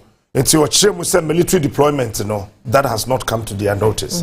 Meaning that Obie no bo easy amane ye deploy military officers at various centers. Either say BBC no mbekwa kobo ana so nkobo ano. Ono de wate no wafiri say enya ade a onim ho bibia. General, I me wa concern kakra. And the concern has to do with the fact to say you see the conducting elections. You say you see the conducting elections. And EC must be concerned about the security details as well. In as much as your various security personnel are almost in charge, almost the EC should also be concerned about the security at the police stations and various places. Say the beya, bibi kusia, enko koba say yebebo EC subo say EC official be ye say security for ye say that say the kokoba ye. We are much more concerned about whatever details be a and me as a citizen, as a journalist, me am much concerned because the EC, the core responsibility is of conducting elections. But the election, you're conducting elections abroad, like on this high America grounds. Yes. So security and the EC must be given a better brief and must be concerned about the security details as at when it happens. So that Ekwa Koba say, Bibiko Kusia, are linked directly to the elections. Say, yeah, elections, then like a security deployment will not go there. That's why, but I think that Ghana Police Service, I agree. Yeah, and then, I agree. And more of us, Miko Jody JB, say, Koba say, Ebia, Nyame Fasama, Empire, say, Ebia, BBSC. Na ya power be a committee be my in detail the Electoral Commission nobody will call him or answer commissioner and say Brana be answer be responded to the SC because on your security person or no conducting elections keke. No, JB is talking about she being in the known. She should be concerned because Ayawasu West we go.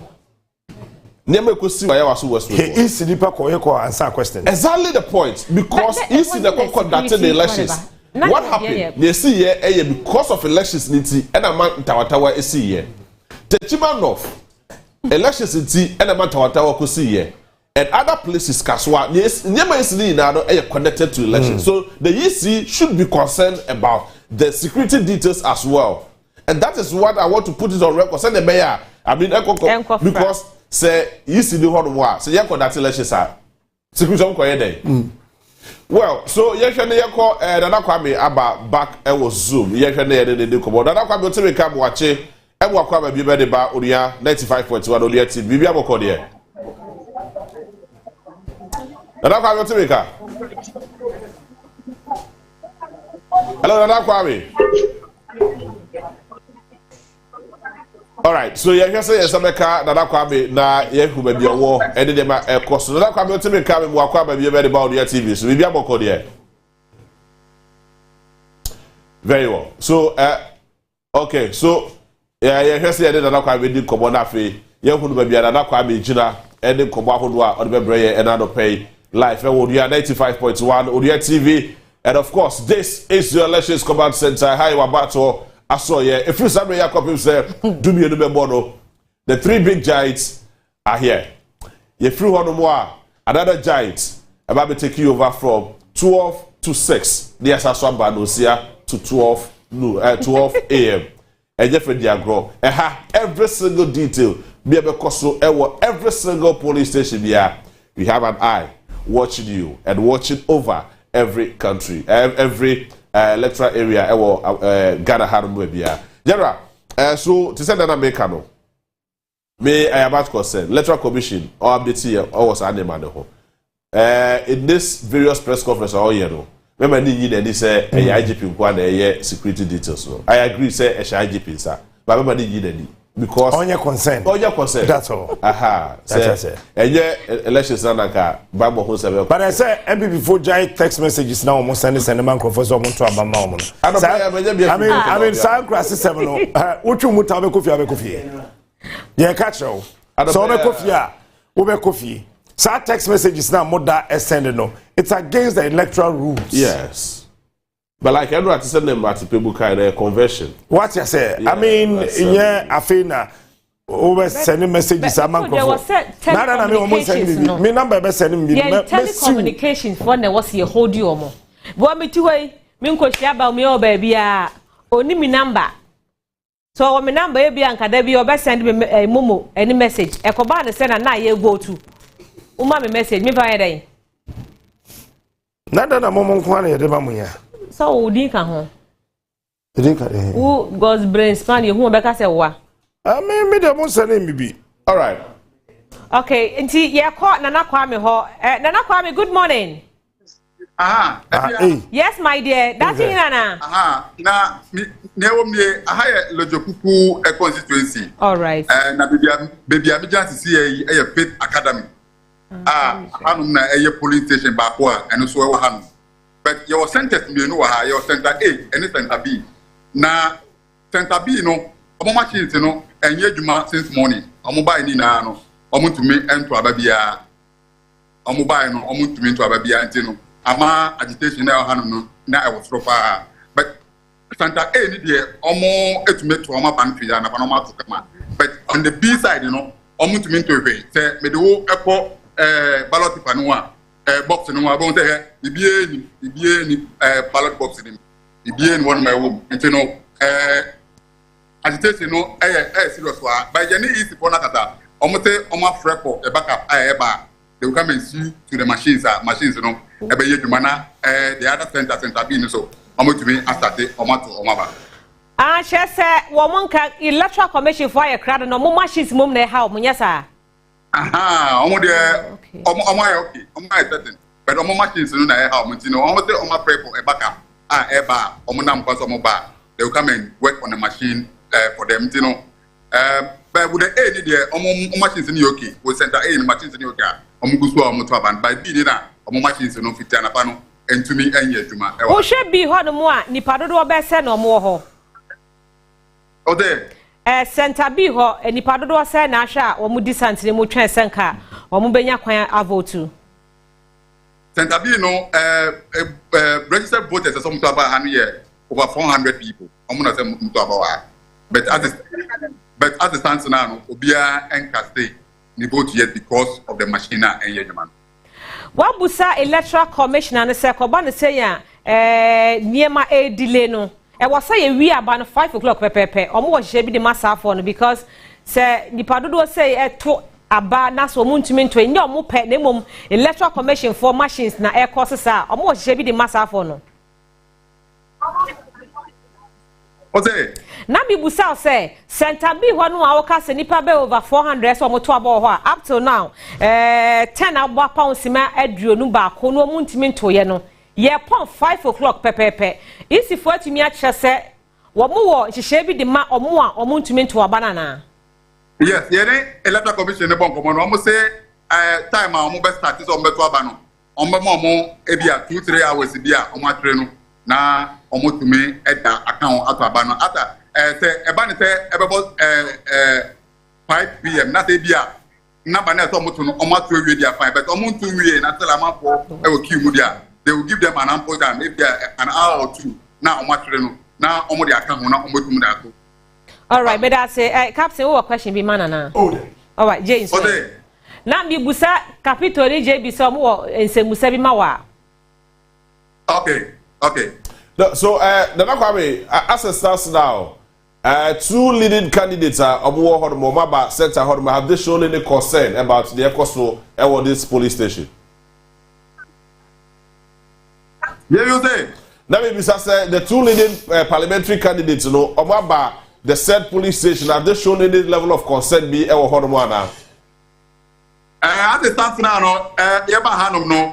So far, me call the old library police station, any secondary school, primary secondary school police station.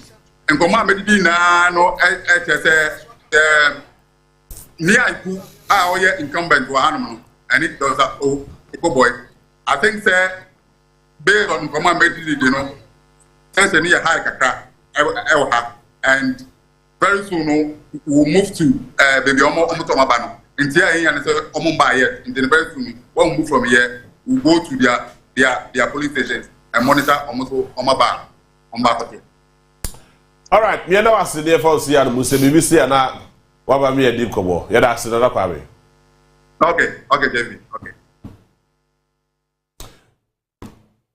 Yo abusianfo na Kwame ene ye call nchen e wo leje kuku Abatoɔ Mpɛsia so nti wa me ate se ya sha ase a ye to aba nondu aba pa hosema aduonu enan ebinum enya nto wo mo abekoba ne sa so a me kodu ya na ede ani breba se obi asori ahomache ede bo bucket ni aba abedi nsantene mu ai wo se onya kwan to na aba enye ono ne mfom so nti no nto ye na Electoral Commission for sebi wo mfidie ne ho nyema bi na delays ano a I think say ya na so you see why na make say Jamesa the Electoral Commission should be concerned about the security because say tawa bisia it has to do with the elections and that is the more reason why make us all get involved but she should be concerned. That's right. Yes, say the mayor I mean Sunday marketing in this pocket of issues you know because of this electoral process but I think all in all, I mean, these things are about to happen. AFD. 24 minutes after 10, Onua TV, Onua FM, 2024 election coverage. Now, so far, so very good. BBNC or maybe I know they apart from a few places are Momuntimin share Abatoɔ Asoeɛ, and I know very well, say there are contingency plans for such polling stations. Say a travel beyond 5 hours no montoya. EC will make time for that. Into Omosha says 7, 8, 9, 10, 11. Polling station be about 12. Now onto Abano. So 5 hours no will not go waste. EC be making sure say the place will be well policed for be or person ba beto na Abano na fe what me ato. So, yeah, I'm expecting to see a call baby to set Takwa where the stakes are quite high. Takwa Grandma is independent candidate. Yes, the support Akoma NDC parliamentary candidate. No, independent candidate Obaro. Sanamate. Yes, that is Josephine. No, be junior school. Oh, sir. Yeah. I mean, anyway, Akunta Wiska. Always keke. So, a horror mistakes they are very, very high. Very, very, very high. Professor Swakwato Nabewi. Mrikuduka. Oh, okay. Professor Jane. Professor Jane Mesa. Hey. Jeda no Popo Wajiman. Also, Wato Naba, Ocean African Tema Fine. Oh, nice. Nice. Come. Nice. So, Western region, I'm expecting maybe to set up Christian Huni Valley. Christian Huni Valley, mind you say, the sitting member of parliament, that is Robert Wisdom Kujo. That's right. And then Barbara Jesse. Yes, Otin Jesse. That is the four. So that's board chairperson okay. Minerals Commission. Minerals Commission, yes. I'm going to call to on the constituency from 2 Galamsey pa. Exactly. And also Galamsey site me and send a trend now which. Aha. 2 Galamsey. Those Galamsey site now only say MPP for the year. Press conference said the mono trap ya say NDC for year mo lose all the mining areas including the Hodom, but the Hodom is a shrink area. That still is Huni Valley. You share what we are. They are part of Western region. It's most likely say Christian Huni Valley. MPP be send Lucy seat no. Wisdom could do Ayejuma significantly Ayejuma. It's most likely say MPP be send Lucy seat because ocean dynamics now and what Christian Huni Valley. What they know about there's another constituency be Western region. I will win. I will win constituency no. I will mobile. But I'm not sure say Barbara bet me afa because when to me handle Galamsey they thought say Galamsey yes no Juma and on beto ababa omo. But no more reference for the common koye Galamsey Juma. Yeah, sure. No, Madrid, no. You see, 2020 dynamics are different too. Yeah, very, very, very different. 2020 elections not a jina brane, not only election be answer, not ordinary home. Yeah, right. But 2024 year woman, 1996 2000 they play off sano. It is a woman 2020 dynamics, no. It did do tima. Ebe how? It's a time now MPP. A pair quite be so for fire. Emma Parliament started so many urban Sumana Bagbin, man, so they thought say they've gained a very good diversionary tactics in tea. Abagalam say they cannot echo from no. When I saw from no, then they realized that I didn't rather na dino echo tiawo. I see. It was rather going against the NPP. Yes, it was rather going against them. So they left it. You know, they left it. And Oshe Awi Takrade. Regional minister is most likely to win his seat. Okay. Or the scale room. He's most likely, but the other side. The first member of parliament, on the ticket of the NDC. That's right. There came a time, he became quite unpopular during the Rawlings regime. Emma, a whole sem koye bebre or honomo. What do you mean unpopular? Just like I said. My name say if I have the permission to say it, chaka. Yeah. Okay. BBC you say 1992 MPs now mobile no. Yes. Omodo mu ina kokotna Sakumo no. Na ye wo MPs flat bi ho a. Oh, okay. Na MPs no Papa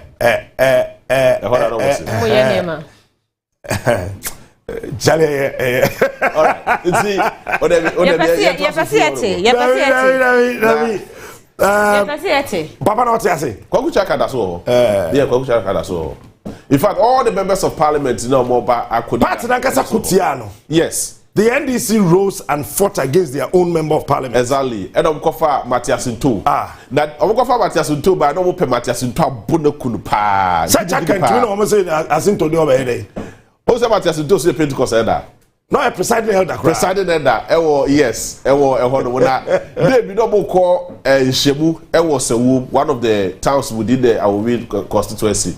Now I'm pen actionity. Omo de share sa ban kese bi no za bamboo ban aha no mututu ye no mo de shame no mo de to card him and omo de ko jo wo hwehwe ban ni wi na omo bo search everywhere omo hu ban answer to stage omo hu ya on the platform no so now yes and he won the primaries and became the member of parliament. Interestingly okoye member of parliament for 2 terms ena Edujemfi now the MCE ebe2 no Abetu ni wie na come back to the MCE, former MCE or also Sisi the current member of parliament. Friend Oscar Forilabi.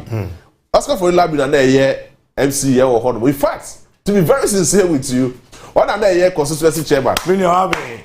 Oh. Say wa area wa che. Really wabe. All of them constituency chairman o hono. Come on do phone. Wabe.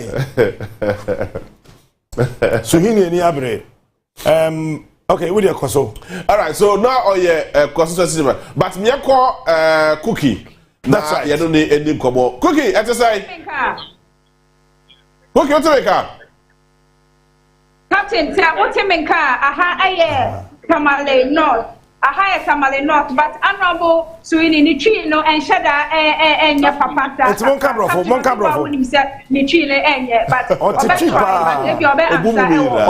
but honorable. Yamawa Aqua Bium, Sisiana Woto about a year. This year, the 2024, also went 85%. Everybody saying, you know why you know, so 85% Nana. I mean, the point is that in this constituency, I won in 2016, and the MPP also won in 2016.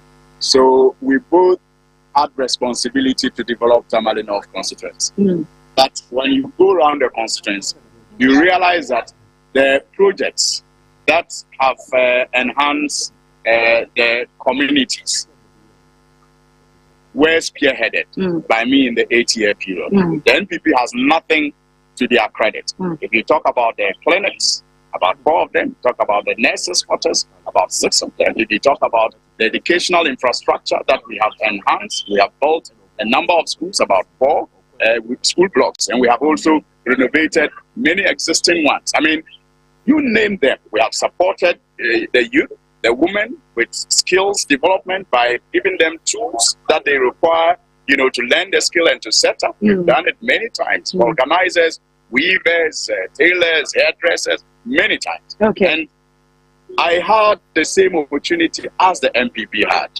8 years in government, 8 years as member of parliament. The people refer to me as their president and their member of parliament. And so I tell them that what I have been able to achieve would have been more if they had given my party and His Excellency John Dramani Mahama the mandate to also be in charge of government. And the people appreciate that. And that is why I am confident that they will do a fair comparison and give us that higher margin than they gave us in the past. Now, honorable, now also slogan be 2024. What they running? It's either we win or we win. Just and then you can't abandon we. Let's say win now. Or we accept now. That one is not in contemplation.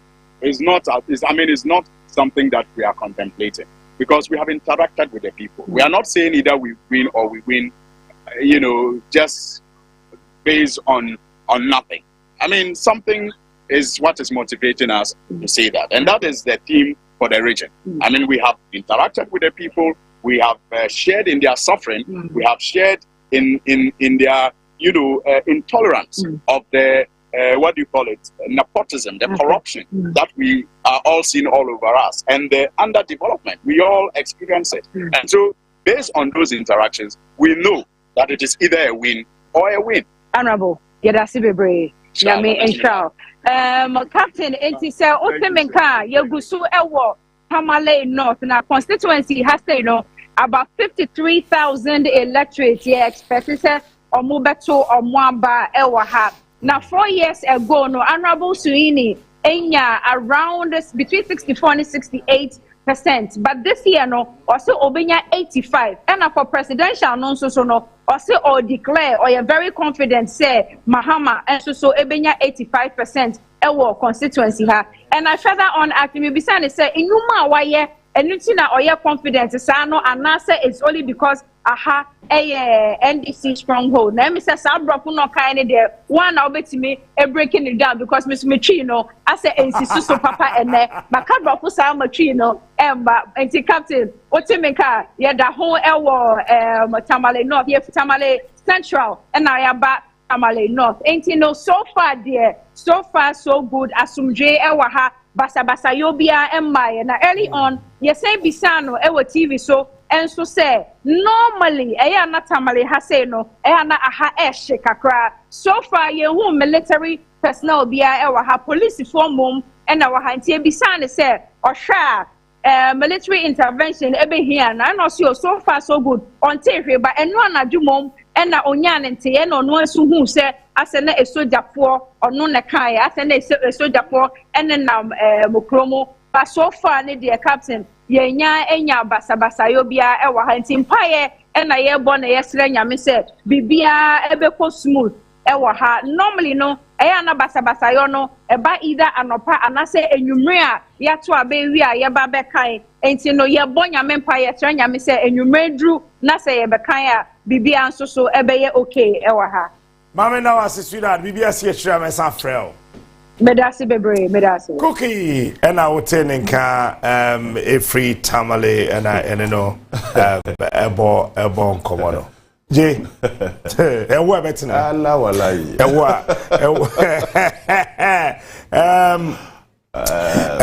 ewa betina yes but general I also expect to say minya information from Hohoi K2 South and that enclave. It's cool now. Yes, because of Enra Seme it's cool now, and I think it's a very good one yes, there. It's important. But updates from there. How I wish we can go to Western Region and then we can have Takrady seat, you know, where the regional minister Ekuta seat is most likely he will win the seat. Esikado and a trouble with Homa MPP. Esikado Kete.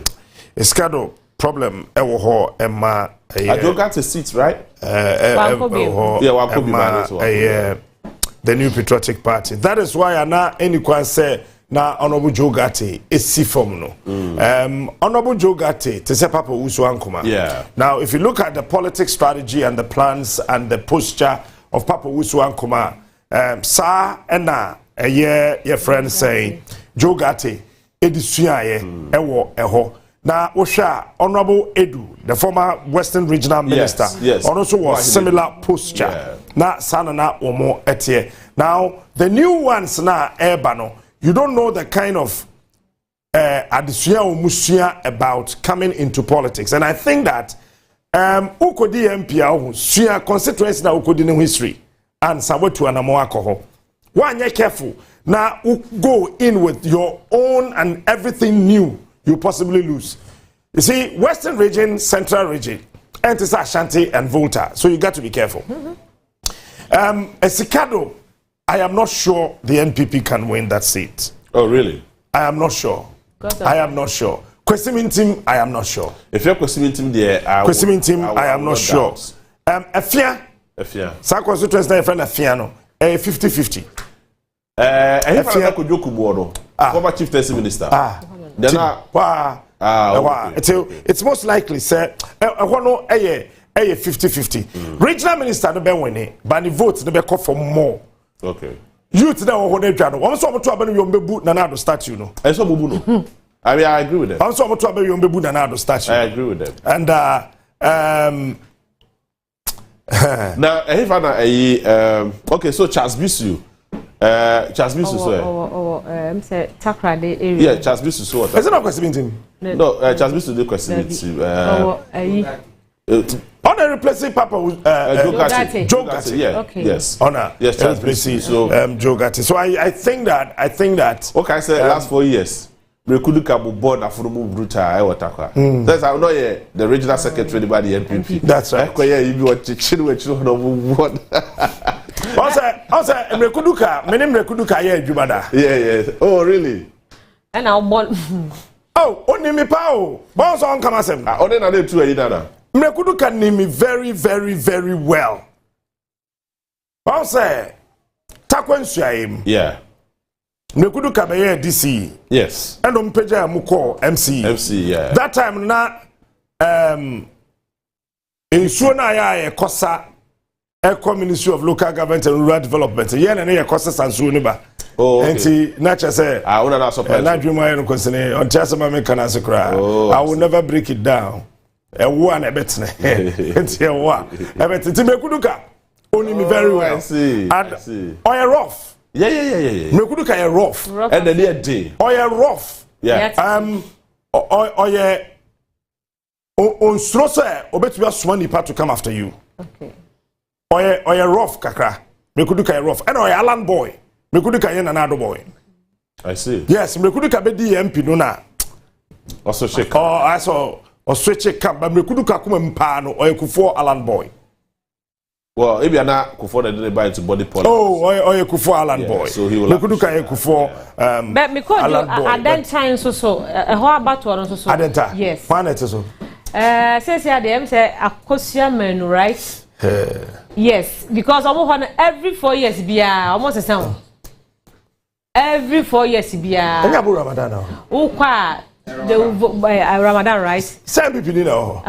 No, I think I'm going to contest. No, Akosia menu na we need. Akosia menu. It's not one first can go no. That woman is. Some people from first can go no. Fine woman. Now second lady you have Masare. The one they call primaries no. But how they no? We say voting party no every 4 years bia unti o ye MP unti mi nko 2 times. And say lejokugu. Yes, unti mi nko 2 times. Lejokugu o metu. Enti na mema so nko na akọ first time obeko nti yem se hodo ma ye den kakra. Alfred Techimensa good morning. Morning Efia. Na o wa hia no pay. I said James Subai, na emesa. Ba sha me musa so ho te say. Me se wo he. Well, if you me that o here metia enya some stopra me wo amasa my constituency. Na bia me way Mennonite police station A and then B. Now as it stands now, you know for about 3-4 hours they share elections yasi.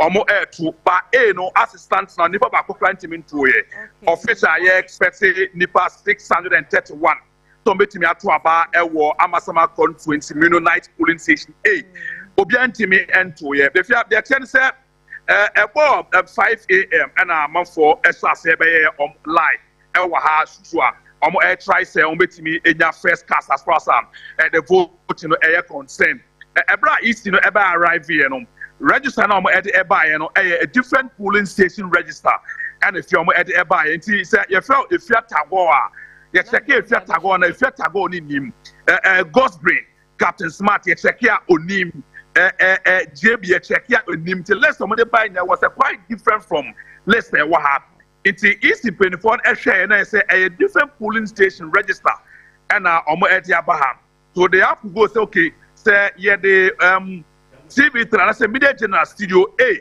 in Krata na Abadia and I say you go check studio baby here dey na studio C it is sad there register be pia no mo fan call mo police station won call say e bi o mo je ko pie wa o mo e call na dabi the same na say e enfo na timi aba o mo the new one e buy new one o mo dey buy and if you na 2020 register and o mo e buy it depend forecast say sad there party agent mienu na e wa ha no o mo ko ben krom no mo hwe say emra na e ko na komo enyusu FPP for anyantum NDC for you to say electrical silent here they are almost for the entry the trade and almost equator no EC director for the constituency no ebe assembly with the people no meeting and catch them say man 45 minutes now obe get back to this particular registration me no ekasa obama see just about a minute or two and in preparing for amade register no e dey about bonten in so we afei and easy for them I can number any obiantimin to be a hard stance now. After na about headline is suwe kama obia ma for I like so ewa ha on my card say on person here no mu nyina etime eto aba but easy penny for them amomanya nte say about no num na unni line so after na oba ya mount and found say embre eko gentleman to ye but about 5 na o line mu dia ye ba mo them say 12 o'clock line be say be mo wato but about 5 now we need line mu dia the patrol amasama constituency Mennonite a polling station ya ma wonto it assistants now the afei and register na ba before eguso a omo hwese na ma betimi akon kasa mre wo ha obama mesma be mienu ba ko bi na me ne 1 or 2 people etimi etin komo na ma heso for half for so omo about all this period omintimi to abanom concern mami ni me ba ko ha edin komo wa bia me mo akwa bibia boko de bibia boko we are live on number 1 television station on TV so what about 2-3 hours mun nto aba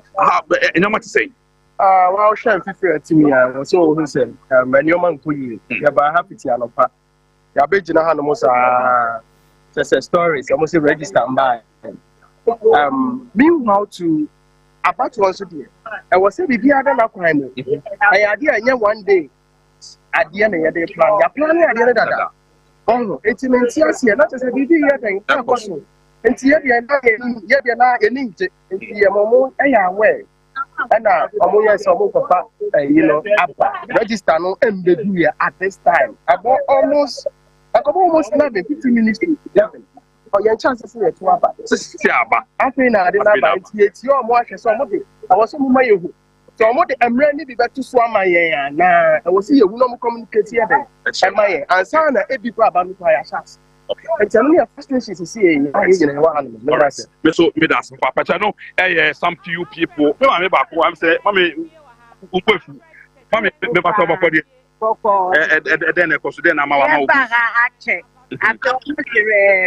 tired then the train. Yeah, tonight have to tell no pass our basis is a brie and coffee. A fair and sana, yes, or more dear. Mammy, that's should be fine. With us. So if we more some few consents are among for us more easy. So like I said, register the Ababe do understand. So enter crano the elections no ever say Amasama Constituency Midnight polling station A and na ya monitor the coso. Alfred ya beda se ne wa mane ba odi free Amasama na betwain ene anopai e wo nua TV so me ko jo time na Alfred kasaro na ye di nkomo wa chiri ho se we enye de edi kan a ebi esini central region ho no be mebo a so si ebi Andrew ye eji krom wa abro asibu kwama nkase le suta ofi abrodun kowa obedu 30 junction na wa badum fa na wa kwa beka and then the next town eji krom. And then the same thing happened. Register ne call no. Na betenya polling station be register and omode call ho G room. Internet say omo sign ediko. Second one there by na year be ni so. Na ye nkofo din na ewo muhwema hu say if you go Onua polling station ni din wum but ohwem ko akire kakra so won aka na omode so so no ina so no obi a edinim. It came the fourth time. It came the fourth time, a 2000 first round answer. Omo etimi rectify. Yeah, tactics no one I say. What the other day? Bye, Emma. We am an etne. Emma. So ex-president Kufo. Oba question to read akoto aba. No, Kufo to aba won cry. Otu wa cry. Otu aba. I think is it Isley gone home baby? Oh, okay. Isley gone baby. And adodi so. No, to ni there be to yi. Ikrom ho. Na do am so be ko ni krom. Yeah. I think be ko ni krom akwa. You say you monitor closely that you put be ko akoto naba e woni krom. So far John Mahama am sawato. Yes. Napo ato. Yes. Baomi ato. Professor Jane Jaminsa ato. Okay. Other presidential aspirants in the Yanyante. Wato. Okay. Akala. Ana Onyanto ye. Mama Anto ye. Okay. Baomi ato yes. Baomi ato. And a prof and swato. Prof and swato. And a poato. All right. Iti yeah. Share said yeah. Ebe kwa kusie. A boy 11 yeah the first Abatoɔ quiz in the Besheshe so. Why na the first former president also contested elections, presidential elections. Fourth Republic. Why na mampeni dada odikanya osan so gina say yento ne so aba ebiom Fourth Republic. This a far question to trim say answer na pacho starting na feature. Those of you on Facebook, you guys, you've done more than well. My idea, papa, Facebook follow. My idea, papa. The last time I checked, we had over 2,000 comments. It's marvelous. We truly appreciate the Mayeno. Achuma Fwase. Omachi nipa ba ko wa okuta ballot papers makoma 76 wono kwado ho police for no atamaso no omachi ne fine the video is on Onua TV Facebook ho no nti wokwa ubehu onyo bi so awanyini oye akola ketwa kakra fine onyo bia wanyini bia wo hwere ne ma wanyini kura ne bebe 21-22 na okuta 76 ballot papers into no omo ache no agye fi nsem me no ka say handcuff eda ne nsa fine aposi for ene no ebo ho enkomo eti but o de so betimi aboa me a when akwakoye okodi nyamra nsem te se ne abrantie di bia ma ya che na ye de akwakoto Abatoɔ ankasa no nya kwa wie pepe pass ne ye jawo mu exactly the point nti we nkosi hwe very unfortunate because be to go di bone or electoral police stations or anywhere na because of Abatoɔ nti wie ya na what our term excuse my language na a foolish case then nobody pays attention to it because he belongs to a certain political party. More Facebook they appreciate him I mean Samri na 2,400 likes na 3.7 thousand comments 3.7k comments with 396 shares and then 59.9k views with 4.5 live views and so Charlie Charlie the command center higher battle Asoeɛ etino eni amano said here and Robbie sent me a message from I think one of the radio stations in Kumasi no so person omofa ye feed no life onfa na me say over to you Jolate obetimi afa radio station that popular see obetimi afa eti ye chia akomafo yina na ye san chia e connect fm fo yina so e wo takrade na mjidi ye se bibia eti why na ye former president odikan a osansu jina ye say yento no so aba no nsan be president e wo fourth republic yi mu yetimi asa yetimi asa bebo one name pe oh yeah bebo one name pe ento the better answer why na ye mampani a odikan yes mampani dada yes odikan a o contest ye e wo fourth republic yi mu say yensan to no so aba bi mu said there will be half of 8 plus 8 half of 8 plus 8 8 say half of 8 plus 8 8 but what the once I don't know afate the time no so be we say ebia so who was the first former president to contest in presidential elections in the Fourth Republic? A former president contesting in the presidential elections in the Fourth Republic.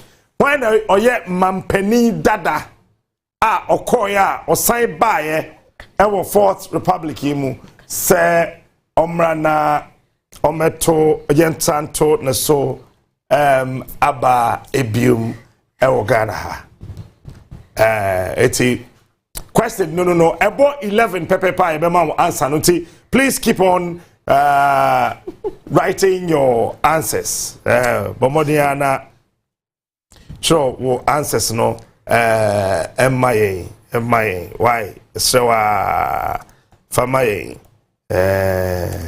na bibia ntimi nkoso 5 eti why na ye mampani dada odikan ewo memu ha osan gina se yensan to no so ababium na omeye mampani na efia be fa misty ewo zoom amisi se ote yanka baby a owa nanopay mache pa yepi mpane yemsa amisi nyanya radio hello amisi amisi nya crowd nti yento aso na yenkoye ni mikojo na se ne question esi baye ya hwe yankrofo be hunu ntemu sa enra etimi ekipiom kakra me wodi ase asabantem oh wodi apachocho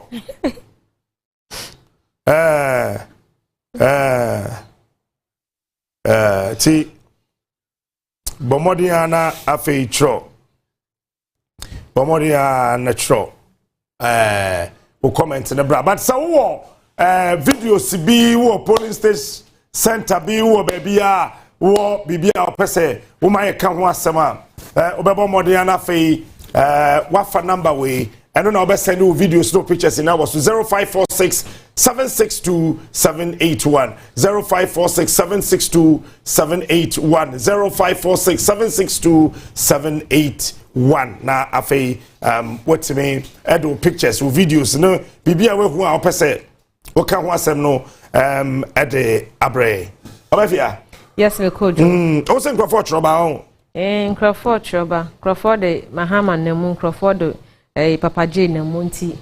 Why na former president wasanya ejina bium sayento na swaba na onsa MBD mampani mampani dada odikan opere se obesa ejina bium ewo Ghana Abatoɔ mu sayensa nto na swaba na MBD president mpacho hwan for comment no for answers no comment section ho ebo 11 pepepa ye be ka show Yanko Fifi Mantemu na yene Nana Yaw Asare eni nkomo Nana Mache. Hello Nana, good morning o. Nana yes, ote yanka biem. Nana on mute you na yene nkomo wadaroma. Good morning Nana Yaw Asare. Nana Yaw Asare ye ka wo se wo be o mute ho na ya to ankomo bono eso hello good morning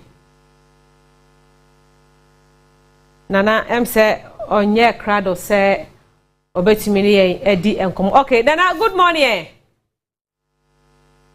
Nana yi achia o yi achia okwan ho nti Nana ntienka Nana otienka yeah he still cannot hear us eti fa o comment no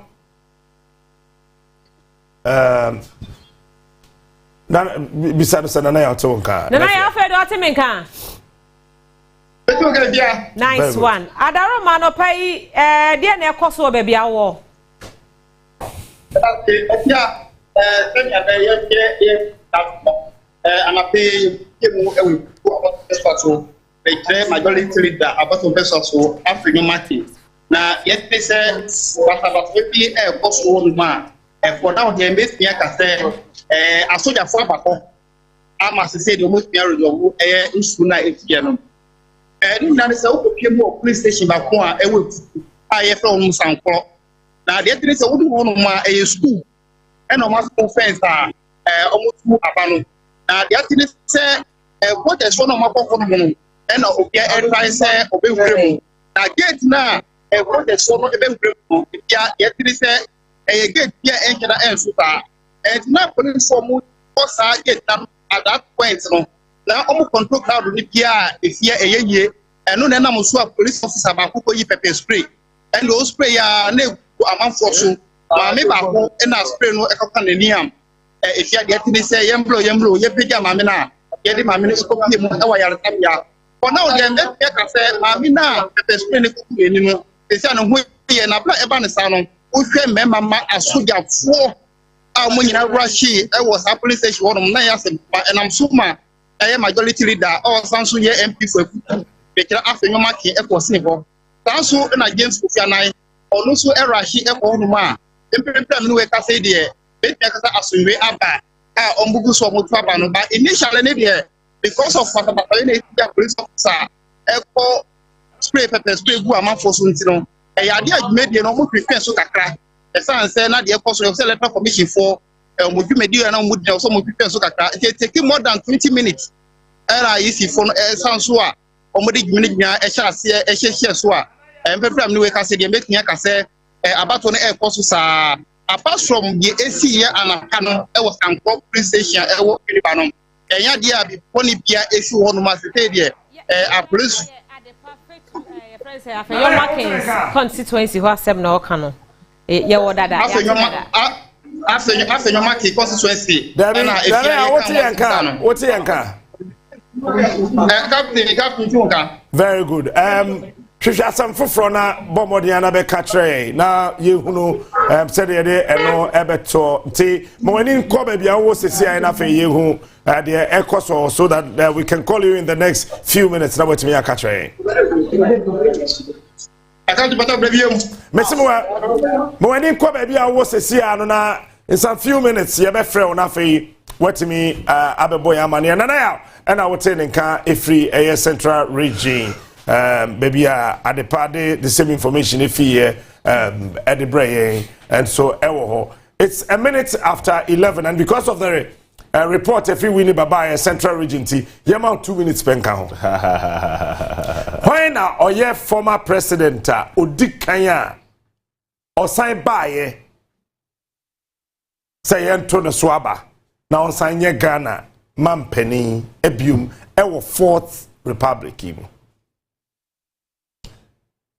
so say ye answer mampeni dada a osan gina bium say ento no swaba na onye mampeni ewo ben yi mami situation question ni wotwi mu ye why na ye mampeni dada edikan a osan gina bium say yensa ento no swaba na omeye mampeni bium ewo oman Ghana hwan about 11-5 pepepa will give you the answer. Eti Bomodi. So who was the first former president to contest in presidential elections in the 4th Republic to become president again? If you want to say why no Bomodi. Oh, JM Dawson. And the woman no be the Papa James so abebom. Omo take question here. Why na ye mampeni dada odikanya osan gina say yento no so aba no nsan ye mampani bium ewo Ghana awonya ntia de na se tie question ye why na oye mampani dada odikan a osan ba bium say yensan to no so aba na omeye mampani bium ewo Ghana ha afia bobo mikojo Osha nkrofo eguso a omode omo comment no ba na omo ede eba hwan ede eba nkrofo kasa first one before na me close here no na otimi se Papa J na ni din wo mbi pa na yewura mahama nsoso na ono nsoso ni din ewo mbi December mo we fearful Jebi fam fo ba ko bre mate wa na meyo sa do be ka amanti bia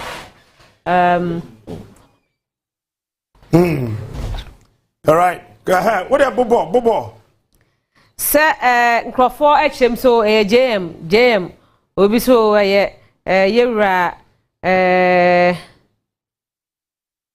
Papa J me sure say Papa J ebi so say Mahama ende nkrofo Mahama de no dawson pa Mahama de no edawson Mahama de no dawson pa me say na tie question ni ye mu amocho answers no so tie questions no eye me say question ne say why na oye mampeni dada odikan wo memu ha osan eba ye ewo 4th Republic mu say yen santo no so aba no meye mampeni bium the first former president of this country osan ba say yen santo no so aba no me di mampeni bium minim safe mwati asia question is very tricky. To say why you careful, why do you be say the woman na you open us, but then you open that. Why do you say you open that? And so then you open that. Charlie, your comment today who says over 6,200 comments. Yes. Wow. Yes. Interaction spanning. Yes. Pacho it's 5 minutes after 11. Mefia. Me wo honum na de mami fa misti me ba na wa hwehwe messages na wi na afei no yetimi ahwe mo answers na yeso ye de answer na nkasa e de ama finally why na ye mampani dada odikan wo ye man yi mu a odi ni mampani wie ye no okosan ba se yensan to no so aba na omedi mampani ebium abi so temenka mache Hello, Captain. Na bibi abakọ di amisti. Nyame adumo bibi abakọ ewo ada constituency hanimo. Amisti den e koso ho boyen komo. Oh, ada ha de se wo ba ada constituency na. Ye were 93 polling stations utimu se omo egugu akwemu aba no ekoso kama. Na baby ameko bia no utimu se eya ahobanbo for hono omo hye se abato no ebetumi akototen. Ena tese wo bia so edi line mu kama omo hwe se omo betumi ato aba no akọ omo fie. Na ye share ase ewo ada no ye de kan ekọ Kasai Model Health Center hono omo polling station ni mienu. Police Station 1 and a Police Station 2. Police Station 1 ye kopie mu hono. I have 478 voters and there was a moto abana 7 p.m. 7 a.m. sorry. And almost shase eto abano simaba kumpo ampa ho. Ye kopie mu ewo Police Station 2. A house of 410 voters and there was a moto abano. Yele nemu ewo ada and yes kopie mu ewo gom. Na gom also so no constituencies no police station no eyemie no. Your Police Station 1 a house in 687 voters and there was a moto maba. And a gom 2 no 506 voters and there was a moto aba. Nini na so our big adan no ye kopie mo our radio adan a house so na police station ni bi wo hono mo abato ne so ekoso a house so 683 voters and there was a moto aba no enwe chini kopie mo our momotonya and also 572 voters and a house so no moto aba na baby amegina sesie ya aye lenobinya a hono so no our police station ye mienu ɛhɔ na MP a wɔda ɛyɛ adan hanom no ɛhɔ na ɔto aba ɛno nti no metwe bɛn no ɛne ne di nkɔmɔ ebisa ne sɛ ɛdɛn na wɔwɔ kakyɛ Ghanafoɔ ɛyɛ ane a yɛto aba no ɛna afei soso no ɛnɛ a yɛto aba yi ɛna sisi asoso no ɛdɛn pa ɛna wɔkyerɛ yɛn ɔkyerɛ yɛ sɛ yɛkɔ soro bafɛ mu a adan ko adeɛ yɛ ne dea esan sɛ wɔhyɛ ase bɛdi MP ɛwɔ adan no ɔhyɛ ase wɔ afe 2013 ɛnɛ ne nyinaa wɔgu so a ɛhyɛ sɛ ɛnɛ dɛn soso nkunimdie ɛbɛba n'afa. Now be PM ewo hanom so wuti se bibia ekoso toten a tese yi bibia nye den ensiye na ye beto ye no eye po ye esi hanom yi na NDC fo omo be bot kese pa ebo hanom wuti se omo tutu ni nyina gidigidi e kire se be omo ben bebi a abato no ekoso ti no enwo se omampanyi bia na se parliamentary candidate mpo ni ye de ebo hanom a sisi ano information ye nya no yego so ene namu a enti na ebesi bia no ye de ho the information ebebremo na de tene se advantage bi so eche bɛn me eka kire me se okoto aba no parliamentary de no ye man 2 sheets a na enwo se eyesa eno ti woche bɛn eye yisifo na ebisa omo se edi enti na omo man 2 sheets na advantage no kan na omo ka kire me se eye mistake na advantage no so ene make se woche se we enwo se mistake eye den eba ho esa se omo fa training mu a wo se eduma na omo ye no omo timi eye ne ye na advantage ne bɛn me akebetumi ene na twetwe nkomo so enya emergency bia yene namu a oben yenti no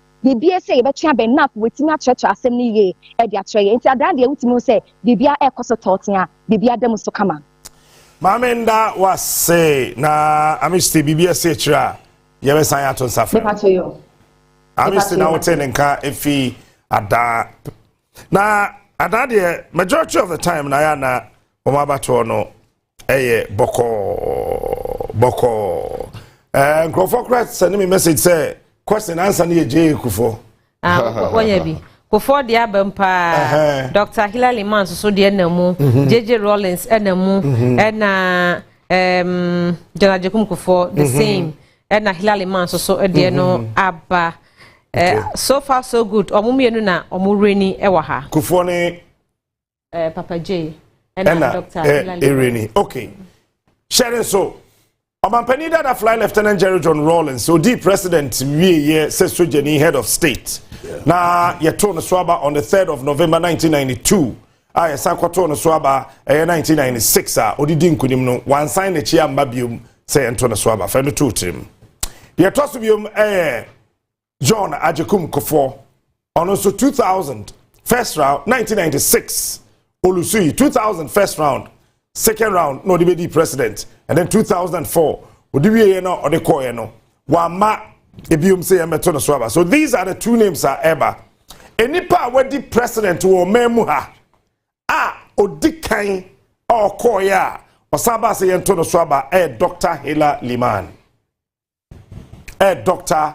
Hila Liman na oye mampani kama eneja bra jato be won si nchen boko na oja fokwadwen ne ho 1992 ena osan ebaye na no ye number 3 ewo ballot paper ne so na omampani dada fly Lieutenant General John Rawlings ena na edaso kane ena fe Professor Albert Edu Buahen etoso mienu ena fe Dr. Hila Liman na otoso emiensa. Dr. Hila Liman enye 266,710 votes.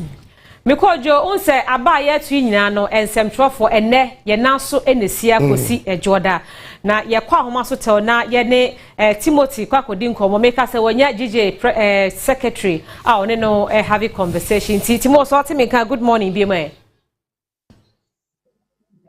Hello Timothy. Timo wa ba zoom no so. Okay, Yaba, good morning. Good morning, Tago. Yaba, so the unenam tema ho baby meboa. I'm a Tema West constituency. Ana mede reporting FPA Brel. Nice one. So far my call be 4 polling stations. See me no ka say dem me wo Star Kindergarten School. Sisia na Honorable Natoshi also na be some few minutes ago. And now okoye. Before that, so no me call Sakuma no basic school, cluster of schools one.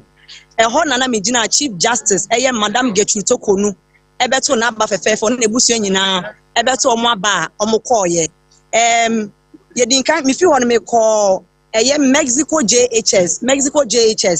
Na nipa be 1974. And there was a 2 but me koye no na say as a low turnout kakra ewo ho intino a little above 100 and above 2 no as at somewhere around 11 a.m. 8,974 but not a little above 100 and above 2 no. From there me call ICGC 18 junction a house of voters also more to electorate no 2,562 but as at anapa 9 a.m. and I started about one. Na nipa atwa abano were just a little over 30 but then I feel na ya 20 no I expect semester ko back no na endom ababeto. There's not been much issues our polling stations na makoni nyina no. The little issues are obenya voter turnout voters are ensheda emba bebre in their numbers and I say their queue no bisi me buy eja away sansa me kakra na unity all these polling stations at makono. Me started 18 junction parochial Presby. About to start at exactly 7:10 a.m. And as at 8:30, me free one. Now voter turnout was around 45. Many pabeto abano 45. Even though say I'm out for that from 12 a.m. up until this morning. But I need 45 and ababeto abano. And to see there, as I said, me was Star Kindergarten School. There is 7 polling stations so far. And nipa kakra bi na atwa egusu gina voter turnout ne there. Baby abeko bi and it looks like it's low. Inti egusu gina ha say amount for will troop in but it's been peaceful. Obi abeto na okọ inti gidigidi bia NC wa ha. Say na yenya report ya report from polling centers and say registration centers nibi sorry baby I to aba nibi che say machines na say ya bi on mo machines ni shada nkoye on materials me tre Electoral Commission dey delay baby I want my experience bi na say anopa no na mo sisu a mo to ma up to now. Okay, baby, I mean one day me express the big gidi sir. Say parochial Presby 18 junction hono. Na the materials no eba within time, but I'm not earlier about around 6:45. Into voting no delay kakra. That was just around 10 minutes after 7. And I see but me nya say machines no any issues and I said Yaba Triansa Portia Gabo, one Mames Losu, Edin Como, Ewo, the constituency, Mama Yanimi Brasisia. Polling station. And the NDC were insisting that we had stuffed the food packs with something, and so they created a scene there. And I've read online portals carrying it as if the voters there were hooting at food that we were voting, we were sending to people in the queue. That's grossly inaccurate. And I'd be grateful if at least you take the trouble to ascertain exactly what's going on. I mean, if I'd come here and people started shouting for whatever reason, not everybody in this constituency votes MPP. So definitely they have NDC people whom they can induce to create unnecessary tension and confusion here. We don't want any incident in Ablekuma West. Everybody wants to come out and vote peacefully. We've conducted our campaign peacefully. They are determined to create something just for making news. We are not interested in that. We're interested in creating the conditions for people to come out and demonstrate that they fully support the Member of Parliament and are going to throw their weight behind Dr. Mahmoud Bawumia. So I'm sending this note of caution to them. We will not tolerate any such incident from them. I and my people are prepared to do whatever it takes to promote the peace in this constituency.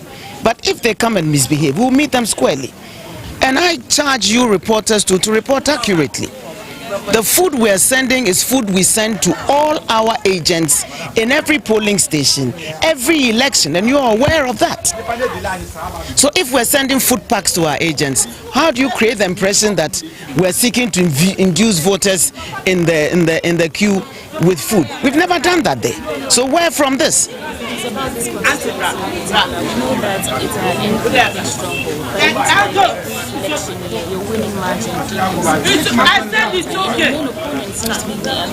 I'm not sure about where you're getting those statistics from.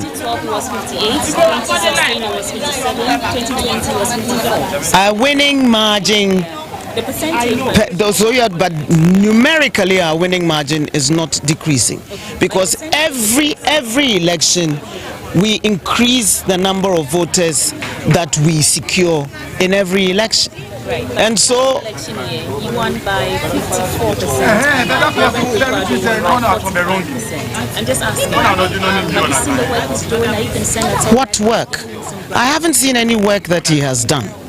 And I don't focus on what my opponent is doing. I focus on my campaign. I play my own music and I dance to my own tune. What I know is that even the school his mother left to him is in a deplorable state. So if you cannot manage one small school, how do you hope to manage a constituency? But that's not my concern. Let them do their campaign, we'll do ours. And I'm confident that with the work we've done, roads, health infrastructure, educational infrastructure, social support, sports infrastructure, the evidence is there. This road you are standing on was asphalted during our time in office, and all the roads that tarred roads that you see, apart from the high street, were done during our tenure, and the people know it. So I'm confident that they'll return a favorable verdict.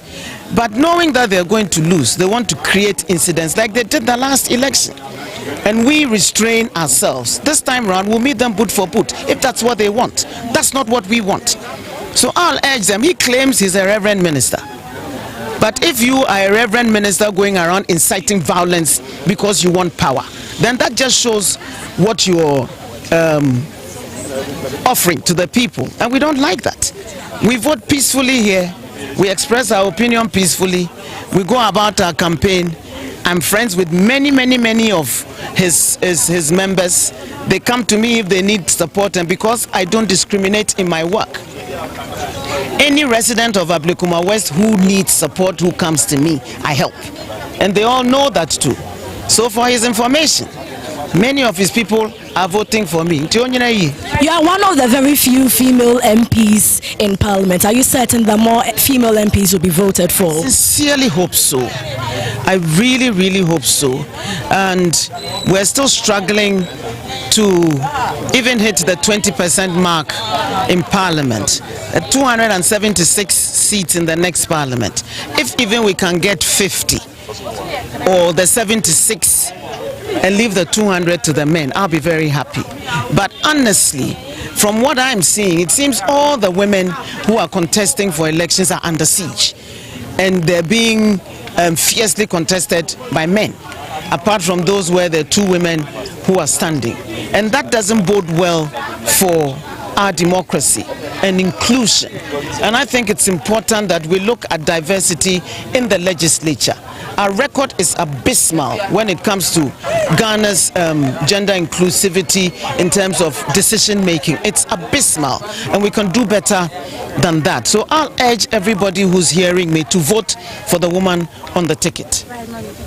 So I have been speaking with the Member of Parliament for Ablikama West Constituency, Madam Esla Owusu Ekofo, who is standing again, and she says she's... Abusia for Esla Owusu and out is na Yenua Bema, sorry, Yenua ba Portia Gabon, you know, Edin Koma.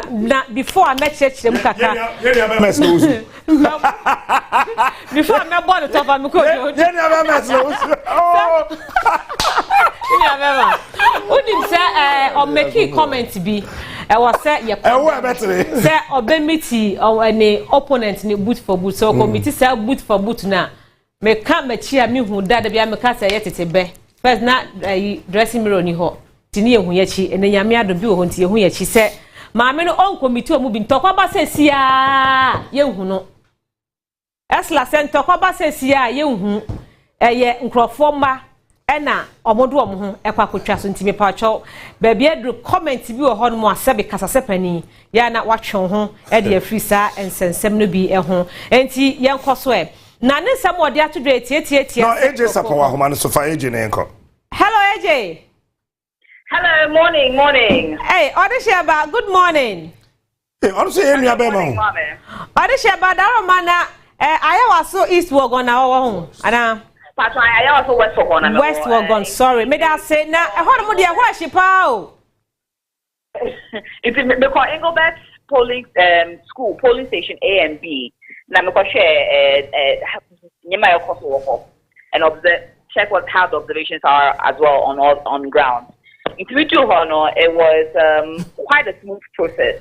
The queues in Dawson. We do very quickly. Almost show the almost verify, then you get your ballot and vote.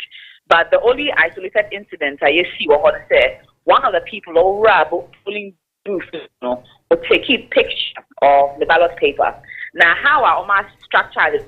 Polling station A for whom polling station B, to face each other, so that the EC officials will say, "Obi Basadi mom to into back identify or notify EC official no call no mama gentleman delete picture on the phone so but a man let security officials and so was very amicable man delete the phone so and then they let him go. Notable people on mobile T in Anope me who say including Kojo entry so a musician Kojo entry or no vote into Okoboti or but he declined to speak on camera. Well, another interesting incident is polling station A, EC official, she declined to speak on camera or say order from above. The director catching and say, "Ma'am, any media be having any interaction?" So she can tell me anything I need to know off camera, but she has no authority to speak on camera, which was quite different from across the road now. The polling station people was happy to speak to us on camera as well. AJ, now the reason is because you did be akasa. Exactly. Maybe because I've observed it over the last 2 elections. Every time I do Mobia, I'm always allowed to speak to the EC officials. But I'll say, on that of and the director in front of me, at no point should she speak to any press until she didn't have the authorization to speak. Until say, man authorization the own to make I had to explain to her that everyone else is speaking, or we've spoken to other EC officials across different polling stations, but I'll say emphatically said that's the order from above and she can't speak. Yo, AJ Sapon or the reports if I was so West we're gonna battle on Persia so and or the by Hodna John Dumelo and Mame Lydia Lassan, right? Or more air contested. Now, yes, I come back now. Ye mammy as Lowusu and come out on it Portia Gabo. Edi yen cheshum tell ever man in Yania said, among phobia shall say the quad do air bonus set. One no near ne a package air to chair, Eddie among Crawford ho. And no bet them which say, and yellow crowd no more mujinam check or my bonchenku, no, and yes, sanity. Election be a draw. One party for our muye Juma ama woman, a can't share who I say or more Madiani Eddie. Ain't way a normal idea wɔn ɛyɛ nti onim deɛ nti a obi bɛtena baabi na wabɔ ne dede ahuro no aka sɛbi nsɛm wɔ ɛnsɛm fata ɛde afa ne ho nti ɛde ho no wayi na no wɔ hɔ no mo kyerɛ sɛ yɛsɛ bi a ɔde aduane kɔmɔ ɔmo di santri mu ɛde kɔ akɔtɔ ɔmo adwen sɛbi ɔmo to ɛmfa ma no no hɔ no yɛm sɛ ɔbɛyɛ Mugabe ɛwɔ sa mpɛsua no ɛso esan sɛ wayɛ adwuma na baabi krampa na ɔmo gyina ɔmo to abɔ ne Porsche edi nkɔmɔ no first na hɔ no mo yɛ mfuturo nanso nei wagusu tum ɛde ama empuntu a wɔyɔ ɛwɔ ne mpɛsua no so no obia entumi enyina no a ɛwɔ sɛ obi ɛtena baabi ɛde saa nsɛm bi sei ɛfɔfɔre no egu n'anim ase enti wɔn deɛ obi oduru deɛ wo a obɛyɛ ho sɛ ɔyɛ bia kɔɛ sɛ naano abatoɔ no a wɔkuli down no wodi si a obetwa ɛno mu nsɛm ɛna ahwɛ titiro deɛ ho hia no ɛne abobɔ so ɛde ama yahwɛfoɔ ɛne yɛtiefoɔ no Sama Ibrahim Kai is so in the first place because you cannot tell me say one obi a child BC in the first place okon when you are there ko police station akwa then ho no boye ba bi edidi ye kwa koto aba e wo ho in the first place. Number 2 MP onye kwan MP enye kwan sansem no munya ye hwehwe ne mu MP bi anye kwan je munya sa de ma no mo ye no. Now, I'm making sure say they will speak the language of the people or the language of the way I buy money by SCA. No money as I demand. Omampani dada Mahama. Yes. Ako ne papa ennaso.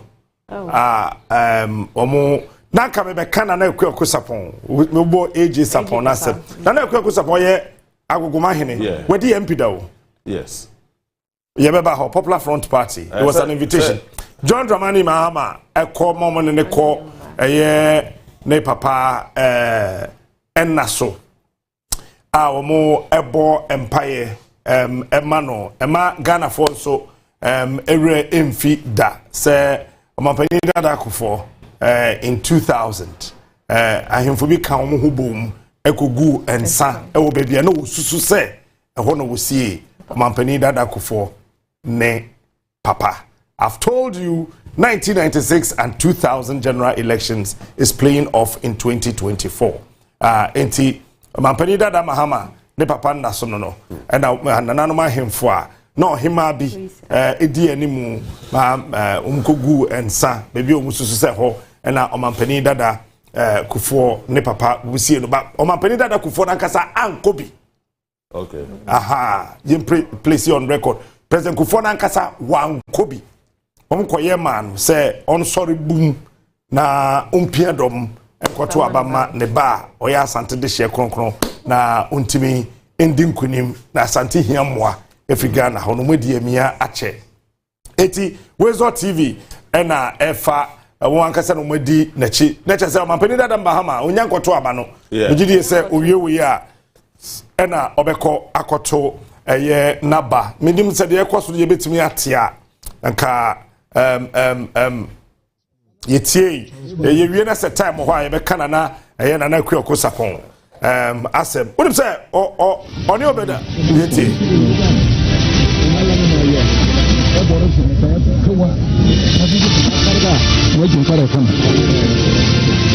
to kidel male es kama wo esbe woro fe kuru kumulele bole bu kumulele kumole amajon mfeni be kamo yile MP meta MP na lenya ki president anso jande bole bi anyibu shaw ala shaw kuje boro kasa nyina nan kan tim e boro shinanti na amina tim malba e boro shinanti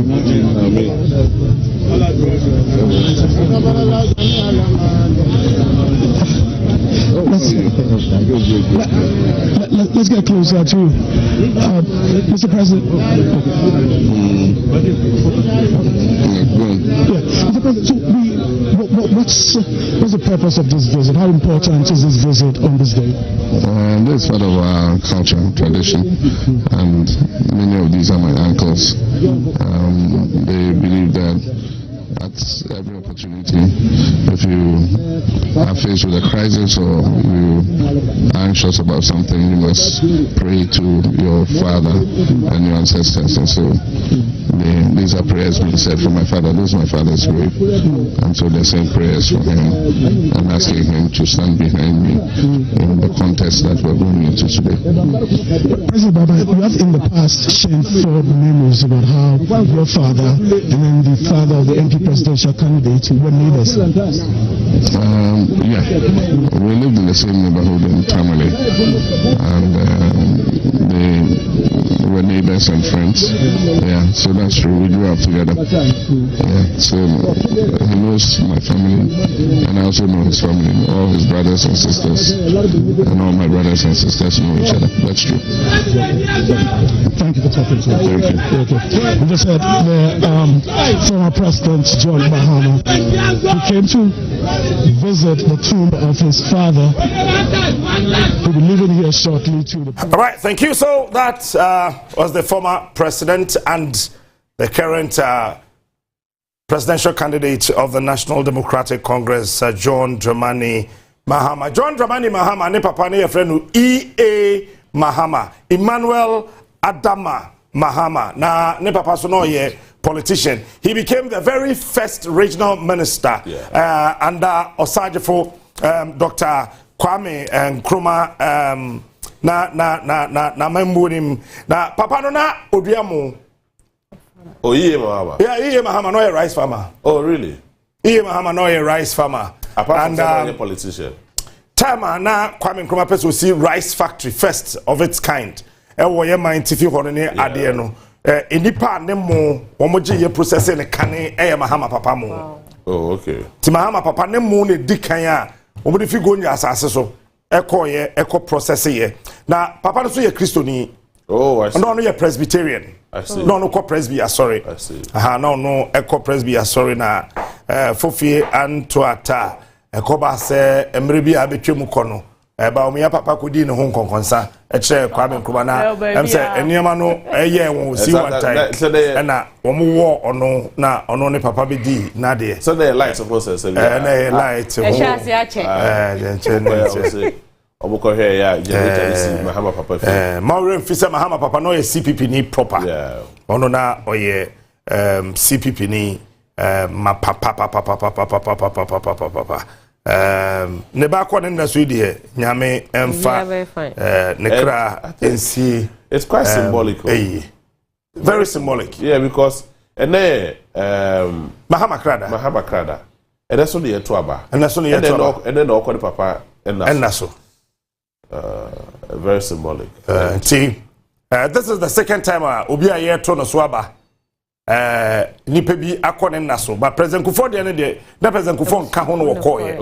So that is Openi Emmanuel Adama Mahama omampeni dada Mahama ne papa nimpon. But almost a power. O say ne papa fine. Lordina Mahama enche menyan nte se Lordina Mahama ebeko akoto naba emso ono to won kran ena ni kuno enso tuti Mahama manu ina na ye line ewo hwa obudi wo maame echi batan nanim dia ne mabedi ena ne manu edi na chi eko akoto womo aba enso ewo ehononti womo shase so womo to abehu bibi eda ho ye ekoye wonim say nana kwaku sapon obaya the first mahine apart from so di MP no only first mahine ewo Ghana ha oyi na nimie campaign Emma Rollins. Oh, I see. Nana kwaku sapon o why the nim say pein enti ono no na I mean it's known a lot of people ekasa na kwaku sapon obia oye NDC ni but Asante Achim North ehona odi MP. I see. Yeah, obidi MP ewo Asante Achim North the Popular Front Party. But ansana no woman in Crawford mudi kate third force. So the third force history no enye cheddar. Third force story no ono obeda Samoa and started third force, but unfortunately for them that time, womo entimi a operationalize onyema no mo pese womo ye no all because openina ye friend no eye obeda samwa no odibirika de ho kotare gbadema aha odibirika ekoye de ho kobon no say paga enti no de ekofa eno nso ede buy no one key thing one and Kusapon who say he's an economist. Okay. Nana Kusapon, he's a serious economist. Eti Lordina Mahama and Akwashe Adakanumwa Auto Naba kama. And so Ewo Hono polling agent Benuno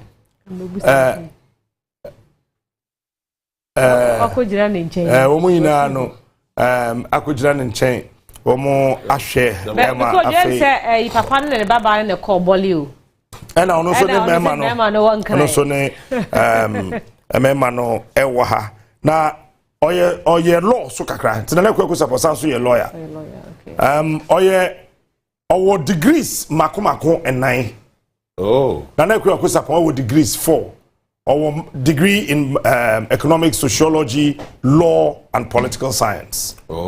Yeah. Wabe nana kwa kusa pa ben pa. Wabe pa. We share him for a ben pa. Okaho. And a no nonsense man. Yes, I mean, yeah.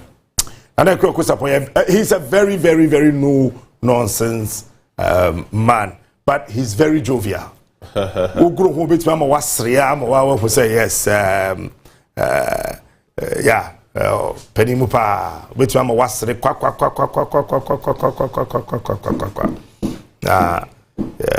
yamen kan ho yamen kan ho ono ekoye na Steve Obimpe.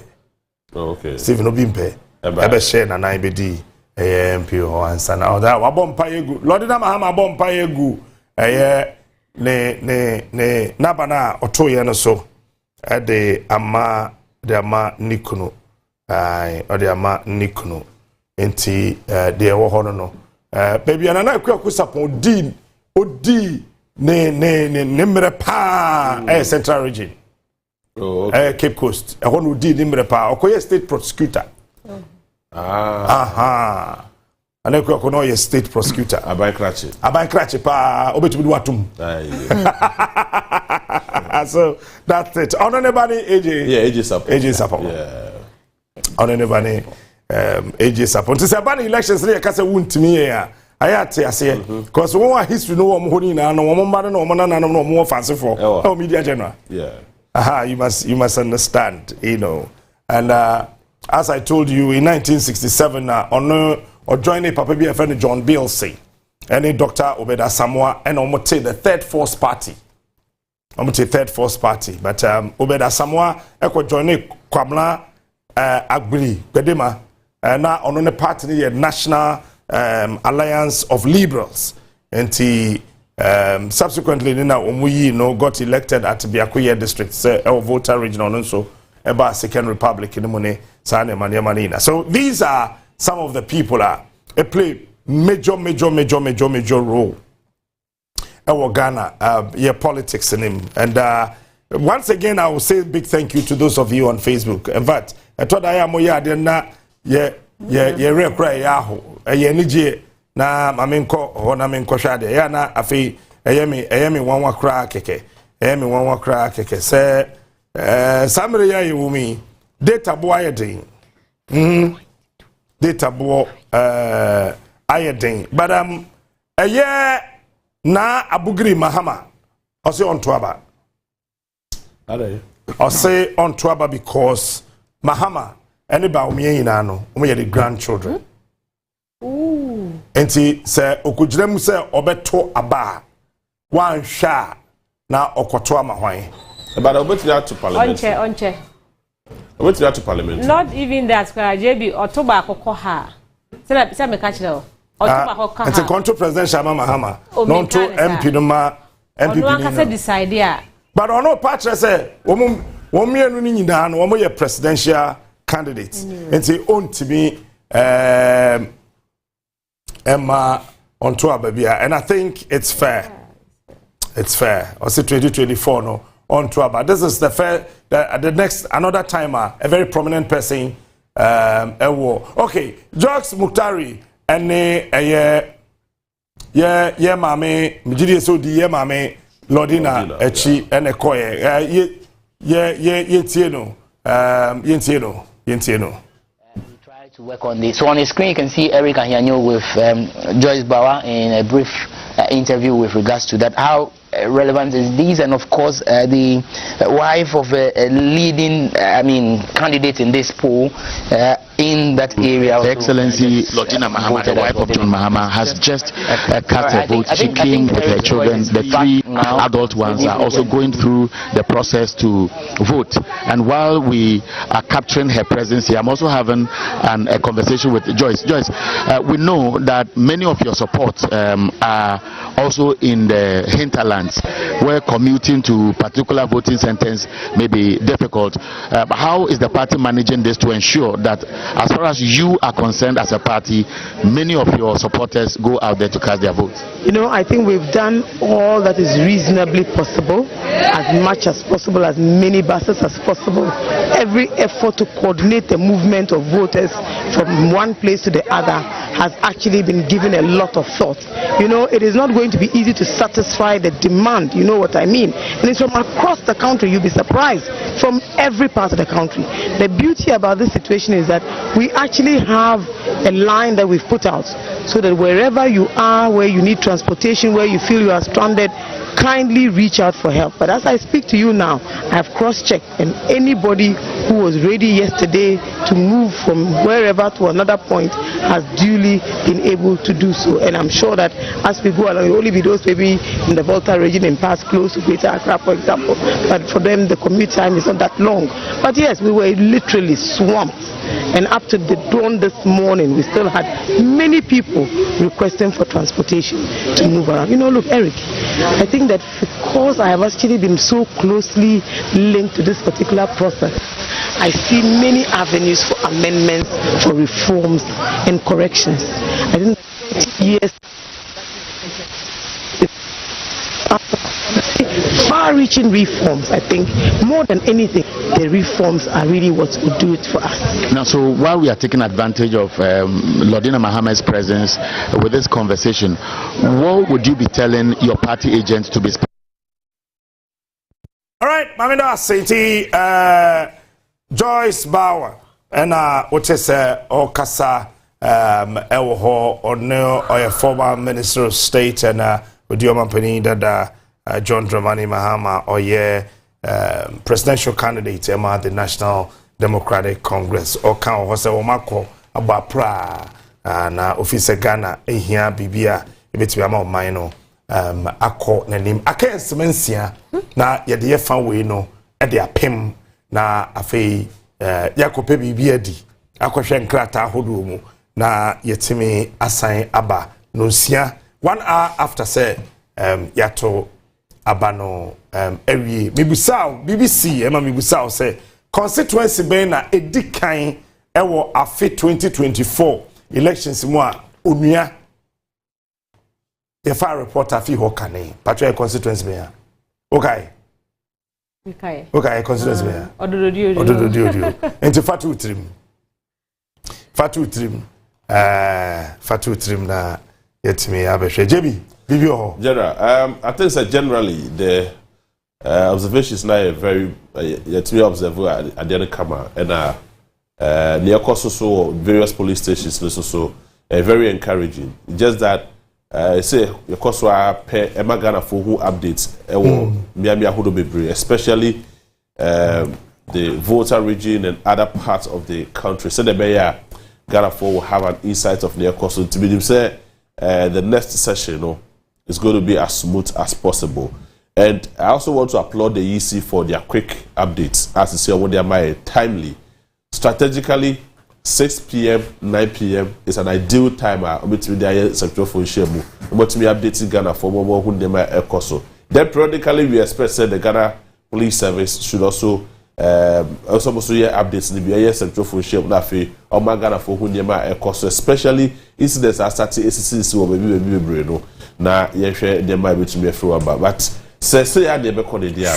I mean, Ghana will be as peaceful as ever, and things will be in its best of shape. Going forward. Now, you will say, you two are we are, you two about we are the kind, the end of the Bobo Muni Nano. About how we said the bear updates Ghana for you now. All right, Mr. Ma Yendawa say so on behalf of the entire team. Please come here, come.